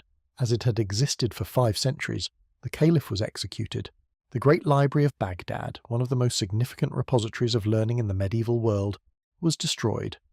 The waters of the Tigris ran dark with the ink of thousands of manuscripts, according to sources that may be exaggerating the visual detail but are not exaggerating the basic fact of the loss. Hulagu established the Ilkhanate, his portion of the Mongol Empire covering Iran, Iraq, and surrounding territories, and then, and this is the part that follows the now familiar Iranian pattern with almost suspicious reliability, the cultural absorption mechanism engaged. Hulagu himself was sympathetic to Buddhism and had a Nestorian Christian wife, so he was not personally inclined toward Islam. But his successors faced the administrative reality that they were governing a population that was overwhelmingly Muslim and Persian-speaking, and that governing effectively required engaging with those realities rather than simply ignoring them. The Ilkhanid rulers converted to Islam within a few generations. They adopted Persian as the language of their administration and cultural patronage. They commissioned Persian manuscripts of extraordinary beauty. The illustrated manuscripts produced under Ilkhanid patronage, combining Persian text with Chinese-influenced visual styles, are among the most spectacular artistic objects of the medieval world. They built mosques and madrasas. They patronized Persian poets and scholars. The grandchildren of the men who had burned Iranian cities were building Iranian cultural institutions. This is not a story of cynical manipulation on the Iranian side or naive gullibility on the Mongol side. It is a story about how sophisticated civilizations actually absorb disruptions over time. The Mongols had military superiority. They used it decisively. But military superiority does not provide answers to the questions that arise after the conquest is complete. How do you administer a complex, multilingual, religiously diverse territory? How do you collect taxes? How do you manage trade routes? How do you legitimize your authority in terms that the people you are ruling will actually respect? For all of these questions, the answers were available in the Persian administrative and cultural tradition, maintained by a literate class that had survived the initial destruction and whose expertise was indispensable for the ongoing business of governance. Timur, Tamerlane in the Western tradition, arrived in the late 14th century and repeated the process with his own distinctive stylistic touches. Timur was Central Asian Turco-Mongol in ethnic background and Muslim in religious identity, and he conducted campaigns across Iran, Iraq, and surrounding territories with a level of violence that was, even by the standards of 14th century warfare, remarkable. The pyramid of skulls that Timur reportedly ordered constructed outside cities he had taken by force was a deliberate psychological instrument, a statement written in the most direct possible idiom about the consequences of resistance. As psychological instruments go, it was fairly effective. Many cities surrendered to Timur without significant resistance, having calculated entirely reasonably that the costs of the alternative were unacceptable. Timur was simultaneously conducting these campaigns and maintaining a genuine personal fascination with Persian art, architecture, and intellectual culture. His capital, Samarkand, was transformed during his reign and that of his successors into one of the most beautiful cities in the Islamic world, built by craftsmen and architects, many of them brought, not entirely voluntarily, from the Iranian cities Timur had conquered. The Registan complex in Samarkand, the mosques and madrasas that still stand there today, and that are genuinely breathtaking even in photographs, represent the application of Persian and Timurid architectural traditions at their most ambitious. The man who built pyramids from skulls in Iranian cities was simultaneously commissioning some of the most spectacular examples of Iranian-influenced architecture ever constructed. This combination of qualities is difficult to process through a simple moral framework, which may be one reason that Timur remains a somewhat ambiguous figure in historical memory, celebrated in some Central Asian traditions, regarded with understandable complexity in Iranian ones. The Timurid period that followed Timur's death in 1405 was, paradoxically, one of the great flowering periods of Persian art and literature. The Timurid courts at Samarkand and Herat became centers of extraordinary cultural patronage. Illustrated manuscripts, particularly the miniature painting tradition, reached levels of technical refinement and artistic sophistication that have never been surpassed. Persian poetry continued to develop. The architectural program of the Timurid rulers produced buildings that remained models for Islamic architecture across the subsequent centuries. The violence of Timur's conquests had been followed, with a speed that would seem implausible if it were not historically documented by one of the richest cultural periods in Iranian history. This is the pattern, stated as plainly as it can be stated. Conquerors arrive with military force that Iranian civilizational institutions cannot match. They win the battles. They occupy the territory. They install their own rulers. And then, over a period of years or decades or generations, the cultural gravity of Iranian civilization exerts itself. The conquerors begin needing things that Iranian culture can provide: administrative expertise, artistic tradition, theological sophistication, literary prestige. They begin incorporating Persian elements into their courts. They begin patronizing Persian culture. Their children grow up speaking Persian. Their grandchildren think of themselves as participants in a Persian cultural tradition. The civilization that appeared to have been defeated has, in the most literal sense, absorbed its conquerors and made them its own. The mechanism is not magic, and it is not automatic. It requires, in each case, that Iranian civilization have enough institutional depth, enough literate people, enough living cultural tradition, enough functioning organizations to survive the initial shock of conquest and remain available for the absorption process to begin. The narrowness of this margin is something worth acknowledging. There were moments, during the Mongol invasions in particular, when the destruction was severe enough that the continuity might plausibly have been broken. It was not broken, partly because cultural traditions are harder to kill than armies, and partly because the people who carried those traditions were resourceful and persistent about preserving them even under the most unfavourable conditions imaginable. What emerges from this long survey of conquests and absorptions is a picture of Iranian civilization as something fundamentally different from political states and military empires in its mode of persistence. States rise and fall on military and economic cycles. Civilizations operate on much longer timescales and maintain their coherence through different mechanisms, through shared language, shared literary tradition, shared aesthetic sensibility, shared historical memory, shared systems of value that persist even when the political structures that created them have been overwritten by external force. Iranian civilization has demonstrated, across 5,000 years of documented history, an unusual capacity to maintain this kind of deep continuity through surface disruption. The conquerors change, the language persists, the poetry persists, the architectural tradition persists. The particular way of understanding the relationship between power and culture, between political authority and civilizational identity, this persists, generation after generation, through every political catastrophe the plateau has endured. It is, when you think about it carefully, one of the more remarkable demonstrations of cultural durability in the entire human record. Not glamorous exactly, in the way that military victories are glamorous. No one makes films about the patient survival of a literary tradition through 4 centuries of foreign rule, but arguably more impressive in the long run than any military victory that any of the conquerors thought they had achieved. The next phase of the Iranian story involves a different kind of assertion, not the passive absorption of external conquerors, but an active, deliberate construction of a new Iranian identity through a theological choice that would divide the Islamic world for centuries and that continues to shape the geopolitics of the Middle East in ways that are very much present tense. Before we arrive at the Sassanids, it is worth briefly acknowledging the period that preceded them, the Parthian dynasty we touched on in the previous chapter, because the Sassanid rise to power in 224 CE was not simply a change of rulers, but a deliberate ideological statement. Ardashir I, the founder of the Sassanid dynasty, did not merely defeat the last Parthian king Artabanus IV in battle. He framed his victory as a restoration, the recovery of authentic Iranian imperial tradition after what he characterized as a period of foreign-influenced rule. The Parthians, in the Sassanid narrative, had been too comfortable with Greek cultural influences, too decentralized, too permissive toward religious diversity. What Iran needed, in Ardashir's view, was a properly organized, properly centralized, properly Zoroastrian state. He was going to provide exactly that, and he was going to do it with a thoroughness that left very little ambiguity about his intentions. The speed with which Ardashir consolidated his authority after defeating the Parthians was itself remarkable. Within a few years of his victory, he had established effective control over the Iranian heartland, was projecting military power into Mesopotamia, and had articulated a vision of Sassanid rule that combined political centralization, Zoroastrian religious authority, and explicit claims to the legacy of the Achaemenid Empire.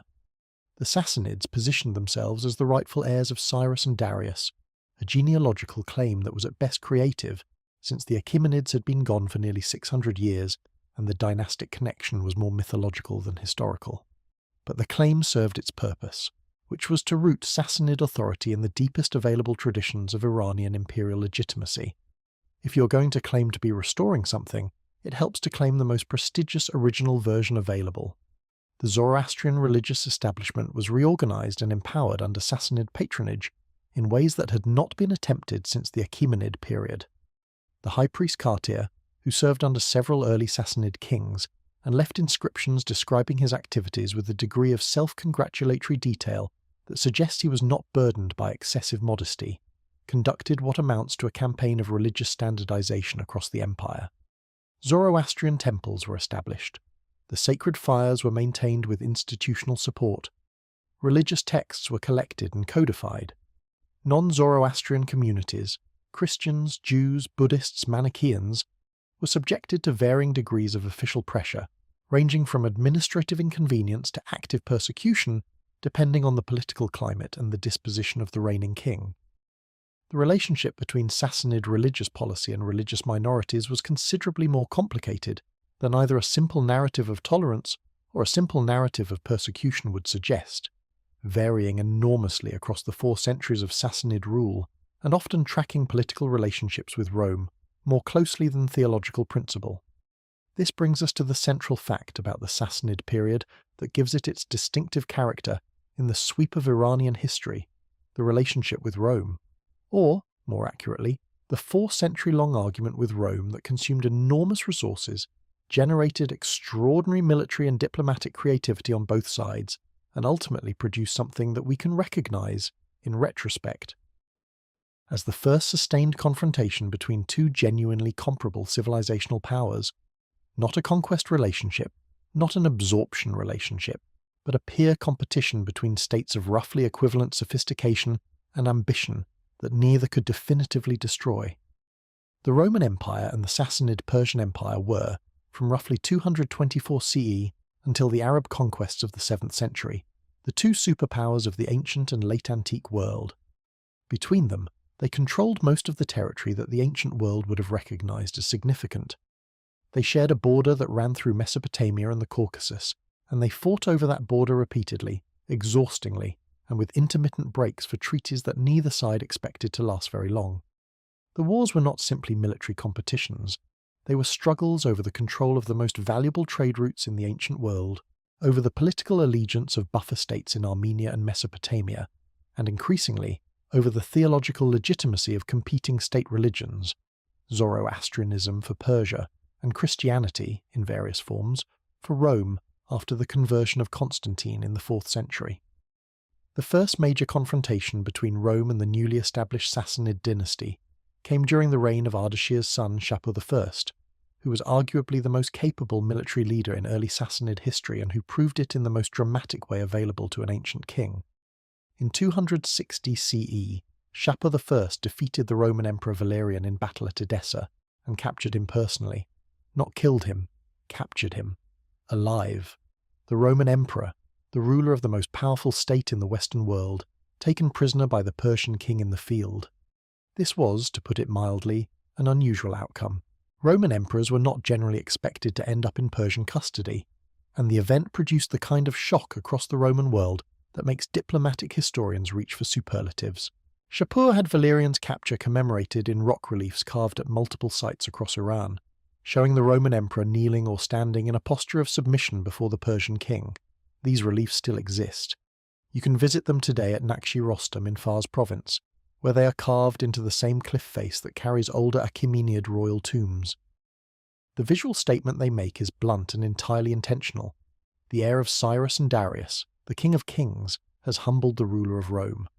The ancient Persian imperial tradition is not merely surviving, it is triumphing in the most concrete possible way over the greatest power in the Western world.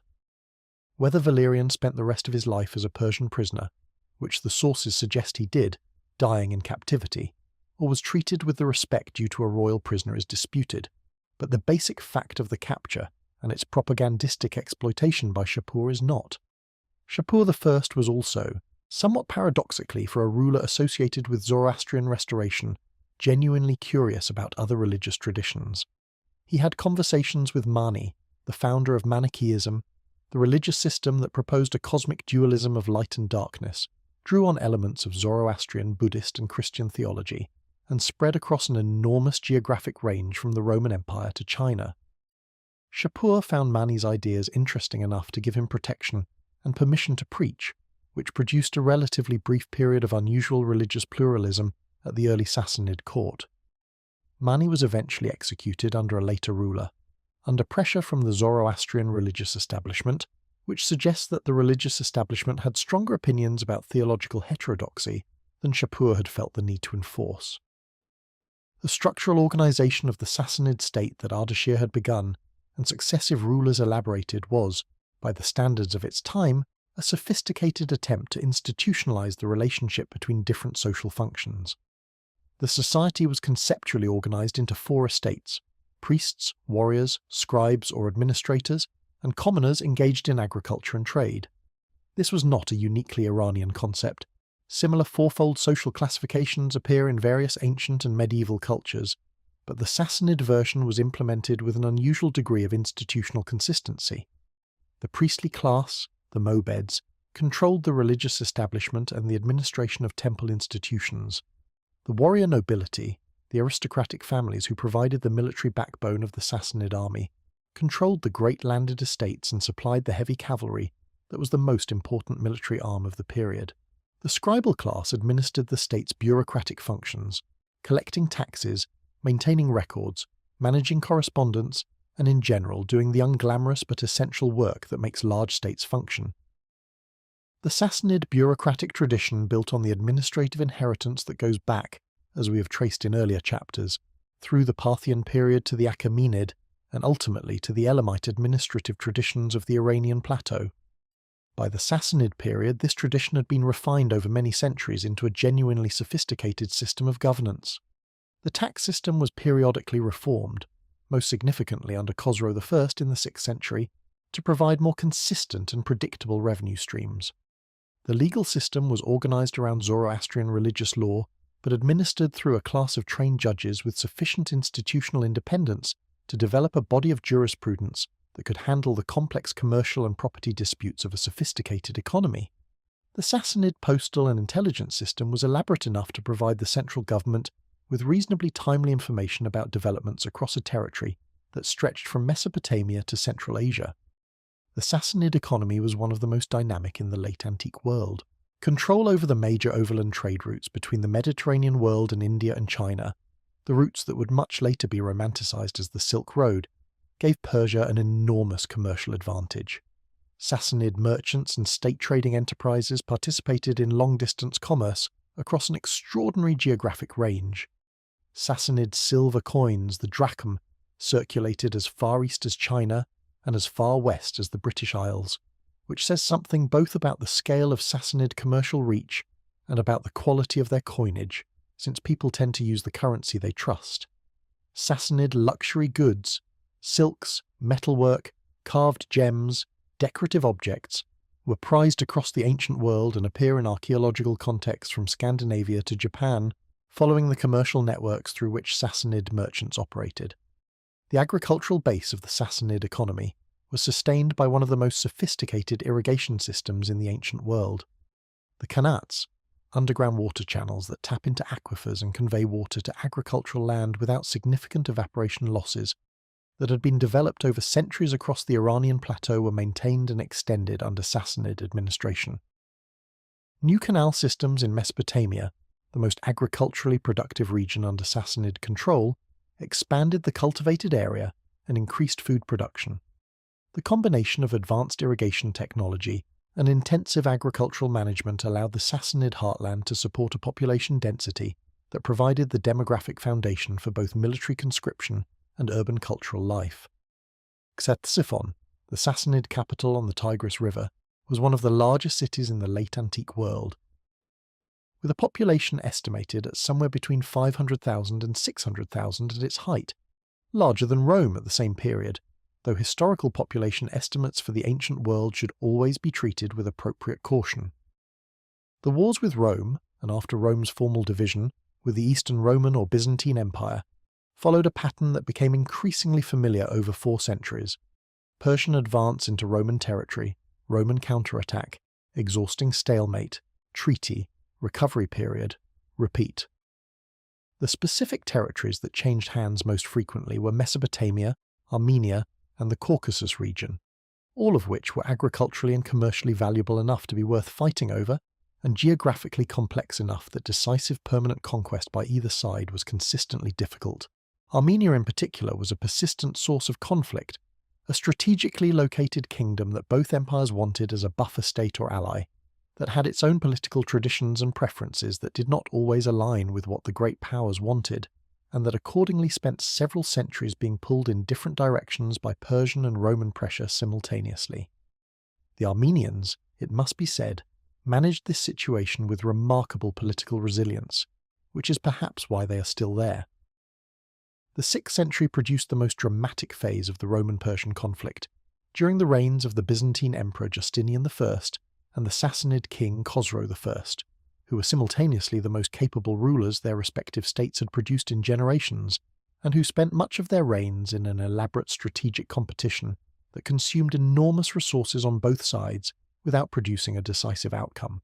Justinian was attempting to reconquer the western territories of the former Roman Empire, a project that achieved significant but ultimately unsustainable results in Italy and North Africa, while simultaneously maintaining the Persian frontier and funding an elaborate building program that included the Hagia Sophia in Constantinople.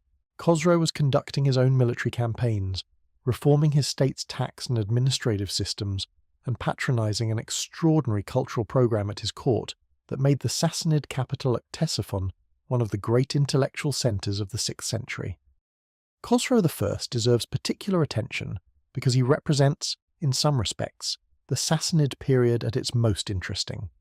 His administrative reforms, the cadastral survey that provided the basis for a more rational and consistent tax assessment, the military reorganization that reduced the dependence on the potentially unreliable great nobility by creating a class of state-supported smaller warriors, addressed genuine structural weaknesses in the Sassanid system. His cultural interests were remarkably broad. When Justinian closed the Platonic Academy in Athens in 529 CE, expelling its remaining scholars on the grounds that pagan philosophy was incompatible with Christian orthodoxy, Khosrow invited the displaced philosophers to his court in Ctesiphon. The Sassanid capital briefly hosted the last representatives of the ancient Platonic tradition, an event that illustrates both the cultural self-confidence of the Sassanid court and its genuine intellectual curiosity about traditions beyond its own. Khosrow had Indian works on mathematics, astronomy, and medicine translated into Middle Persian. He played chess, which had been brought from India and which he apparently found both personally enjoyable and strategically instructive, the way that rulers who think about things sometimes do. He commissioned the translation of the Indian collection of moral fables, the Panchatantra, which entered the Persian tradition as Kelileva Demne and subsequently spread across the medieval Islamic world and eventually into European literary tradition, where the stories continued circulating in various forms for centuries. The intellectual traffic moving through Ctesiphon in the 6th century was flowing in multiple directions simultaneously. Greek philosophy coming in from the west, Indian mathematical and literary traditions coming from the east, Persian synthesizing and transmitting all of it in directions that the originators had not anticipated. The court culture that sustained this intellectual activity was itself a sophisticated creation. Sassanid court ceremonial was elaborate, hierarchically ordered, and carefully designed to communicate the cosmic significance of royal authority through every detail of dress, seating arrangement, and protocol. Foreign ambassadors arriving at the Sassanid court underwent a reception process designed to be simultaneously impressive and somewhat overwhelming. The scale of the palace complex at Ctesiphon, the wealth of the court's furnishings, the precision of the ceremonial, all of it was intended to communicate that they were dealing with a power of cosmic legitimacy, not merely a successful military leader who happened to be sitting on a throne. The famous Taki Kisra, the great Iwan arch of the Sassanid palace at Ctesiphon, was one of the largest brick arches ever constructed in the ancient world. It still partially stands today, which is either a testament to Sassanid engineering skill or to the remarkable stubbornness of well-made brickwork, probably both. The Sassanid artistic tradition that developed under this court patronage was one of the great visual cultures of the late antique world, though it tends to receive less attention in Western art historical surveys than its Roman and Byzantine contemporaries. Sassanid metalwork, the great silver plates showing royal hunting scenes, feasting and combat, achieved a level of technical and aesthetic refinement that made them prized objects across the ancient world and that influenced artistic traditions from China to Byzantium. The rock reliefs at Nakshi Rostam and Nakshi Rajab, carved into cliff faces in Fars province, present an official visual history of Sassanid royal achievement with a monumental confidence that places them in the tradition of Achaemenid royal self-presentation while developing distinctly Sassanid compositional conventions.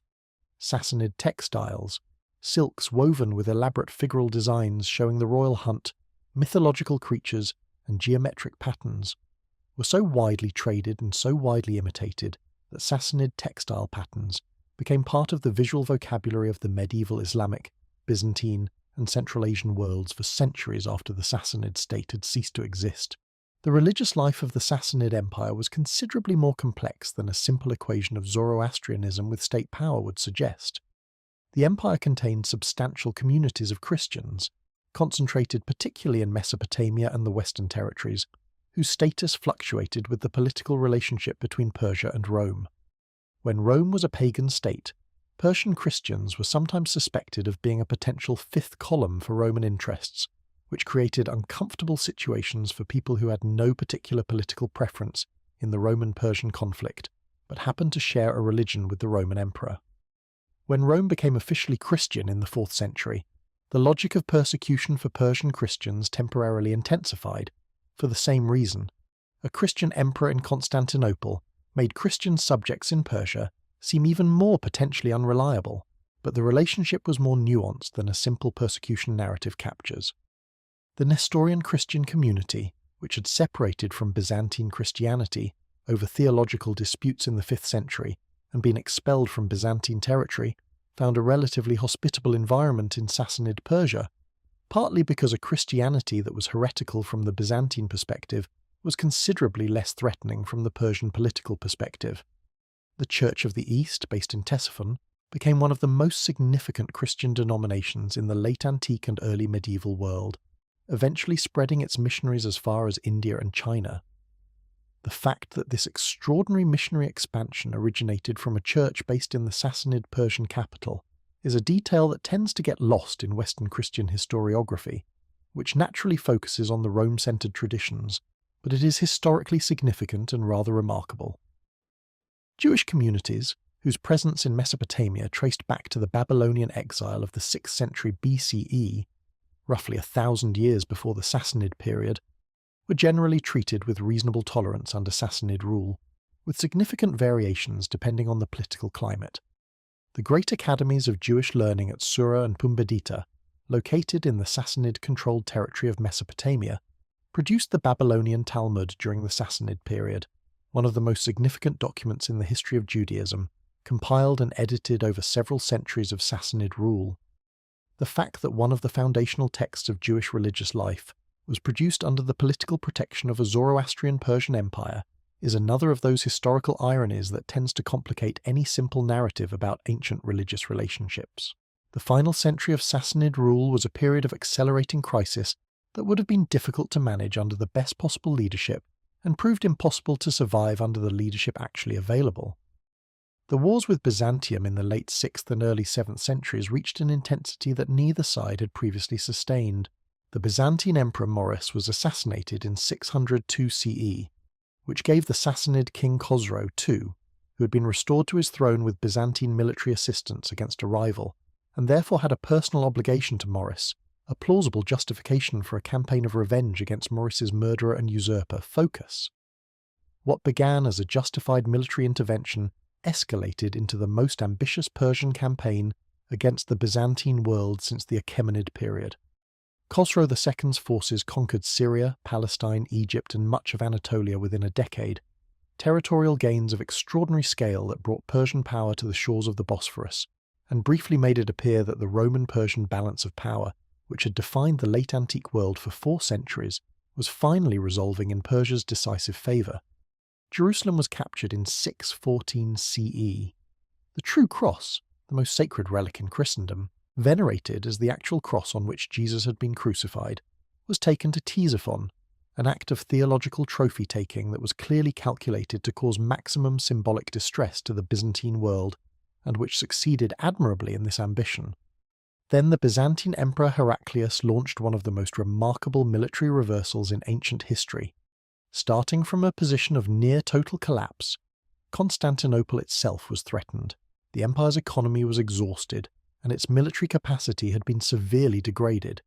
Heraclius reorganized his forces, secured financing through the Byzantine Church, and launched a series of campaigns that struck directly into the Persian heartland rather than trying to recover the lost territories piece by piece. He won. By 628 CE, the Persian forces had been driven back from their conquests, Khosrow II had been overthrown and killed by his own son and courtiers, and the True Cross had been recovered. The treaty that followed restored the pre-war borders, which means that the extraordinary Persian conquests of the previous decades were given back in their entirety in exchange for a peace agreement. All that expenditure of blood and treasure, and the borders ended up in roughly the same place they had started. History is not always kind to ambitious military projects. Both empires emerged from the Byzantine-Persian wars of the early 7th century in a state of profound exhaustion. The tax base had been depleted. The military capacity of both states had been severely strained. Administrative systems that had functioned adequately in peacetime had been disrupted by years of warfare. The social fabric of the territories that had changed hands multiple times, Syria, Palestine, Mesopotamia, had been damaged by the instability of repeated conquest and reconquest. Neither empire was in any condition to face a new military challenge, which made the timing of what happened next particularly inconvenient. The Arab armies that emerged from the Arabian Peninsula under the banner of the new Islamic faith arrived at almost exactly the moment when both empires were least capable of effective resistance. The Sassanid military had just lost a large proportion of its most experienced officers and troops in the Byzantine Wars. The Persian aristocracy was politically divided after the chaos surrounding Khosrow II's overthrow and the rapid succession of multiple rulers in the years that followed. The administrative system was functioning poorly. Tax collection was disrupted. The great cavalry armies that had been the backbone of Sassanid military power for centuries were depleted. The Arab forces that defeated the Sassanid army at Al-Qadisiyah in 636 CE were facing, as one historian described it, a great empire that had essentially punched itself out fighting its neighbour, and had very little left in reserve when an unexpected third party arrived. The fall of the Sassanid Empire to the Arab conquest was therefore not simply a story of superior Muslim faith overcoming Zoroastrian impiety, or of Arab military genius defeating Persian decadence, or of any of the other simple explanatory frameworks that subsequent generations applied to the event. It was a story of catastrophic imperial overextension, of an empire that had spent 4 centuries fighting a peer competitor and had finally exhausted itself in a period of particularly intense conflict at precisely the moment when a new force appeared that it had neither the resources nor the institutional capacity to resist effectively. The Sassanid achievement, despite this catastrophic ending, was genuinely extraordinary. 4 centuries of continuous rule across one of the world's most complex territories, during which the Iranian plateau produced some of the most sophisticated art, literature, administration, and intellectual culture of the late antique world. The cultural inheritance they left, in Persian administrative tradition, in Zoroastrian theological development, in the artistic vocabularies that fed into both Islamic and Byzantine art, in the literary and philosophical traditions that survived the conquest to become part of the Islamic Golden Age, was enormous. The Arab conquerors who overran the Sassanid Empire were inheriting, whether they fully understood it or not, one of the great civilizational legacies of the ancient world. That inheritance would prove, as we traced in the previous section, and will continue to trace in the sections that follow, both durable and transformative. The Sassanid period is not simply a chapter that closes with the Arab conquest.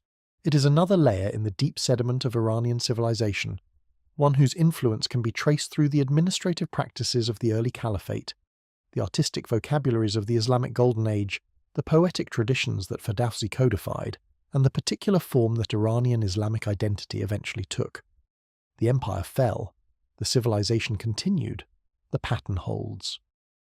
What strikes you, when you look at the Sassanid period as a whole, is how much energy was consumed in the Roman-Persian standoff, and how little either side ultimately gained from it.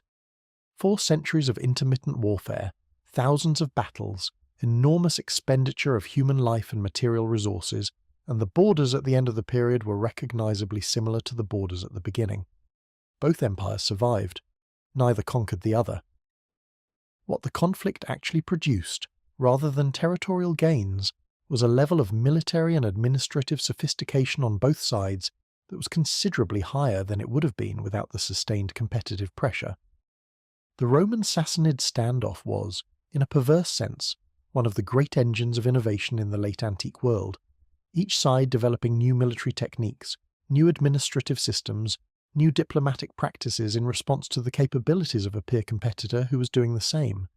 Competition at this level, sustained over this duration, tends to make both competitors more capable, which is either a silver lining or a considerable irony depending on your perspective.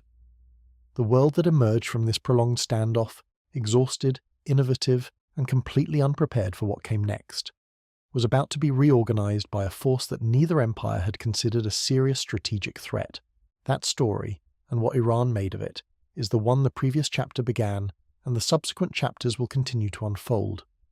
One detail about the Sassanid period that deserves mention before we leave it, because it quietly anticipates several things that will become important in the chapters that follow, is the role that the Sassanid state played in shaping the idea of Iran as a distinct civilizational unit with a specific territorial and cultural identity. The Achaemenids had governed a vast empire that encompassed many peoples and many civilizations. The specifically Iranian element was one component among many in a deliberately multicultural imperial project. The Sassanids, by contrast, built a state that was explicitly Iranian in its cultural and ideological self-understanding. The Zoroastrian religious framework was specifically Iranian. The Middle Persian administrative language was specifically Iranian. The royal genealogy was constructed to connect to specifically Iranian legendary dynasties, going back to the mythological founders of the Persian people. This self-conscious construction of Iranian identity as the organizing principle of the state was new in important ways, even if it drew on very old materials.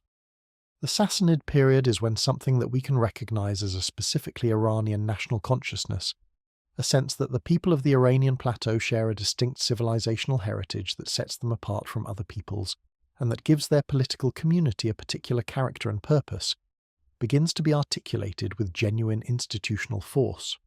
The word Iran Shah, the Iranian realm, appears in Sassanid inscriptions as the name for the territory, and the civilizational entity that the Sassanid state was understood to embody. This is not nationalism in the modern sense, which is a 19th century concept with specific intellectual and political roots, but it is something that prefigures the modern concept in ways that matter for understanding what comes after. When the Arab conquest overturned the Sassanid political structure, it was not simply overturning a dynasty, it was challenging an identity, a conception of what the Iranian people were and what their civilization meant, that had been explicitly articulated and institutionally embedded over 4 centuries of Sassanid rule. The survival of Persian language and culture through the Arab conquest, which we traced in the previous chapter, was not merely a passive cultural inertia. It was, in part, the persistence of an identity that the Sassanid period had made self-conscious and deliberate. The Sassanid legacy also shaped the physical landscape of Iran in ways that are still visible today. The great irrigation systems maintained and extended under Sassanid administration defined the agricultural geography of the plateau for centuries. The cities founded or expanded during the Sassanid period established the urban framework that subsequent dynasties inherited. The road network maintained by Sassanid administration connected the major centers of population and commerce in patterns that the subsequent Islamic states would build upon rather than replace. Infrastructure, like culture, has a tendency to outlast the political systems that created it. The rock reliefs at Naqshi Rostam and Bishapur, the partial arch of the Taki Kisra, the ruins of Sassanid cities scattered across the Iranian plateau and Mesopotamian lowlands. These are the physical remains of a state that governed this territory for 4 centuries and left traces in the landscape that time has not entirely erased. Travelers who visit these sites today are seeing the physical expression of a civilization that was, at its height, one of the 2 most powerful states in the world. That those ruins now sit in a country whose relationship with the outside world is considerably more fraught than anything the Sassanid diplomatic corps had to manage is one of the longer-running ironies of Iranian history, though not, by the standards of the 5,000-year story we are tracing, a particularly surprising one. The Sassanid period closes with collapse and conquest. The next phase of the Iranian story begins with what looked, in 651 CE, like a decisive end, but turned out, as such apparent endings in Iranian history consistently do, to be the beginning of something rather more complicated and considerably more interesting than the simple narrative of conquest and replacement would suggest. The year 651 CE is one of those dates that looks, on the surface, like a clean ending. The last Sassanid king, Yazdegerd III, murdered in a miller's hut somewhere near Merv in Central Asia after years of increasingly desperate flight from the advancing Arab armies. The great Sassanid administrative machinery, which had governed one of the most sophisticated states in the ancient world for 4 centuries, in the process of being dismantled and replaced. Zoroastrian fire temples being converted into mosques across the Iranian heartland. A civilization that had existed in some recognizable form for 5,000 years, apparently on the verge of the same fate that had befallen every other culture that the Arab conquest rolled over. Absorption, replacement, the gradual disappearance of the pre-Islamic identity into the dominant new order.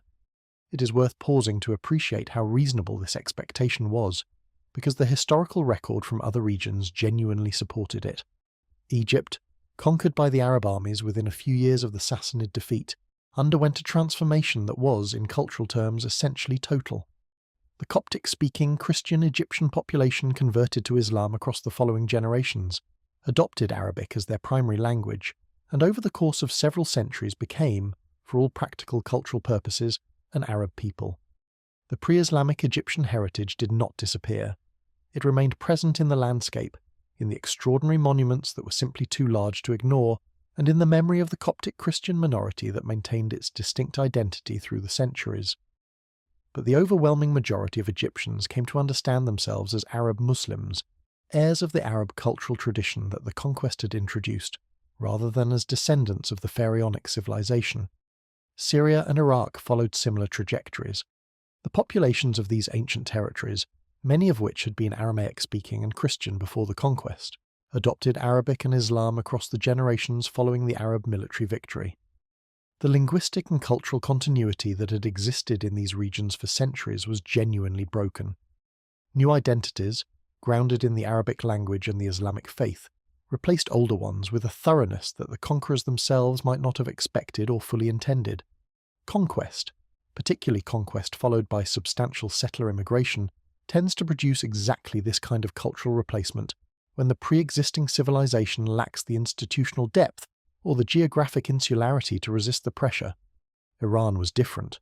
The reasons why are various, and historians continue to argue about their relative weight. But the basic fact is not in dispute. Iran did not become Arab. The Persian language did not disappear. The cultural traditions of the pre-Islamic Iranian world did not get buried under Arabic cultural forms in the way that Coptic Egyptian traditions were buried under Arabic ones.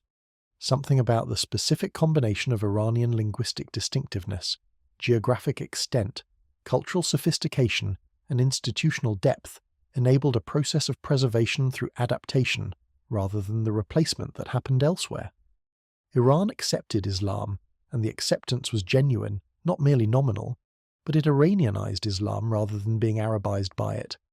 The first mechanism of this resistance was linguistic, and it operated at a structural level that had nothing to do with political will or cultural pride. Persian and Arabic are simply very different languages, derived from entirely distinct language families. Persian is Indo-European. Related to Greek and Sanskrit and Hindi and ultimately to Latin and its descendants, Arabic is Semitic, related to Hebrew and Aramaic. The grammatical architectures of the two languages are profoundly different. Arabic has a root-based morphological system in which most vocabulary derives from 3 consonant roots through a complex system of vowel patterns and prefixes and suffixes. Persian has a very different morphological system with its own internal logic. For a Persian speaker to achieve genuine fluency in Arabic, the kind of fluency needed for literary and scholarly production, for effective administration, for real cultural participation, required years of sustained effort. Many Iranians achieved this. The intellectual culture of the Islamic world in its first centuries produced plenty of Persian-born scholars who wrote in Arabic with great facility.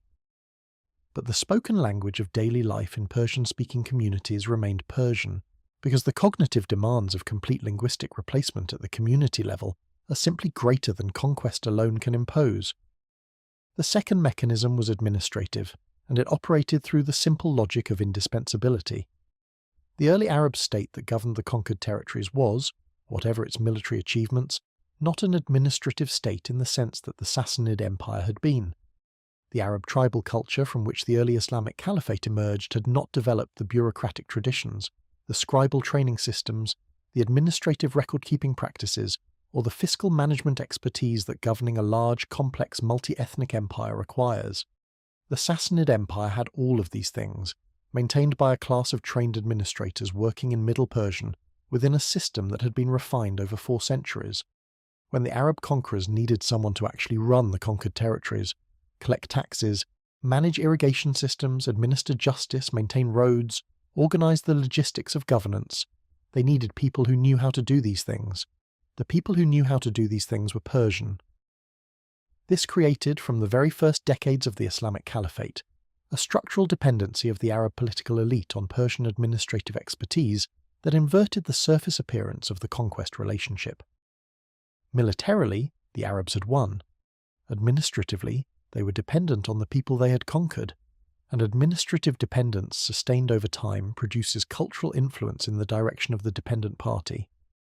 Arab governors who worked daily with Persian administrators, who relied on Persian scribes to maintain their records, who depended on Persian fiscal officials to collect their revenues, inevitably absorbed Persian administrative concepts, Persian vocabulary, Persian ways of thinking about the organization of state power.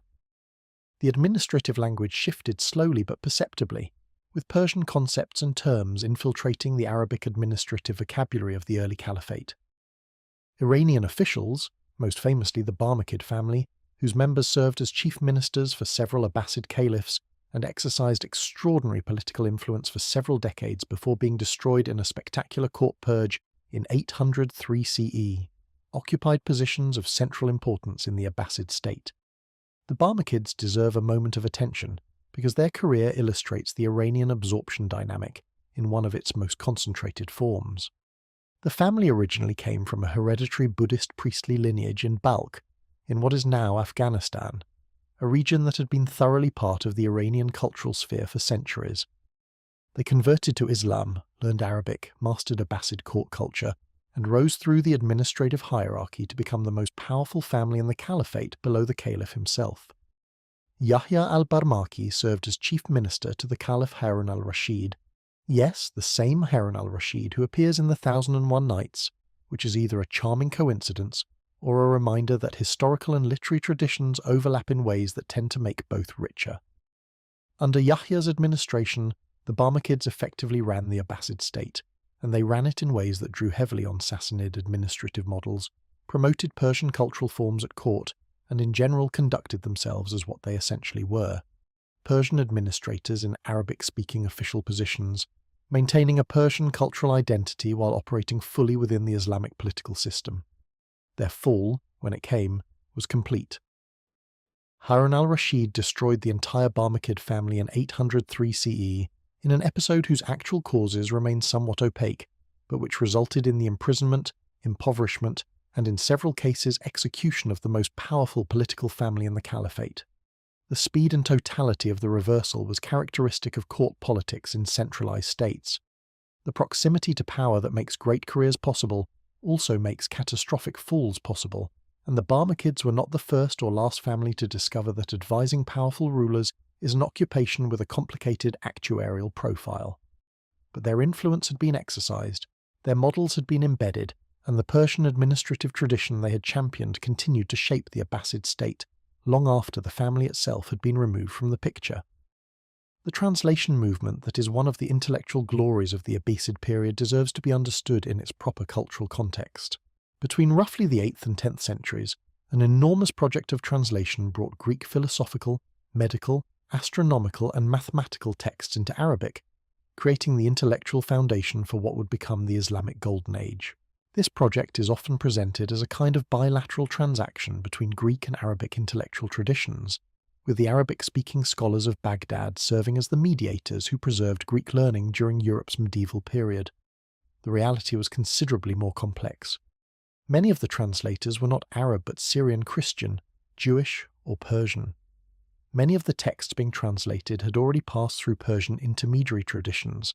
Sassanid scholars had been translating and commenting on Greek works for centuries before the Arab conquest, and some of what entered the Abbasid translation movement came through Persian rather than directly from Greek originals. The intellectual genealogy of the Islamic Golden Age runs through Iranian intermediaries in ways that the standard narrative about Greek to Arabic transmission tends to underemphasize. The scholars who built the Islamic Golden Age's scientific and philosophical achievements were, as noted, Ibn Sina, whose canon of medicine remained a standard medical reference in European universities well into the 17th century, which is either a tribute to Ibn Sina's brilliance or a somewhat sobering comment on the pace of medical progress, probably both, wrote his major works in Arabic but was Persian-speaking and deeply embedded in the Iranian intellectual tradition. Al-Biruni, arguably the most intellectually wide-ranging scholar of the medieval world, wrote in Arabic but came from the thoroughly Persian cultural environment of Khwarizm. Al-Khwarizmi, whose name gave us the word algorithm, and whose work on algebra gave us that word as well. Two remarkably durable contributions to the English language for a single medieval mathematician, worked in Baghdad but came from Iranian Central Asia. The Islamic Golden Age was a genuinely Islamic intellectual achievement, but it was one in which Iranian scholars, working within Iranian intellectual traditions, played a role far exceeding their share of the Muslim population. The Persian Renaissance of the 9th and 10th centuries, which we touched on in the context of cultural absorption, needs to be understood here in its full political and cultural significance.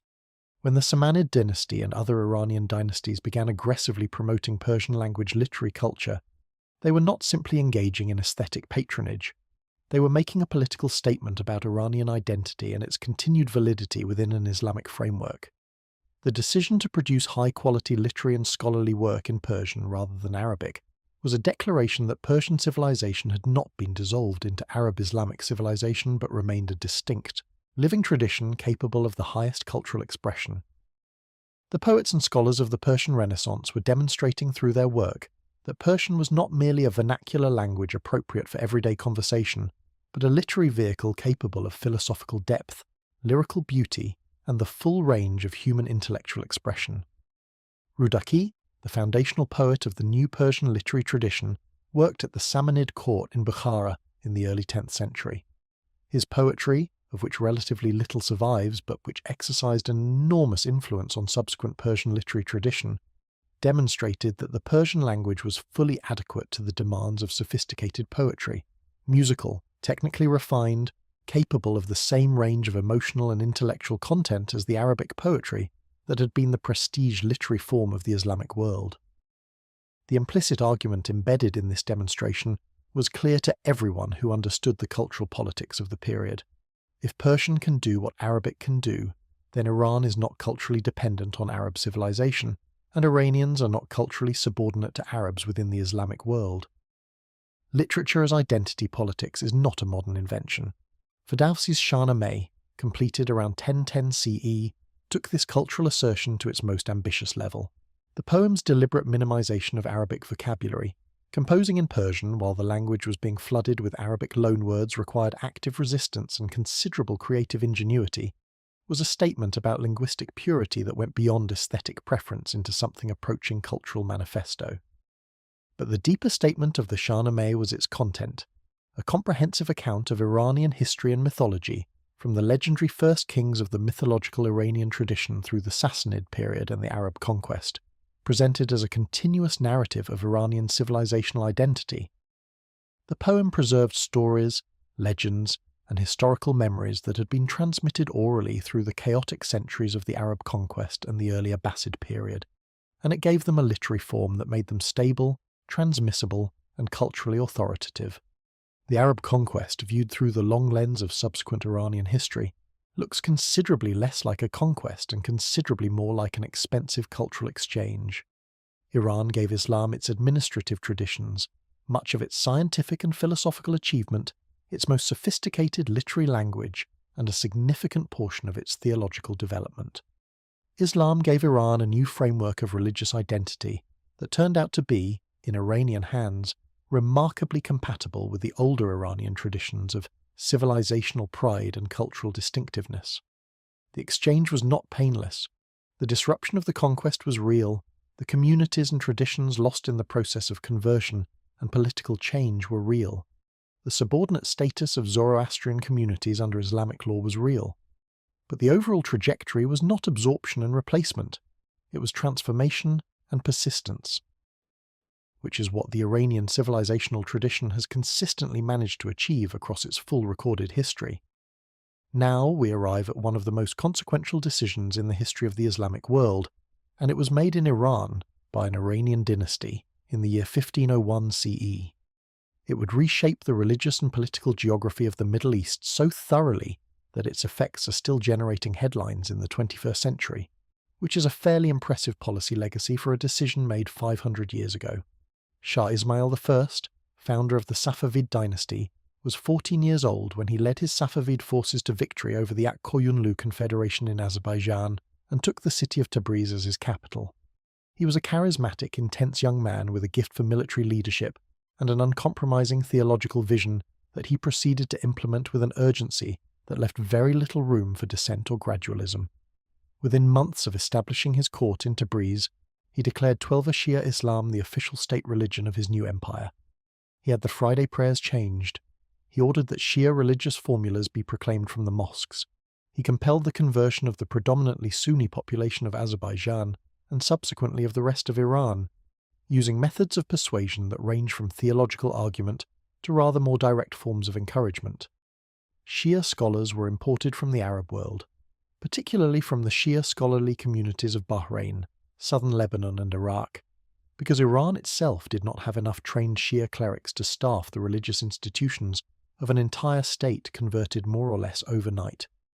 The decision to impose Twelver Shia Islam as the Safavid state religion was not, despite what a purely theological reading might suggest, primarily a theological decision. It was a state-building decision of extraordinary strategic sophistication. To understand why, you need to understand the geopolitical situation Shah Ismail faced when he came to power. The Iranian plateau in 1501 was surrounded by Sunni powers. To the west, the Ottoman Empire, by this point the most powerful state in the Islamic world, controlling Anatolia, the Arab heartland, and most of the former Byzantine territories, was Sunni and increasingly assertive.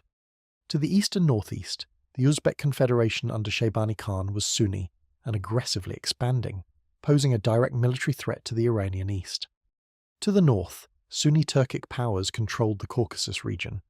The new Safavid state needed a way to define itself as distinct from these surrounding powers, to create borders not just geographic but conceptual, to give its population a reason to identify specifically with the Safavid state, rather than with the broader Islamic community that the Ottomans were increasingly positioning themselves to lead. Shia Islam provided exactly this. By making Twelver Shia Islam the Iranian state religion, Ismail created a theological boundary between Iran and all of its neighbours. An Iranian who converted to Shia Islam, or whose family converted across the following generations, since conversion was a gradual process despite official pressure, had a specific religious identity that distinguished them from the Sunni Turks, the Sunni Arabs, the Sunni Uzbeks who surrounded them. The Ottoman Sultan, whatever his political power and military strength, was the leader of a Sunni state that from a Shia perspective was in certain theological dimensions illegitimate. The Uzbek Khans, who periodically raided the Iranian east, were Sunni and therefore, in the new religious geography, not just foreign enemies but religiously alien enemies. The theological boundary reinforced and was reinforced by the political and ethnic boundaries, creating a more robust sense of collective Iranian identity than purely secular or ethnic definitions would have produced. The Ottoman reaction to this development was swift and alarmed. The Safavid state was not just a new political competitor, it was a theological challenge to Ottoman religious legitimacy and a potential source of subversion among the Shia-sympathizing populations in Anatolia, which were not small. Sultan Selim I, who came to power in the Ottoman state in 1512, concluded that the Safavid threat required a decisive military response and invaded Iran in 1514. The Battle of Chaldiran, fought in the summer of that year on the plain of northwestern Iran, was a decisive Ottoman victory. The Ottoman army's gunpowder weapons, particularly their artillery and muskets, proved superior to the Safavid cavalry forces, which had the advantage in traditional mounted warfare but were not equipped to deal with effective firepower at range. Shah Ismail was defeated, Tabriz was occupied, and the Ottomans appeared briefly to be on the verge of ending the Safavid project before it had properly begun. They did not finish the job for a combination of logistical and political reasons that Ottoman historians and commanders debated at length afterward. The extended supply lines, the approaching winter, and the lack of decisive pursuit after the initial victory meant that the Safavid state survived, regrouped, and eventually consolidated its hold on the Iranian heartland. But Chaldiran had demonstrated something important. The Safavid state could not match the Ottomans in open-pitched battle with contemporary military technology. The Safavids would need to develop their own gunpowder military capacity, a process that proceeded over the following decades with assistance from European powers who were happy to support any state capable of keeping the Ottomans occupied on their eastern frontier. Shah Abbas I, who ruled from 1588 to 1629 and is generally regarded as the greatest of the Safavid rulers, completed the military modernization that the early Safavid defeats had made obviously necessary. He reorganized the army along lines that reduced dependence on the Sizilbash tribal confederacy that had been the original military backbone of the Safavid movement, creating state-paid units equipped with firearms and artillery. He also built Esfahan into one of the most beautiful cities in the world, in what was simultaneously an architectural achievement and a political statement.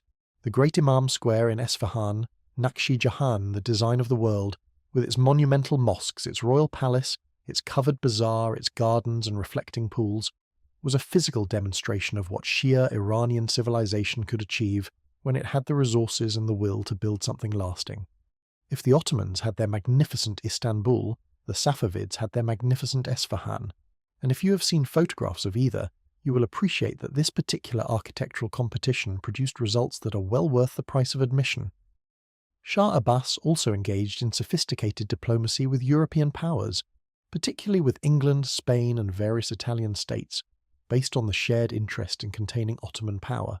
European ambassadors at the Safavid court in Esfahan were received with the elaborate ceremonial that Iranian rulers had been developing since the Achaemenid period, and they reported back to their home governments with considerable admiration for the sophistication and wealth of the Safavid state. The relationship was mostly transactional. The Europeans wanted to use Persia as a counterbalance to Ottoman power in the eastern Mediterranean, and Persia wanted European military technology and commercial relationships, but it produced a degree of cultural exchange that enriched both sides. The Shia theological tradition that developed under Safavid patronage was itself a genuine intellectual achievement. The clerical establishment that the Safavids built and funded, importing scholars, endowing religious colleges, establishing the institutional infrastructure of Shia religious education, produced over the following centuries a tradition of theological and legal scholarship of considerable sophistication. The question of how Islamic governance should work in the absence of the hidden imam, the 12th imam of the Twelver Shia tradition, believed to be an occultation since the 9th century and expected to return at the end of times, was a genuinely difficult theological problem, and successive generations of Shia scholars developed increasingly elaborate answers to it. The doctrine of Velayat-i Faqih, the guardianship of the jurist, which became the theoretical foundation of the Islamic Republic of Iran after 1979, has its intellectual roots in the Safavid-era development of Shia jurisprudence, extended and radicalized by later scholars, most notably Ayatollah Khomeini, into its most politically assertive form. The cultural achievement of the Safavid period was also genuinely extraordinary. The miniature painting tradition reached heights under Safavid patronage that have never been exceeded. The illustrated manuscripts produced in the royal ateliers of Tabriz and Esfahan during the 16th century are among the most refined artistic objects produced anywhere in the world during that period. The carpet-weaving tradition that is still associated globally with Persian craftsmanship achieved its classical form under Safavid patronage. The architecture of Shah Abbas's Esfahan set standards for Islamic urban design that influenced the built environment of the Islamic world from North Africa to India. The poetry of the period continued the great tradition of Persian lyric verse. In cultural terms, the Safavid period was another of those Iranian flowering moments that seems, from a historical distance, almost implausibly rich in achievement.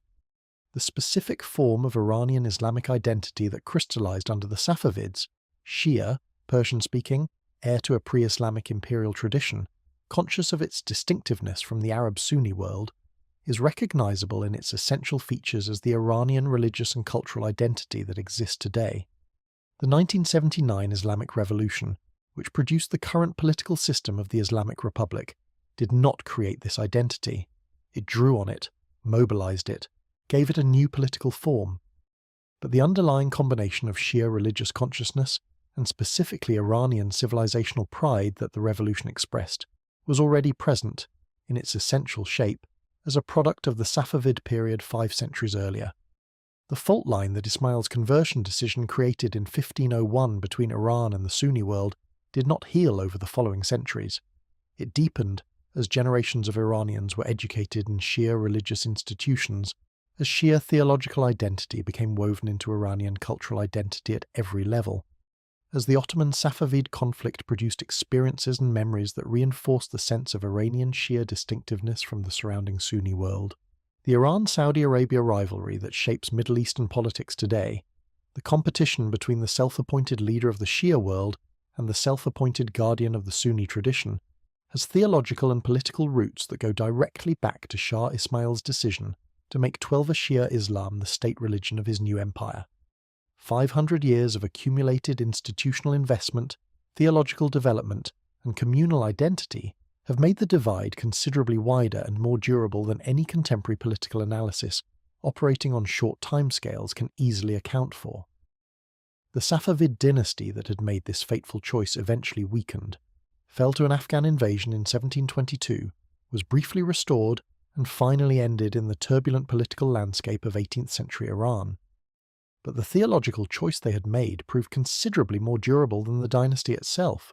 Shia Islam remained the religion of Iran through the Afsharid, Zand, and Qajar dynasties that followed, and remains the religion of Iran today under the Islamic Republic. Some political decisions, it turns out, are effectively permanent regardless of the fate of the political actors who made them. Ismail had, whether or not he fully understood it at 14 years of age, made one of them. The world that emerged from the Safavid period, a world in which Iran was defined not just by language and culture, but by a specific form of religious identity that set it apart from most of its neighbours, was the world that would then face the challenge of the modern era, the encounter with European power, colonial ambition, and the demand for a new kind of sovereignty. That encounter, and what Iran made of it, is the next chapter in a story that has never had a simple ending. The Safavid dynasty's theological revolution had given Iran a distinct religious identity that set it apart from its neighbours for centuries. What it had not given Iran was immunity from the new kind of threat that emerged in the 19th century, a threat that operated not through armies of conquest in the traditional sense, but through the mechanisms of economic penetration, diplomatic pressure, and the systematic erosion of sovereign decision-making. The empires that arrived in the 19th century were not interested in ruling Iran directly. They were interested in something considerably more sophisticated and, from the Iranian perspective, considerably more insidious, controlling Iran while leaving the appearance of independence intact. The Qajar dynasty, which came to power in the 1790s and ruled Iran until 1925, inherited a country that had been through a catastrophic century of instability following the collapse of the Safavid state.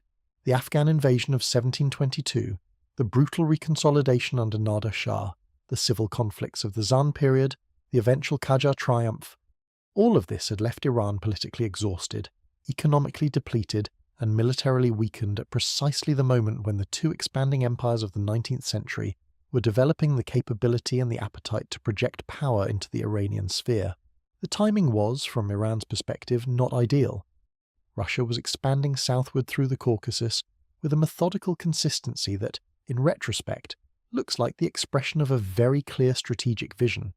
Access to warm water ports, control of the overland routes through the Caucasus, and the removal of any significant state capable of challenging Russian expansion toward the south and southeast.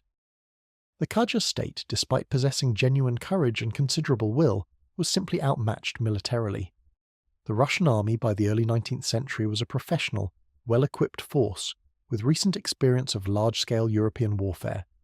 The Iranian army was reorganized in various ways by various ambitious reformers, but fundamental structural weaknesses, inadequate training, insufficient modern equipment, unreliable logistical support, A military command culture that had not kept pace with developments in European warfare meant that the outcome of direct military confrontation was unhappily predictable. The Russo-Persian Wars of the early 19th century, the first running from 1804 to 1813, the second from 1826 to 1828, ended in treaties that stripped Iran of territories it had governed for centuries. The Treaty of Gulistan in 1813 and the Treaty of Turkmenchay in 1828 together transferred to Russia the regions of what are now Georgia, Armenia, and Azerbaijan. Territories with populations, histories, and cultural traditions deeply intertwined with the Iranian world. The losses were not merely territorial, they were symbolic humiliations of the first order, each accompanied by reparations payments that drained Iranian finances and extraterritorial privileges for Russian citizens in Iran that made Russian subjects in practice exempt from Iranian law on Iranian soil. The concept of capitulations, the system under which foreign nationals were subject to their own country's legal systems rather than Iranian law, became a running sore in Iranian political consciousness that lasted for over a century. The British approach was different in method but similarly systematic in intent. Britain's interest in Iran was primarily strategic. Iran was the buffer between Russian expansion and British India, and maintaining Iran as a functional but weak state, incapable of alignment with Russia, was the consistent goal of British policy through most of the 19th century. The way to accomplish this goal, British policymakers concluded, was not to govern Iran directly. That would be expensive, complicated, and politically inconvenient, but to maintain sufficient influence over the Qajar court to ensure that Iranian foreign policy remained compatible with British strategic requirements. The mechanisms of this influence were varied and evolved over time. Direct financial subsidies to the Qajar court, generous concessions granted to British commercial interests in exchange for financial payments to the Iranian government that were really just thinly disguised loans creating long-term dependencies, military missions, diplomatic pressure, and eventually, in 1872, one of the most extraordinary economic concessions in the history of colonialism, the Reuter concession, in which Baron Julius de Ruyter, a British subject of German origin who had founded what would become Reuters news agency, was granted by the Qajar government essentially exclusive rights to build and operate railways, exploit mineral resources, manage forests, control irrigation works, and establish a national bank across the entire country. The terms were so sweeping that even Lord Curzon, the British politician whose views on empire were not generally characterised by excessive sensitivity toward the rights of non-European peoples, described it as the most complete surrender of the entire industrial resources of a kingdom into foreign hands that had ever been dreamed of. The Reuter concession was ultimately cancelled under Russian pressure. Russia did not want British commercial dominance in Iran any more than Britain wanted Russian military dominance. But the episode illustrates the degree to which the Iranian state's financial desperation and political weakness had made it vulnerable to exactly the kind of exploitation that the concept of sovereignty is supposed to prevent. The Qajar court needed money. Foreign concession holders had money. The negotiating positions were not equal, and the results reflected that inequality with uncomfortable clarity. The most consequential of the concession arrangements proved to be the one involving oil. The Darcy Concession of 1901 granted the British investor William Knox Darcy exclusive rights to search for, produce and export petroleum across most of Iranian territory for 60 years, in exchange for a lump sum payment and a royalty of 16% of net profits.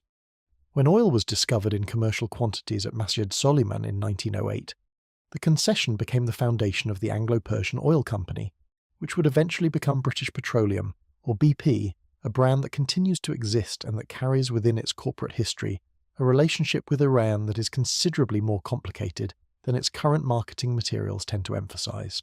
The oil revenues that flowed from Iranian fields enriched British investors and funded the Royal Navy's transition from coal to oil propulsion, which was strategically significant in the context of British naval supremacy. The Iranian share of these revenues was, by any reasonable assessment, embarrassingly small relative to the value being extracted. The constitutional revolution of 1905 to 1911 represents one of the most important and underappreciated political events in Iranian history, and it deserves more than the passing mention it tends to receive in Western accounts of the period. Faced with the accumulating indignities of foreign concessions, royal financial mismanagement, and the visible gap between Iran's ancient civilizational prestige and its current political weakness, a broad coalition of Iranian society, merchants from the bazaar, Shia clerics, intellectuals and reformers, organized a sustained political movement demanding a constitution and a parliament. They succeeded. The Qajar Shah Muzaffar ad-Din signed a constitutional order in 1906 that established a parliament, the Majlis, and a constitutional framework limiting royal authority and providing for representative government. This was, by the standards of the time, a remarkable achievement. Iran established a constitutional government before China. Before Russia, the Russian Duma came in 1906 as well, after considerable political violence, and before most of the Islamic world. The Iranian constitutional movement drew on a sophisticated understanding of European political theory while explicitly grounding its arguments in Islamic political concepts, producing a political synthesis that was genuinely creative and genuinely Iranian. The argument was not that Iran should become European, but that Iran had its own traditions of governance and justice that a constitutional framework could express and protect. The constitutionalists faced immediate opposition from multiple directions. The new Shah, Muhammad Ali Shah, who succeeded his father in 1907, was hostile to constitutional limitations on royal power, and eventually in 1908 arranged a Russian-backed coup that bombarded the Majlis with artillery and suspended the constitutional government. This was not a diplomatic gesture. It was fairly direct about its intentions. The constitutionalists regrouped, organized a military resistance, and restored the constitutional government in 1909, deposing Muhammad Ali Shah. The constitutional experiment then faced its next obstacle, the Anglo-Russian Convention of 1907, in which Britain and Russia had divided Iran into spheres of influence, a Russian sphere in the north, a British sphere in the south, and a nominally neutral middle zone, without asking the Iranian government's opinion or obtaining its consent. The two powers that Iran had been trying to navigate between had simply agreed to divide the country between them, which is a form of geopolitical problem-solving that tends to work better for the powers doing the dividing than for the country being divided. The constitutional period limped forward under these impossible conditions, a government trying to function as a sovereign state, while two foreign powers openly operated their own spheres of influence on its territory, occasionally deploying their own troops without Iranian permission. The First World War brought Russian and British troops into Iran simultaneously, using the country as a corridor and a supply route regardless of Iran's declared neutrality. The practical effect of Iranian sovereignty during this period was extremely limited, a situation that Iranians noticed and remembered with considerable acuity. The fall of the Qajar dynasty came in the aftermath of the war, when an Iranian military officer named Reza Khan conducted a coup in 1921 with tacit British support, a pattern that should by this point feel familiar to anyone following Iranian political history, and gradually consolidated power over the following years. In 1925 he deposed the last Qajar ruler and established the Pahlavi dynasty, naming himself Reza Shah Pahlavi. He then proceeded to implement the most ambitious modernization program in Iranian history since the Achaemenid administrative reforms 2.5 millennia earlier, which is a comparison that requires some qualification but captures something real about the scale of the transformation he attempted. Reza Shah's modernization program was explicitly modelled on what Kemal Ataturk was doing in Turkey at roughly the same moment. The construction of a secular, nationalist, bureaucratically organised modern state on the ruins of a traditional order that the 19th century had demonstrated to be inadequate for navigating the contemporary world. The parallels were genuine. Both leaders came from military backgrounds. Both were driving the transformation of traditional monarchies into centralised nation-states. Both were drawing on European models of governance and development, and both were doing so with an emphasis on national identity that drew on pre-Islamic heritage as a legitimating framework. The modernization was visible in concrete infrastructure projects. Reza Shah built the Trans-Iranian Railway, connecting the Caspian coast in the north to the Persian Gulf in the south, an engineering achievement of considerable difficulty across the varied and challenging Iranian terrain.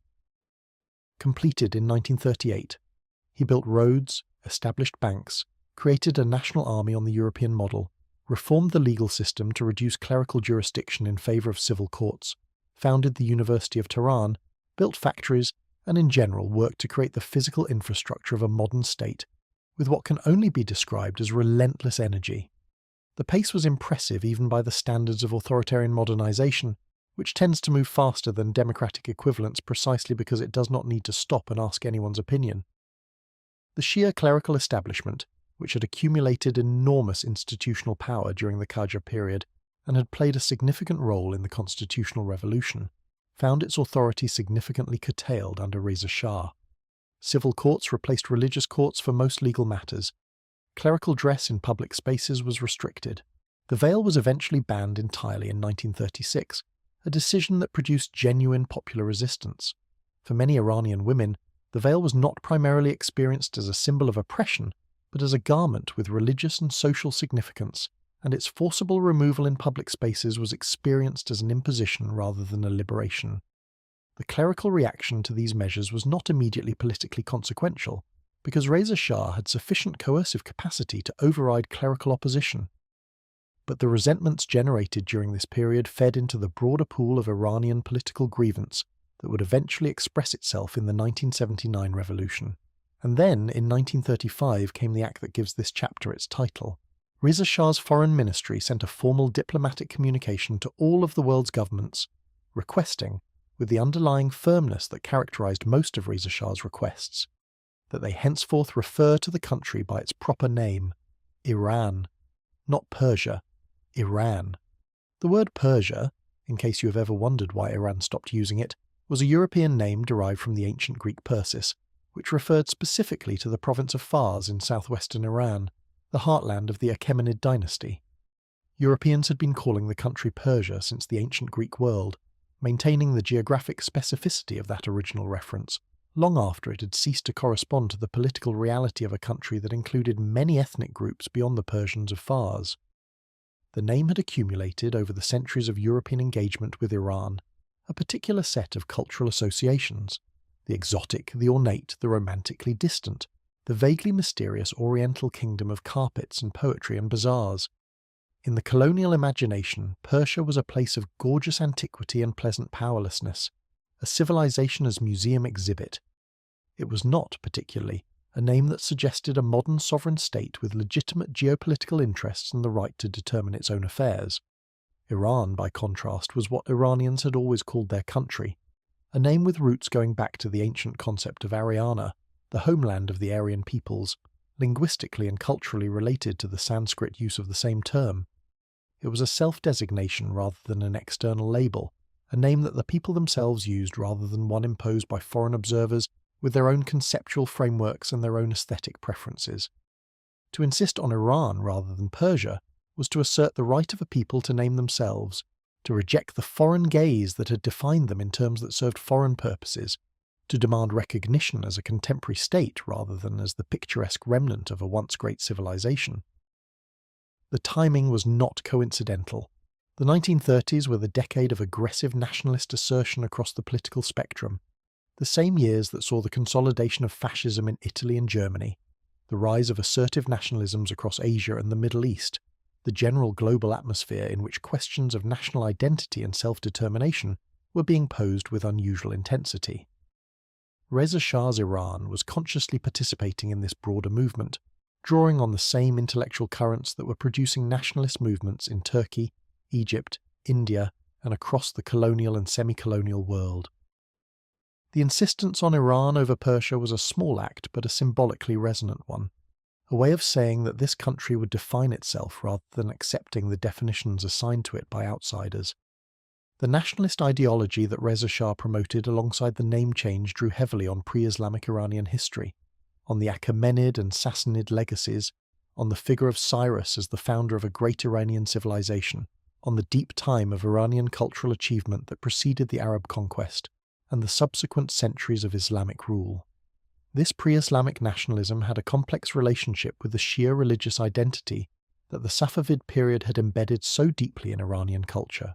Reza Shah's approach, privileging the pre-Islamic heritage as the foundation of Iranian national identity while simultaneously restricting the public role of Islamic religious institutions, created a tension that was never fully resolved during the Pahlavi period, and that contributed to the explosive quality of the 1979 revolution, which drew on both the suppressed religious tradition and the accumulated resentments of those who found the Pahlavi modernization program insufficiently responsive to Iranian cultural and political autonomy.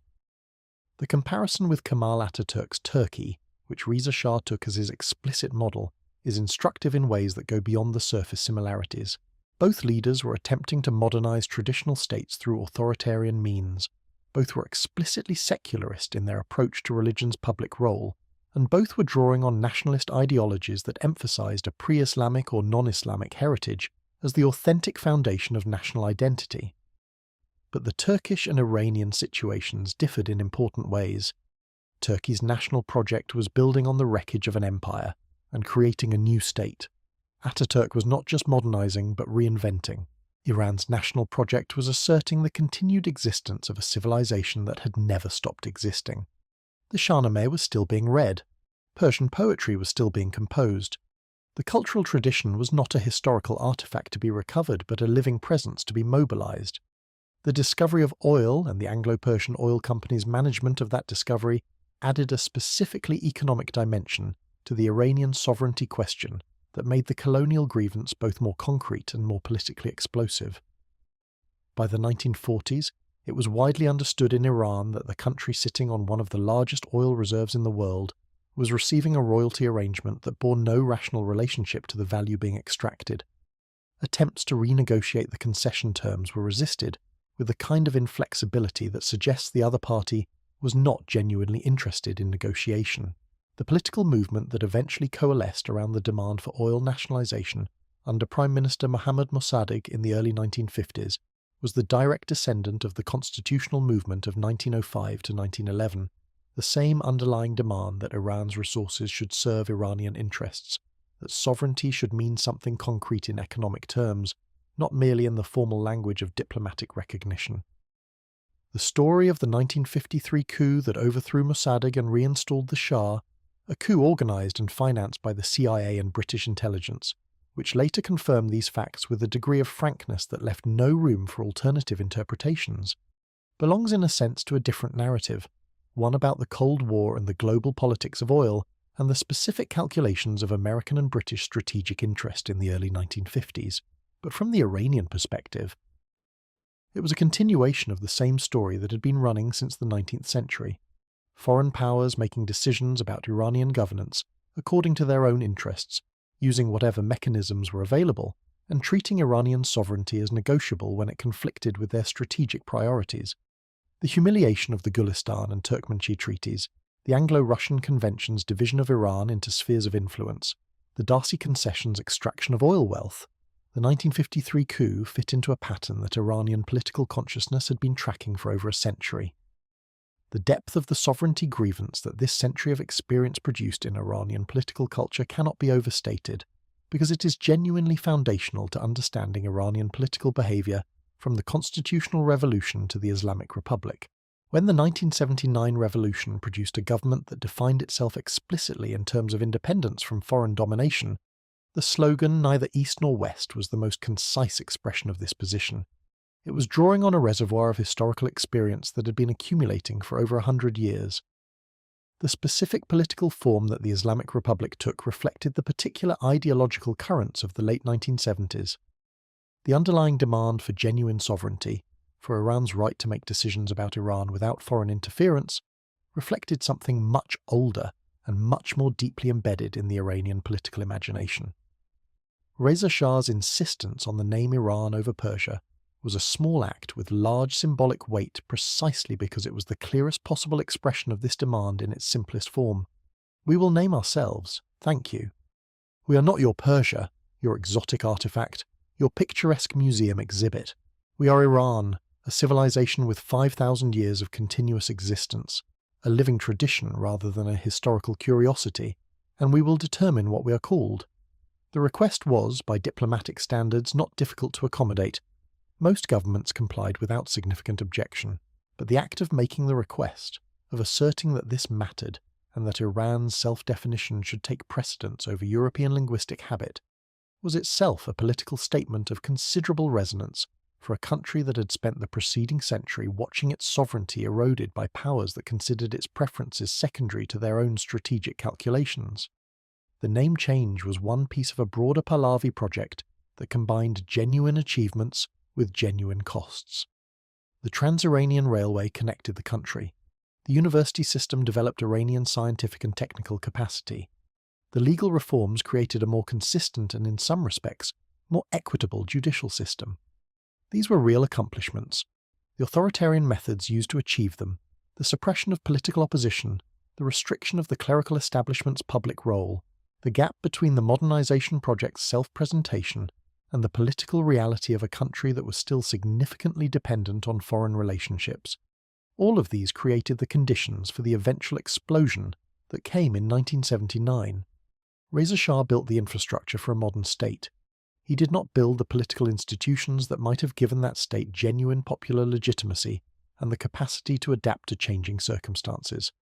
The world that Reza Shah's son, Mohammad Reza Shah, inherited in 1941, when the British and Soviets occupied Iran and forced Reza Shah's abdication, in one of those historical episodes that tends to confirm rather than contradict the sovereignty grievance, was a country in the middle of a transformation that had generated both genuine development and genuine political instability. The oil crisis of the early 1950s, the Cold War pressures, the White Revolution of the 1960s, the growing opposition from both the left and the religious establishment, these were the chapters that led, with historical inevitability in retrospect if not in anticipation, to the convulsions of 1979. But 1979 belongs to the final chapter of this story, which is the chapter about what all of this history means for the Iran that exists today, and how 5,000 years of the patterns we have been tracing express themselves in the contemporary world. Because the name change of 1935 was not the end of the story. It was, in a sense, the beginning of the most recent chapter in a story that has been running for a very long time, and whose ending, if it has an ending, remains genuinely unclear. What is clear, surveying the full arc from Elam's first treaty to Reza Shah's diplomatic dispatch, is that the Iranian demand for recognition, to be seen accurately, to be called by one's own name, to have one's history and complexity acknowledged rather than flattened into convenient external categories, has been a consistent thread running through the entire narrative. The world's first diplomatic treaty was written here. The world's most durable concept of linear time was developed here. The administrative traditions that shaped 3 continents were refined here. The literary tradition that produced Hafez and Rumi, which is still being translated and read across the globe, emerged here. The oil reserves whose extraction funded British naval power and reshaped global energy politics came from here. And yet Iran spent the 19th and much of the 20th century being called Persia, a name chosen by Greeks, maintained by Europeans, carrying connotations of exotic powerlessness that suited everyone's purposes except Iran's own. The insistence on Iran over Persia was a small act of definitional sovereignty. It was also, in the context of everything that had happened before it and everything that would happen after, a very Iranian act, patient, persistent, unwilling to accept the definition that others had assigned, determined to be seen on its own terms rather than through someone else's lens. 5,000 years of civilizational persistence has produced, in the people of the Iranian plateau, a particularly acute awareness of the gap between how they see themselves and how they are seen from outside. The last chapter of this story is about that gap, about the war of representation that Iran has been fighting for the past century, and about whether the civilization that converted its conquerors and outlasted its destroyers can find a way to close the distance between the ancient story it knows about itself and the simplified version that the outside world has been working with. That conversation is very much still happening, and it starts with what we decide to call things. One final detail about the 1935 name change that tends to get lost in the broader political narrative, but that illuminates something important about how Iranian nationalism understood its own project. The choice to emphasize the Aryan roots of the name Iran was not accidental, and it was not without ideological context. The 1930s were a period of intense interest in Aryan identity across multiple political traditions, most notoriously in Nazi Germany, and the Iranian government's diplomatic outreach to Germany during this period, based on a shared interest in limiting British and Soviet influence, combined with the ideological resonance of the Aryan connection, was one of the factors that eventually led to the 1941 Allied occupation and Reza Shah's forced abdication. The German-Iranian relationship was more pragmatic than ideological on the Iranian side, but the conjunction of timing and terminology created associations that the Pahlavi monarchy would spend decades managing. The broader point is that Reza Shah's nationalism was not operating in a vacuum. It was drawing on the same global currents of ethnic nationalist thought that were producing movements across the political spectrum in the 1930s, movements that shared a common framework of ancient ethnic identity as the foundation of political community, even when their specific content and their political consequences differed enormously. The Iranian version was distinctive in its specific content, rooted in a genuinely ancient civilizational tradition rather than invented mythology, connected to a living cultural heritage rather than to a recently constructed national narrative, but it was participating in a broader intellectual atmosphere of the era. The legacy of this period for contemporary Iranian political culture is complex. The Pahlavi emphasis on pre-Islamic Iranian identity, on Cyrus and the Achaemenids, on the Shahnameh tradition, on the Persian language as the carrier of a civilization older than Islam, created a framework for Iranian national pride that the Islamic Revolution of 1979 did not eliminate but rather transformed. The Islamic Republic has its own complex relationship with pre-Islamic Iranian identity, officially ambivalent, often suspicious of the nationalist readings of that history, but unable and unwilling to simply abandon the deep emotional resonance that 5,000 years of civilizational achievement generates in a population that has been living with that history continuously. The current Iranian state celebrates Nowruz, the pre-Islamic Persian New Year, as a national holiday. It maintains Persepolis as a major historical site even though the revolutionary discourse of 1979 was deeply skeptical of the Pahlavi celebration of that heritage. These small tensions in the cultural politics of contemporary Iran reflect the genuine complexity of a national identity that contains multiple layers: Zoroastrian, Islamic, Shia, Persian, pre-Islamic Iranian, that cannot be fully reconciled into a single coherent narrative, but that have learned to coexist in the same cultural space across centuries of accumulated history. The British withdrawal from its informal empire in the Middle East after the Second World War, and the eventual transformation of the Anglo-Iranian oil company dispute into the 1953 crisis, brought the century-long sovereignty struggle to a particularly acute point. Mosaddegh's nationalization of the oil industry in 1951 was not simply a policy decision about revenue allocation. It was an assertion of the principle that Iranian resources should be subject to Iranian control, the economic expression of the same sovereignty demand that the constitutional revolution had expressed in political terms and that the name change had expressed in symbolic terms. The international reaction to Mossaddegh's nationalization, the British organized oil embargo, the eventually successful coup, demonstrated that the sovereignty claim was still being resisted by the same combination of economic and political pressure that had been operating since the 19th century. The memory of Mossadegh and the 1953 coup has remained extraordinarily powerful in Iranian political culture, precisely because it fits so perfectly into the longer narrative of foreign interference and frustrated sovereignty. It is the most recent, the most clearly documented, and in some ways the most naked example of the pattern.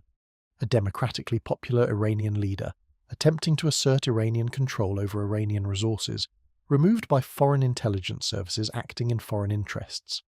The CIA's eventual public acknowledgement of its role in the coup did not reduce the significance of the event in Iranian political memory. If anything, it confirmed what Iranians had believed and been saying for decades.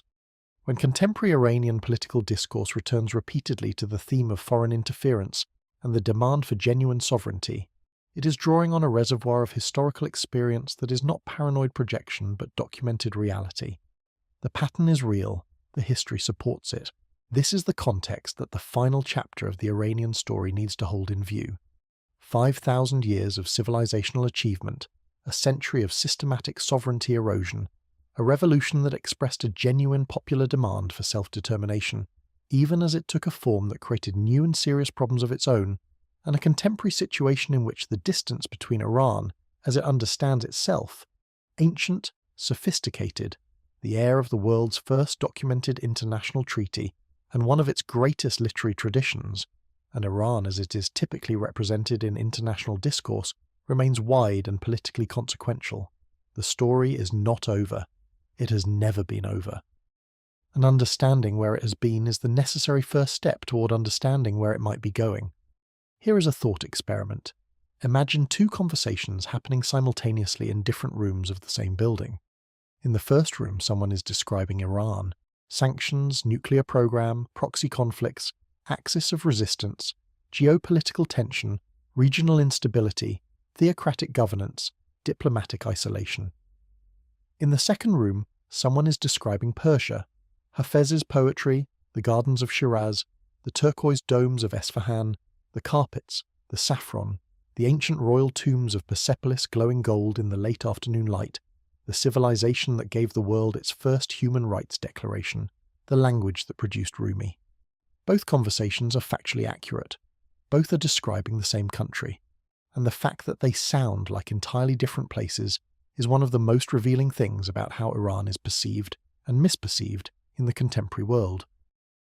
The distance between these two images is not simply a gap between past and present.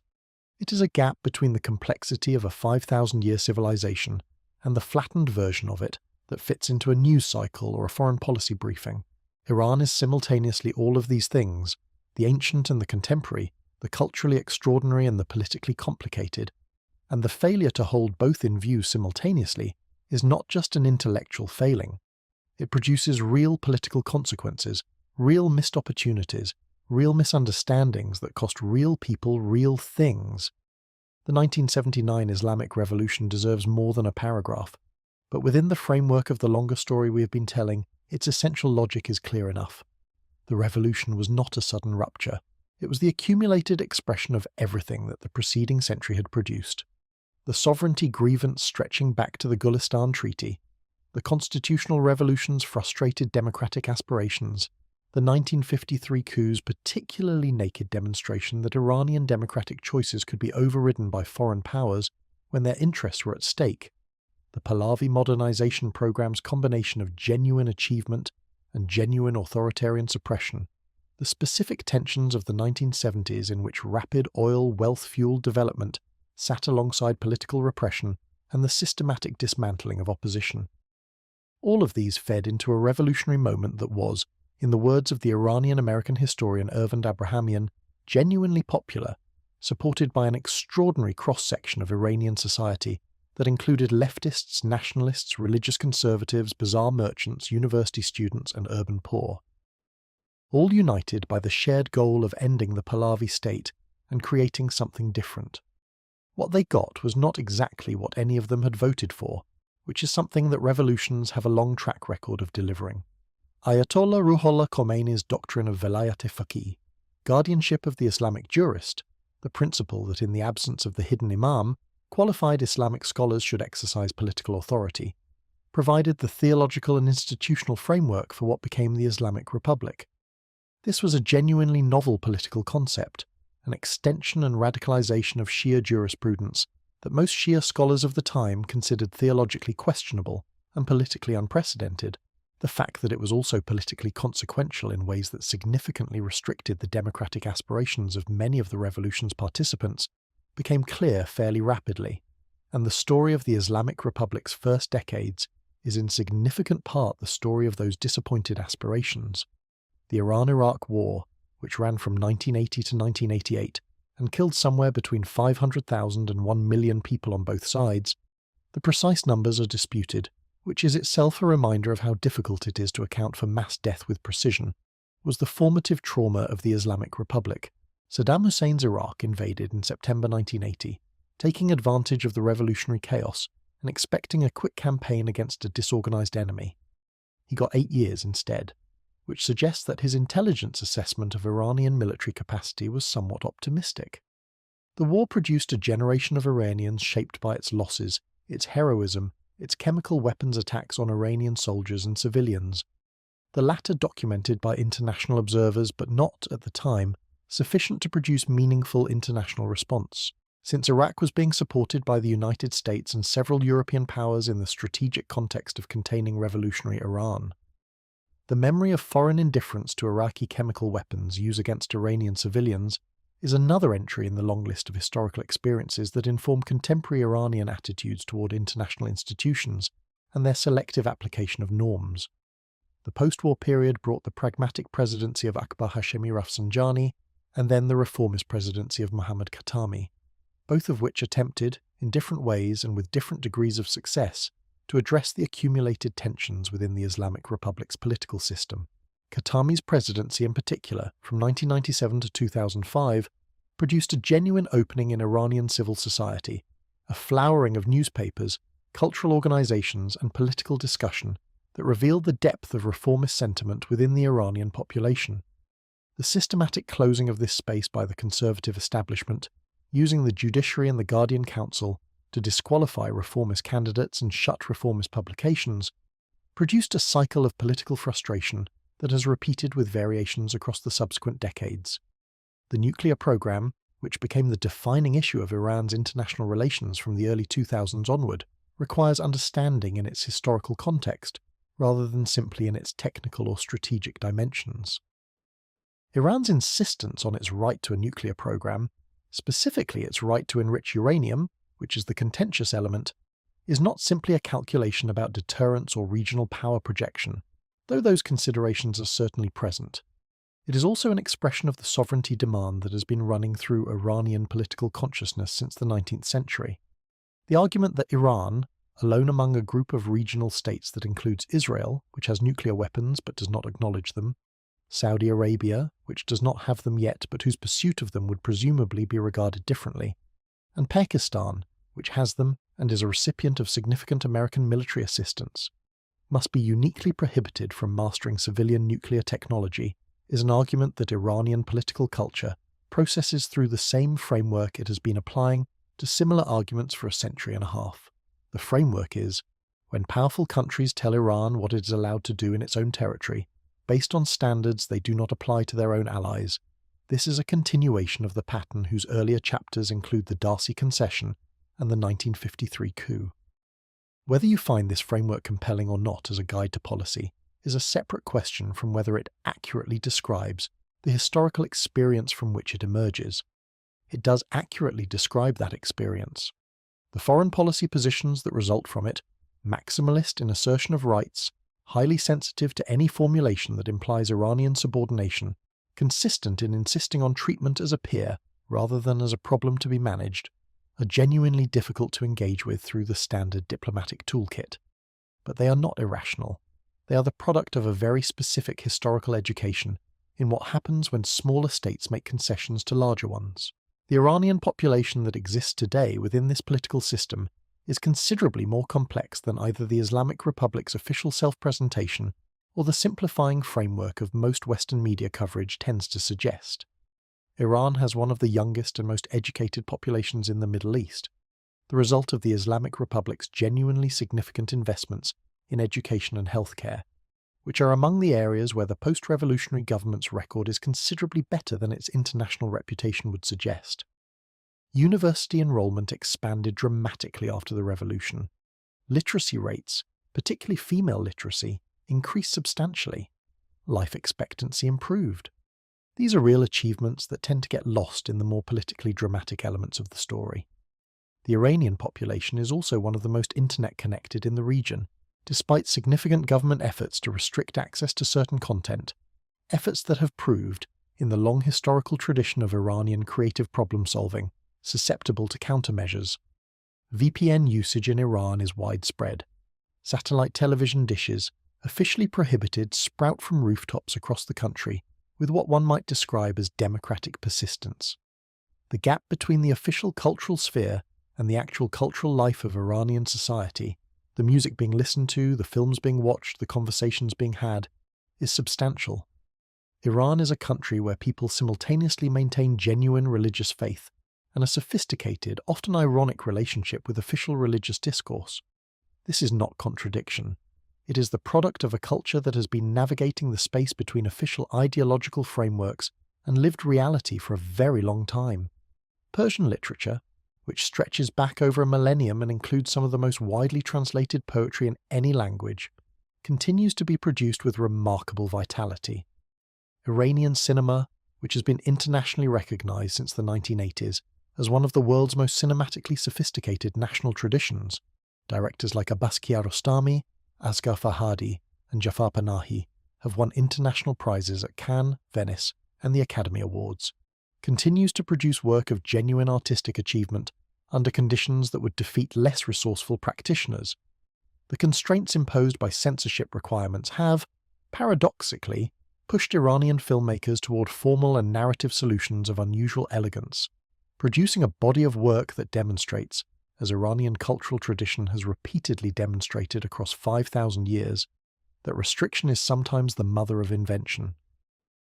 The diaspora that has formed since 1979, several million Iranians living in Los Angeles, sometimes called Tehrangeles, London, Toronto, Paris, Stockholm, and dozens of other cities around the world, represents another dimension of the cultural complexity.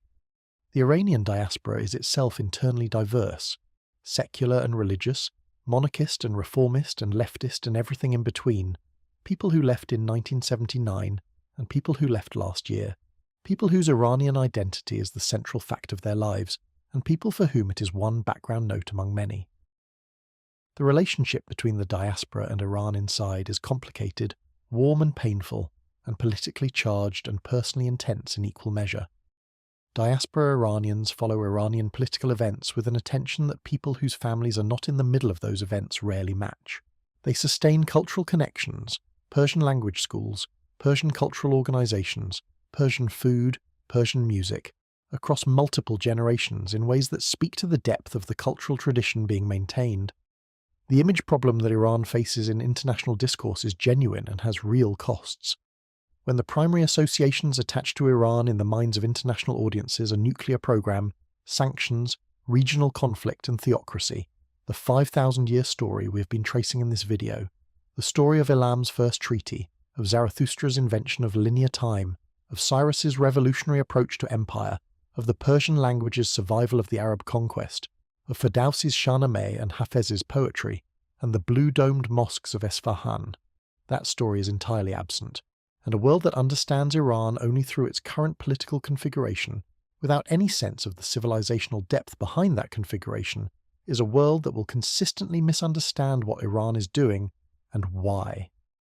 The two images that exist simultaneously in global consciousness, Iran as geopolitical problem and Persia as cultural heritage, are both real, but neither is sufficient. The Iran that exists today is the contemporary expression of the same civilization that produced the world's first diplomatic treaty, the concept of linear time, the world's first declaration of human rights, and some of the most beautiful poetry in any human language.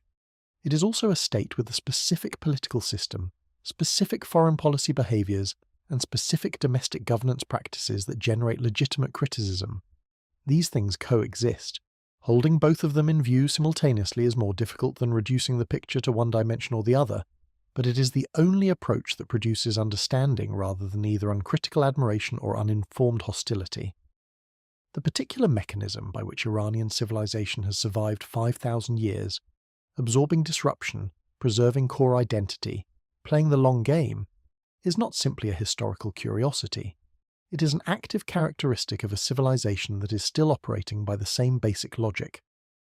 The Iranian political system that exists today is, in important ways, a product of exactly the same pattern we have been tracing throughout this narrative. A civilization that was repeatedly subordinated by more powerful external actors developed a reflexive commitment to sovereignty that shapes its behavior in ways that can look, from outside, like irrational intransigence, but that from inside reflects a very specific historical education in what happens when you make concessions. A civilization that was repeatedly absorbed and transformed developed a strong immune system against cultural penetration that can look, from outside, like closed-mindedness, but that from inside reflects a very specific historical experience of what open cultural competition means for a society surrounded by larger and more powerful neighbours. None of this is to say that the specific choices made by the Islamic Republic are the only possible expression of Iranian civilizational values, or that criticism of those choices is illegitimate. Iranian society itself is engaged in continuous internal debate about these questions, a debate that is considerably more sophisticated and multidimensional than the international coverage of it tends to suggest. The massive protest movements that have erupted repeatedly over the past 2 decades, the Green Movement of 2009, the protests of 2017 and 2019, the Woman Life, Freedom Movement of 2022, represent the internal Iranian debate about what form Iranian sovereignty and Iranian identity should take in the contemporary world. This is not a debate between Iran and the West. It is a debate within Iran, between different visions of what the Iranian civilizational inheritance requires in a contemporary context. The woman, life, freedom movement of 2022 deserves particular attention because it expressed something that goes to the very heart of the Iranian story we have been telling. The movement began after the death of Mahsa Amini, a 22-year-old Kurdish Iranian woman in the custody of the morality police. What followed was one of the most sustained protest movements in Iranian history, remarkable both for its geographic spread across the country and its social breadth. Women and men, young and old, Persians and Kurds and other ethnic minorities, secular and religious, all participating in a movement that demanded fundamental changes to the terms on which the Islamic Republic governs Iranian society. The slogan, Woman, Life, Freedom, Zan, Zendagi, Azadi in Persian, was itself a synthesis. 3 words that together express a vision of Iranian society organized around human dignity and individual freedom rather than state-imposed conformity. The movement was not simply about the mandatory hijab, though the hijab requirement was the immediate catalyst. It was about the accumulated weight of restrictions on individual autonomy that the Islamic Republic's governance model imposes, and about a generational demand, particularly but not exclusively from young Iranians, for a different relationship between the state and the individual than the revolutionary generation's framework had produced. Whether this demand will eventually produce fundamental political change, and what form that change will take, is genuinely unclear. What is clear is that the Iranian people's capacity for sustained political engagement, for creative resistance, for maintaining civilizational aspirations across generations of difficult circumstances, has not diminished.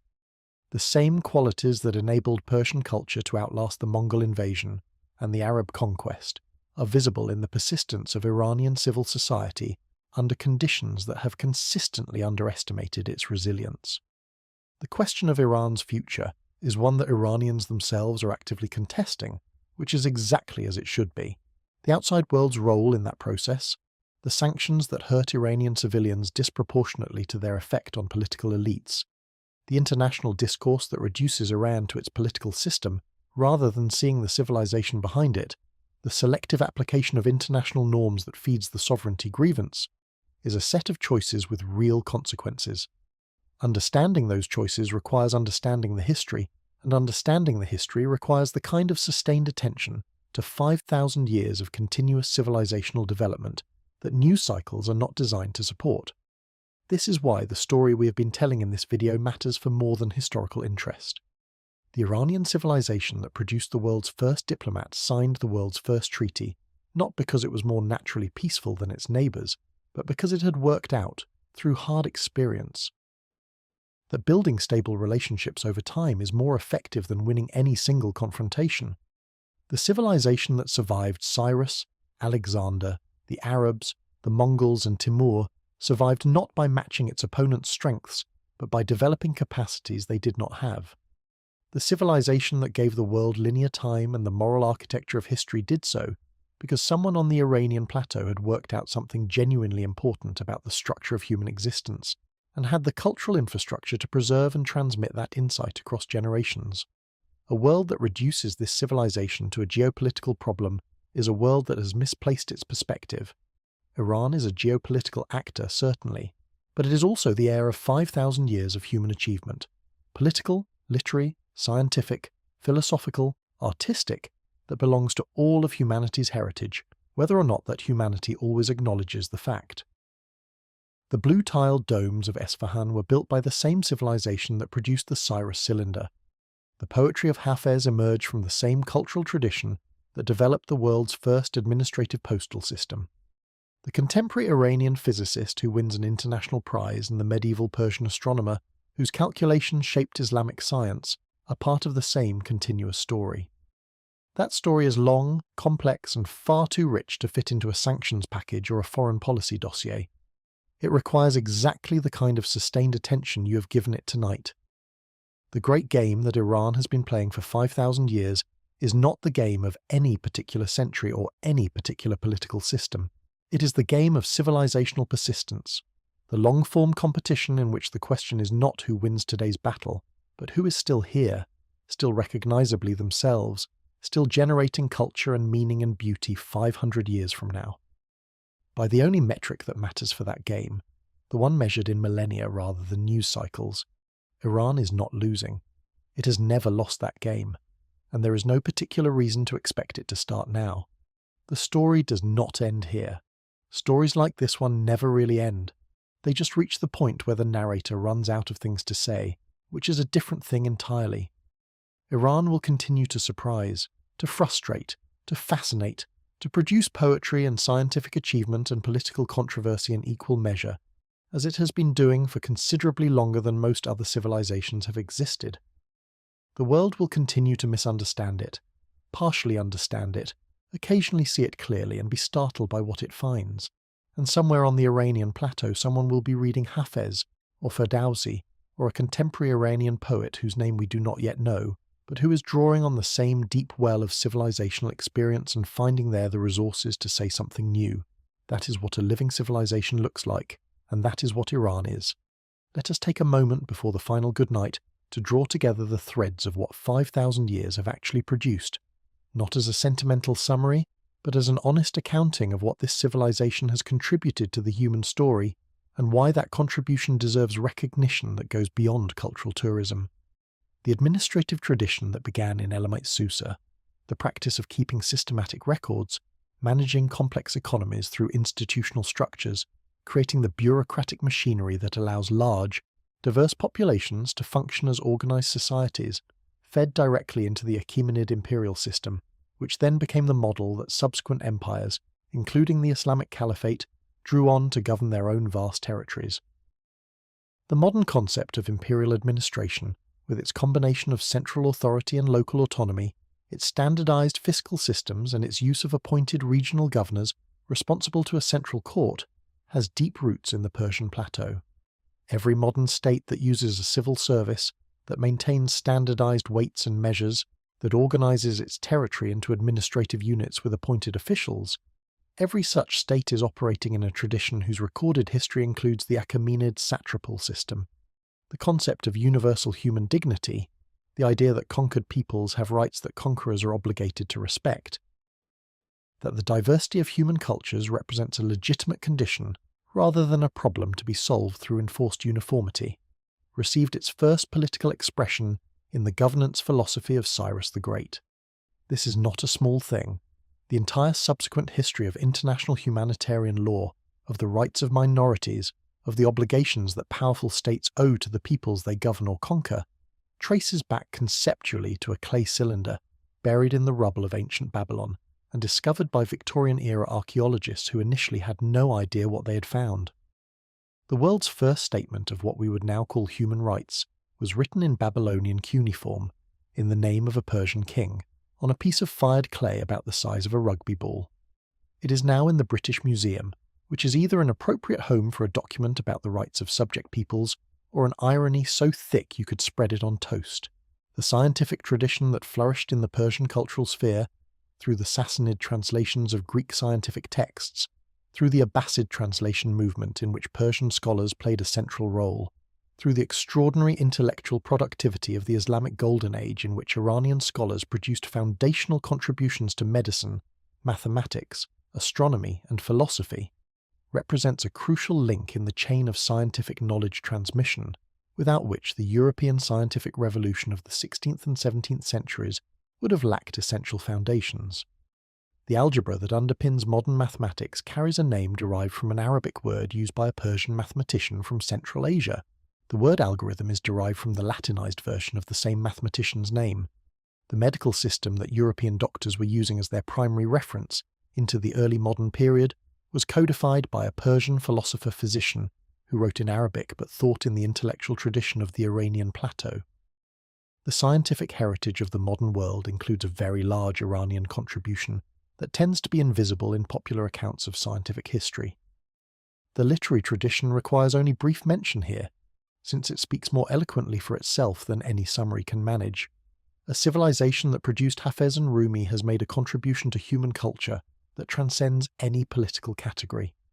Rumi's Masnavi, the spiritual poem that runs to approximately 25,000 couplets and has been translated into more languages than almost any other work of medieval literature, continues to be read, recited, and meditated upon by millions of people across the world, many of whom have no idea that its author was a 13th century Persian speaker who was born in Balkh, spent most of his adult life in Konya in what is now Turkey, and wrote in a language that his family had carried from the Iranian plateau into the Anatolian diaspora, Hafez's ghazals, the short lyric poems that combine erotic and mystical imagery in ways that have generated centuries of interpretive dispute about whether they are about love or about God, to which the answer is probably both, and that is the point, remain the most quoted poetry in the Persian-speaking world. The tradition of Persian poetry is not a historical artifact, it is a living practice. The contemporary Iranian intellectual tradition carries this inheritance forward with varying degrees of acknowledgement.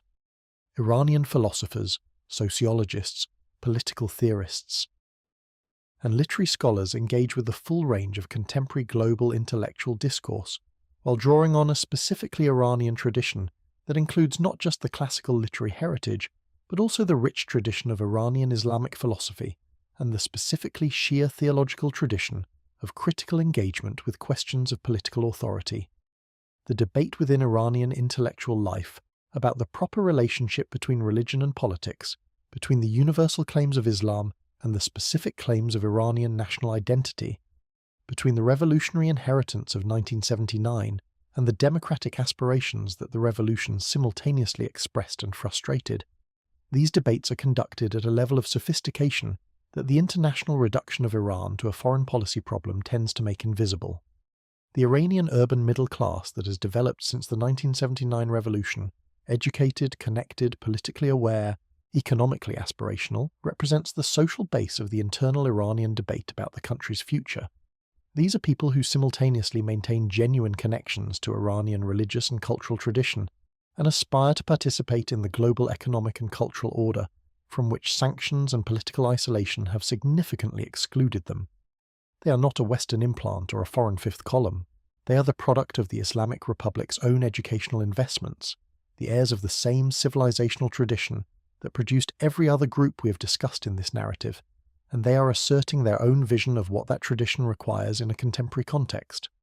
The tension between this aspiration and the political system that governs Iran is the central drama of contemporary Iranian life, and its resolution, if and when it comes, will be an Iranian resolution, produced by Iranian actors through Iranian political processes.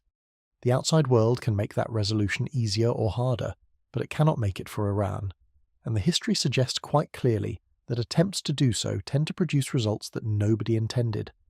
The geopolitical situation that Iran occupies today, surrounded by regional powers with competing interests, engaged in a complex relationship with the United States that has been defined by mutual hostility since 1979, managing the specific tensions of the Shia-Sunni divide that the Safavid decision of 1501 set in motion, sitting on enormous oil and gas reserves whose exploitation has been significantly limited by sanctions.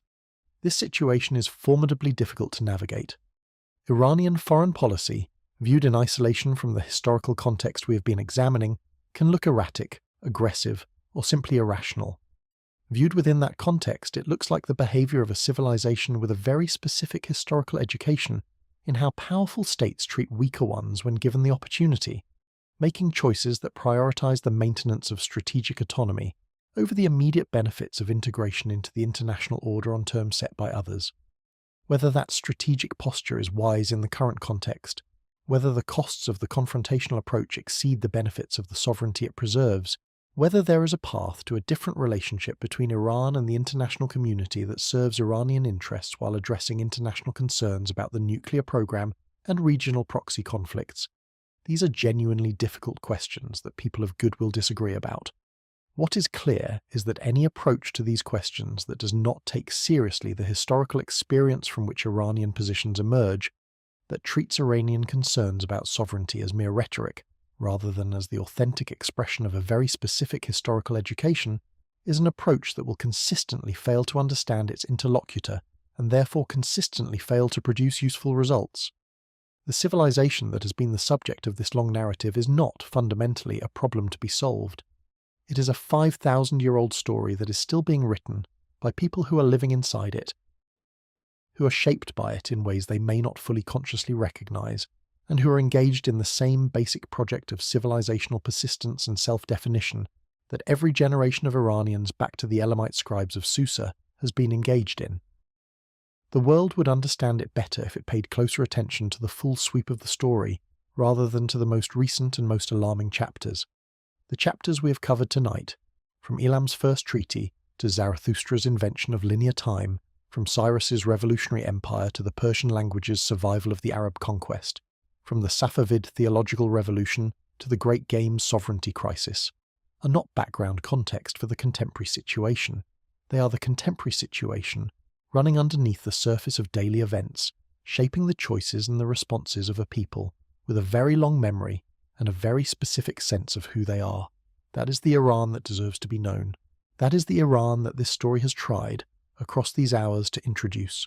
And that is the Iran that is still out there, under the surface of the news cycle, producing poetry and scientific papers and family dinners and philosophical arguments and protest movements, in the same place where people have been doing all of those things for 5,000 years and counting. Good night, sweet dreams. And if you wake up tomorrow thinking about ancient Elamite administrative tablets or the genealogy of the word algorithm, you're very welcome, and I am not entirely sorry.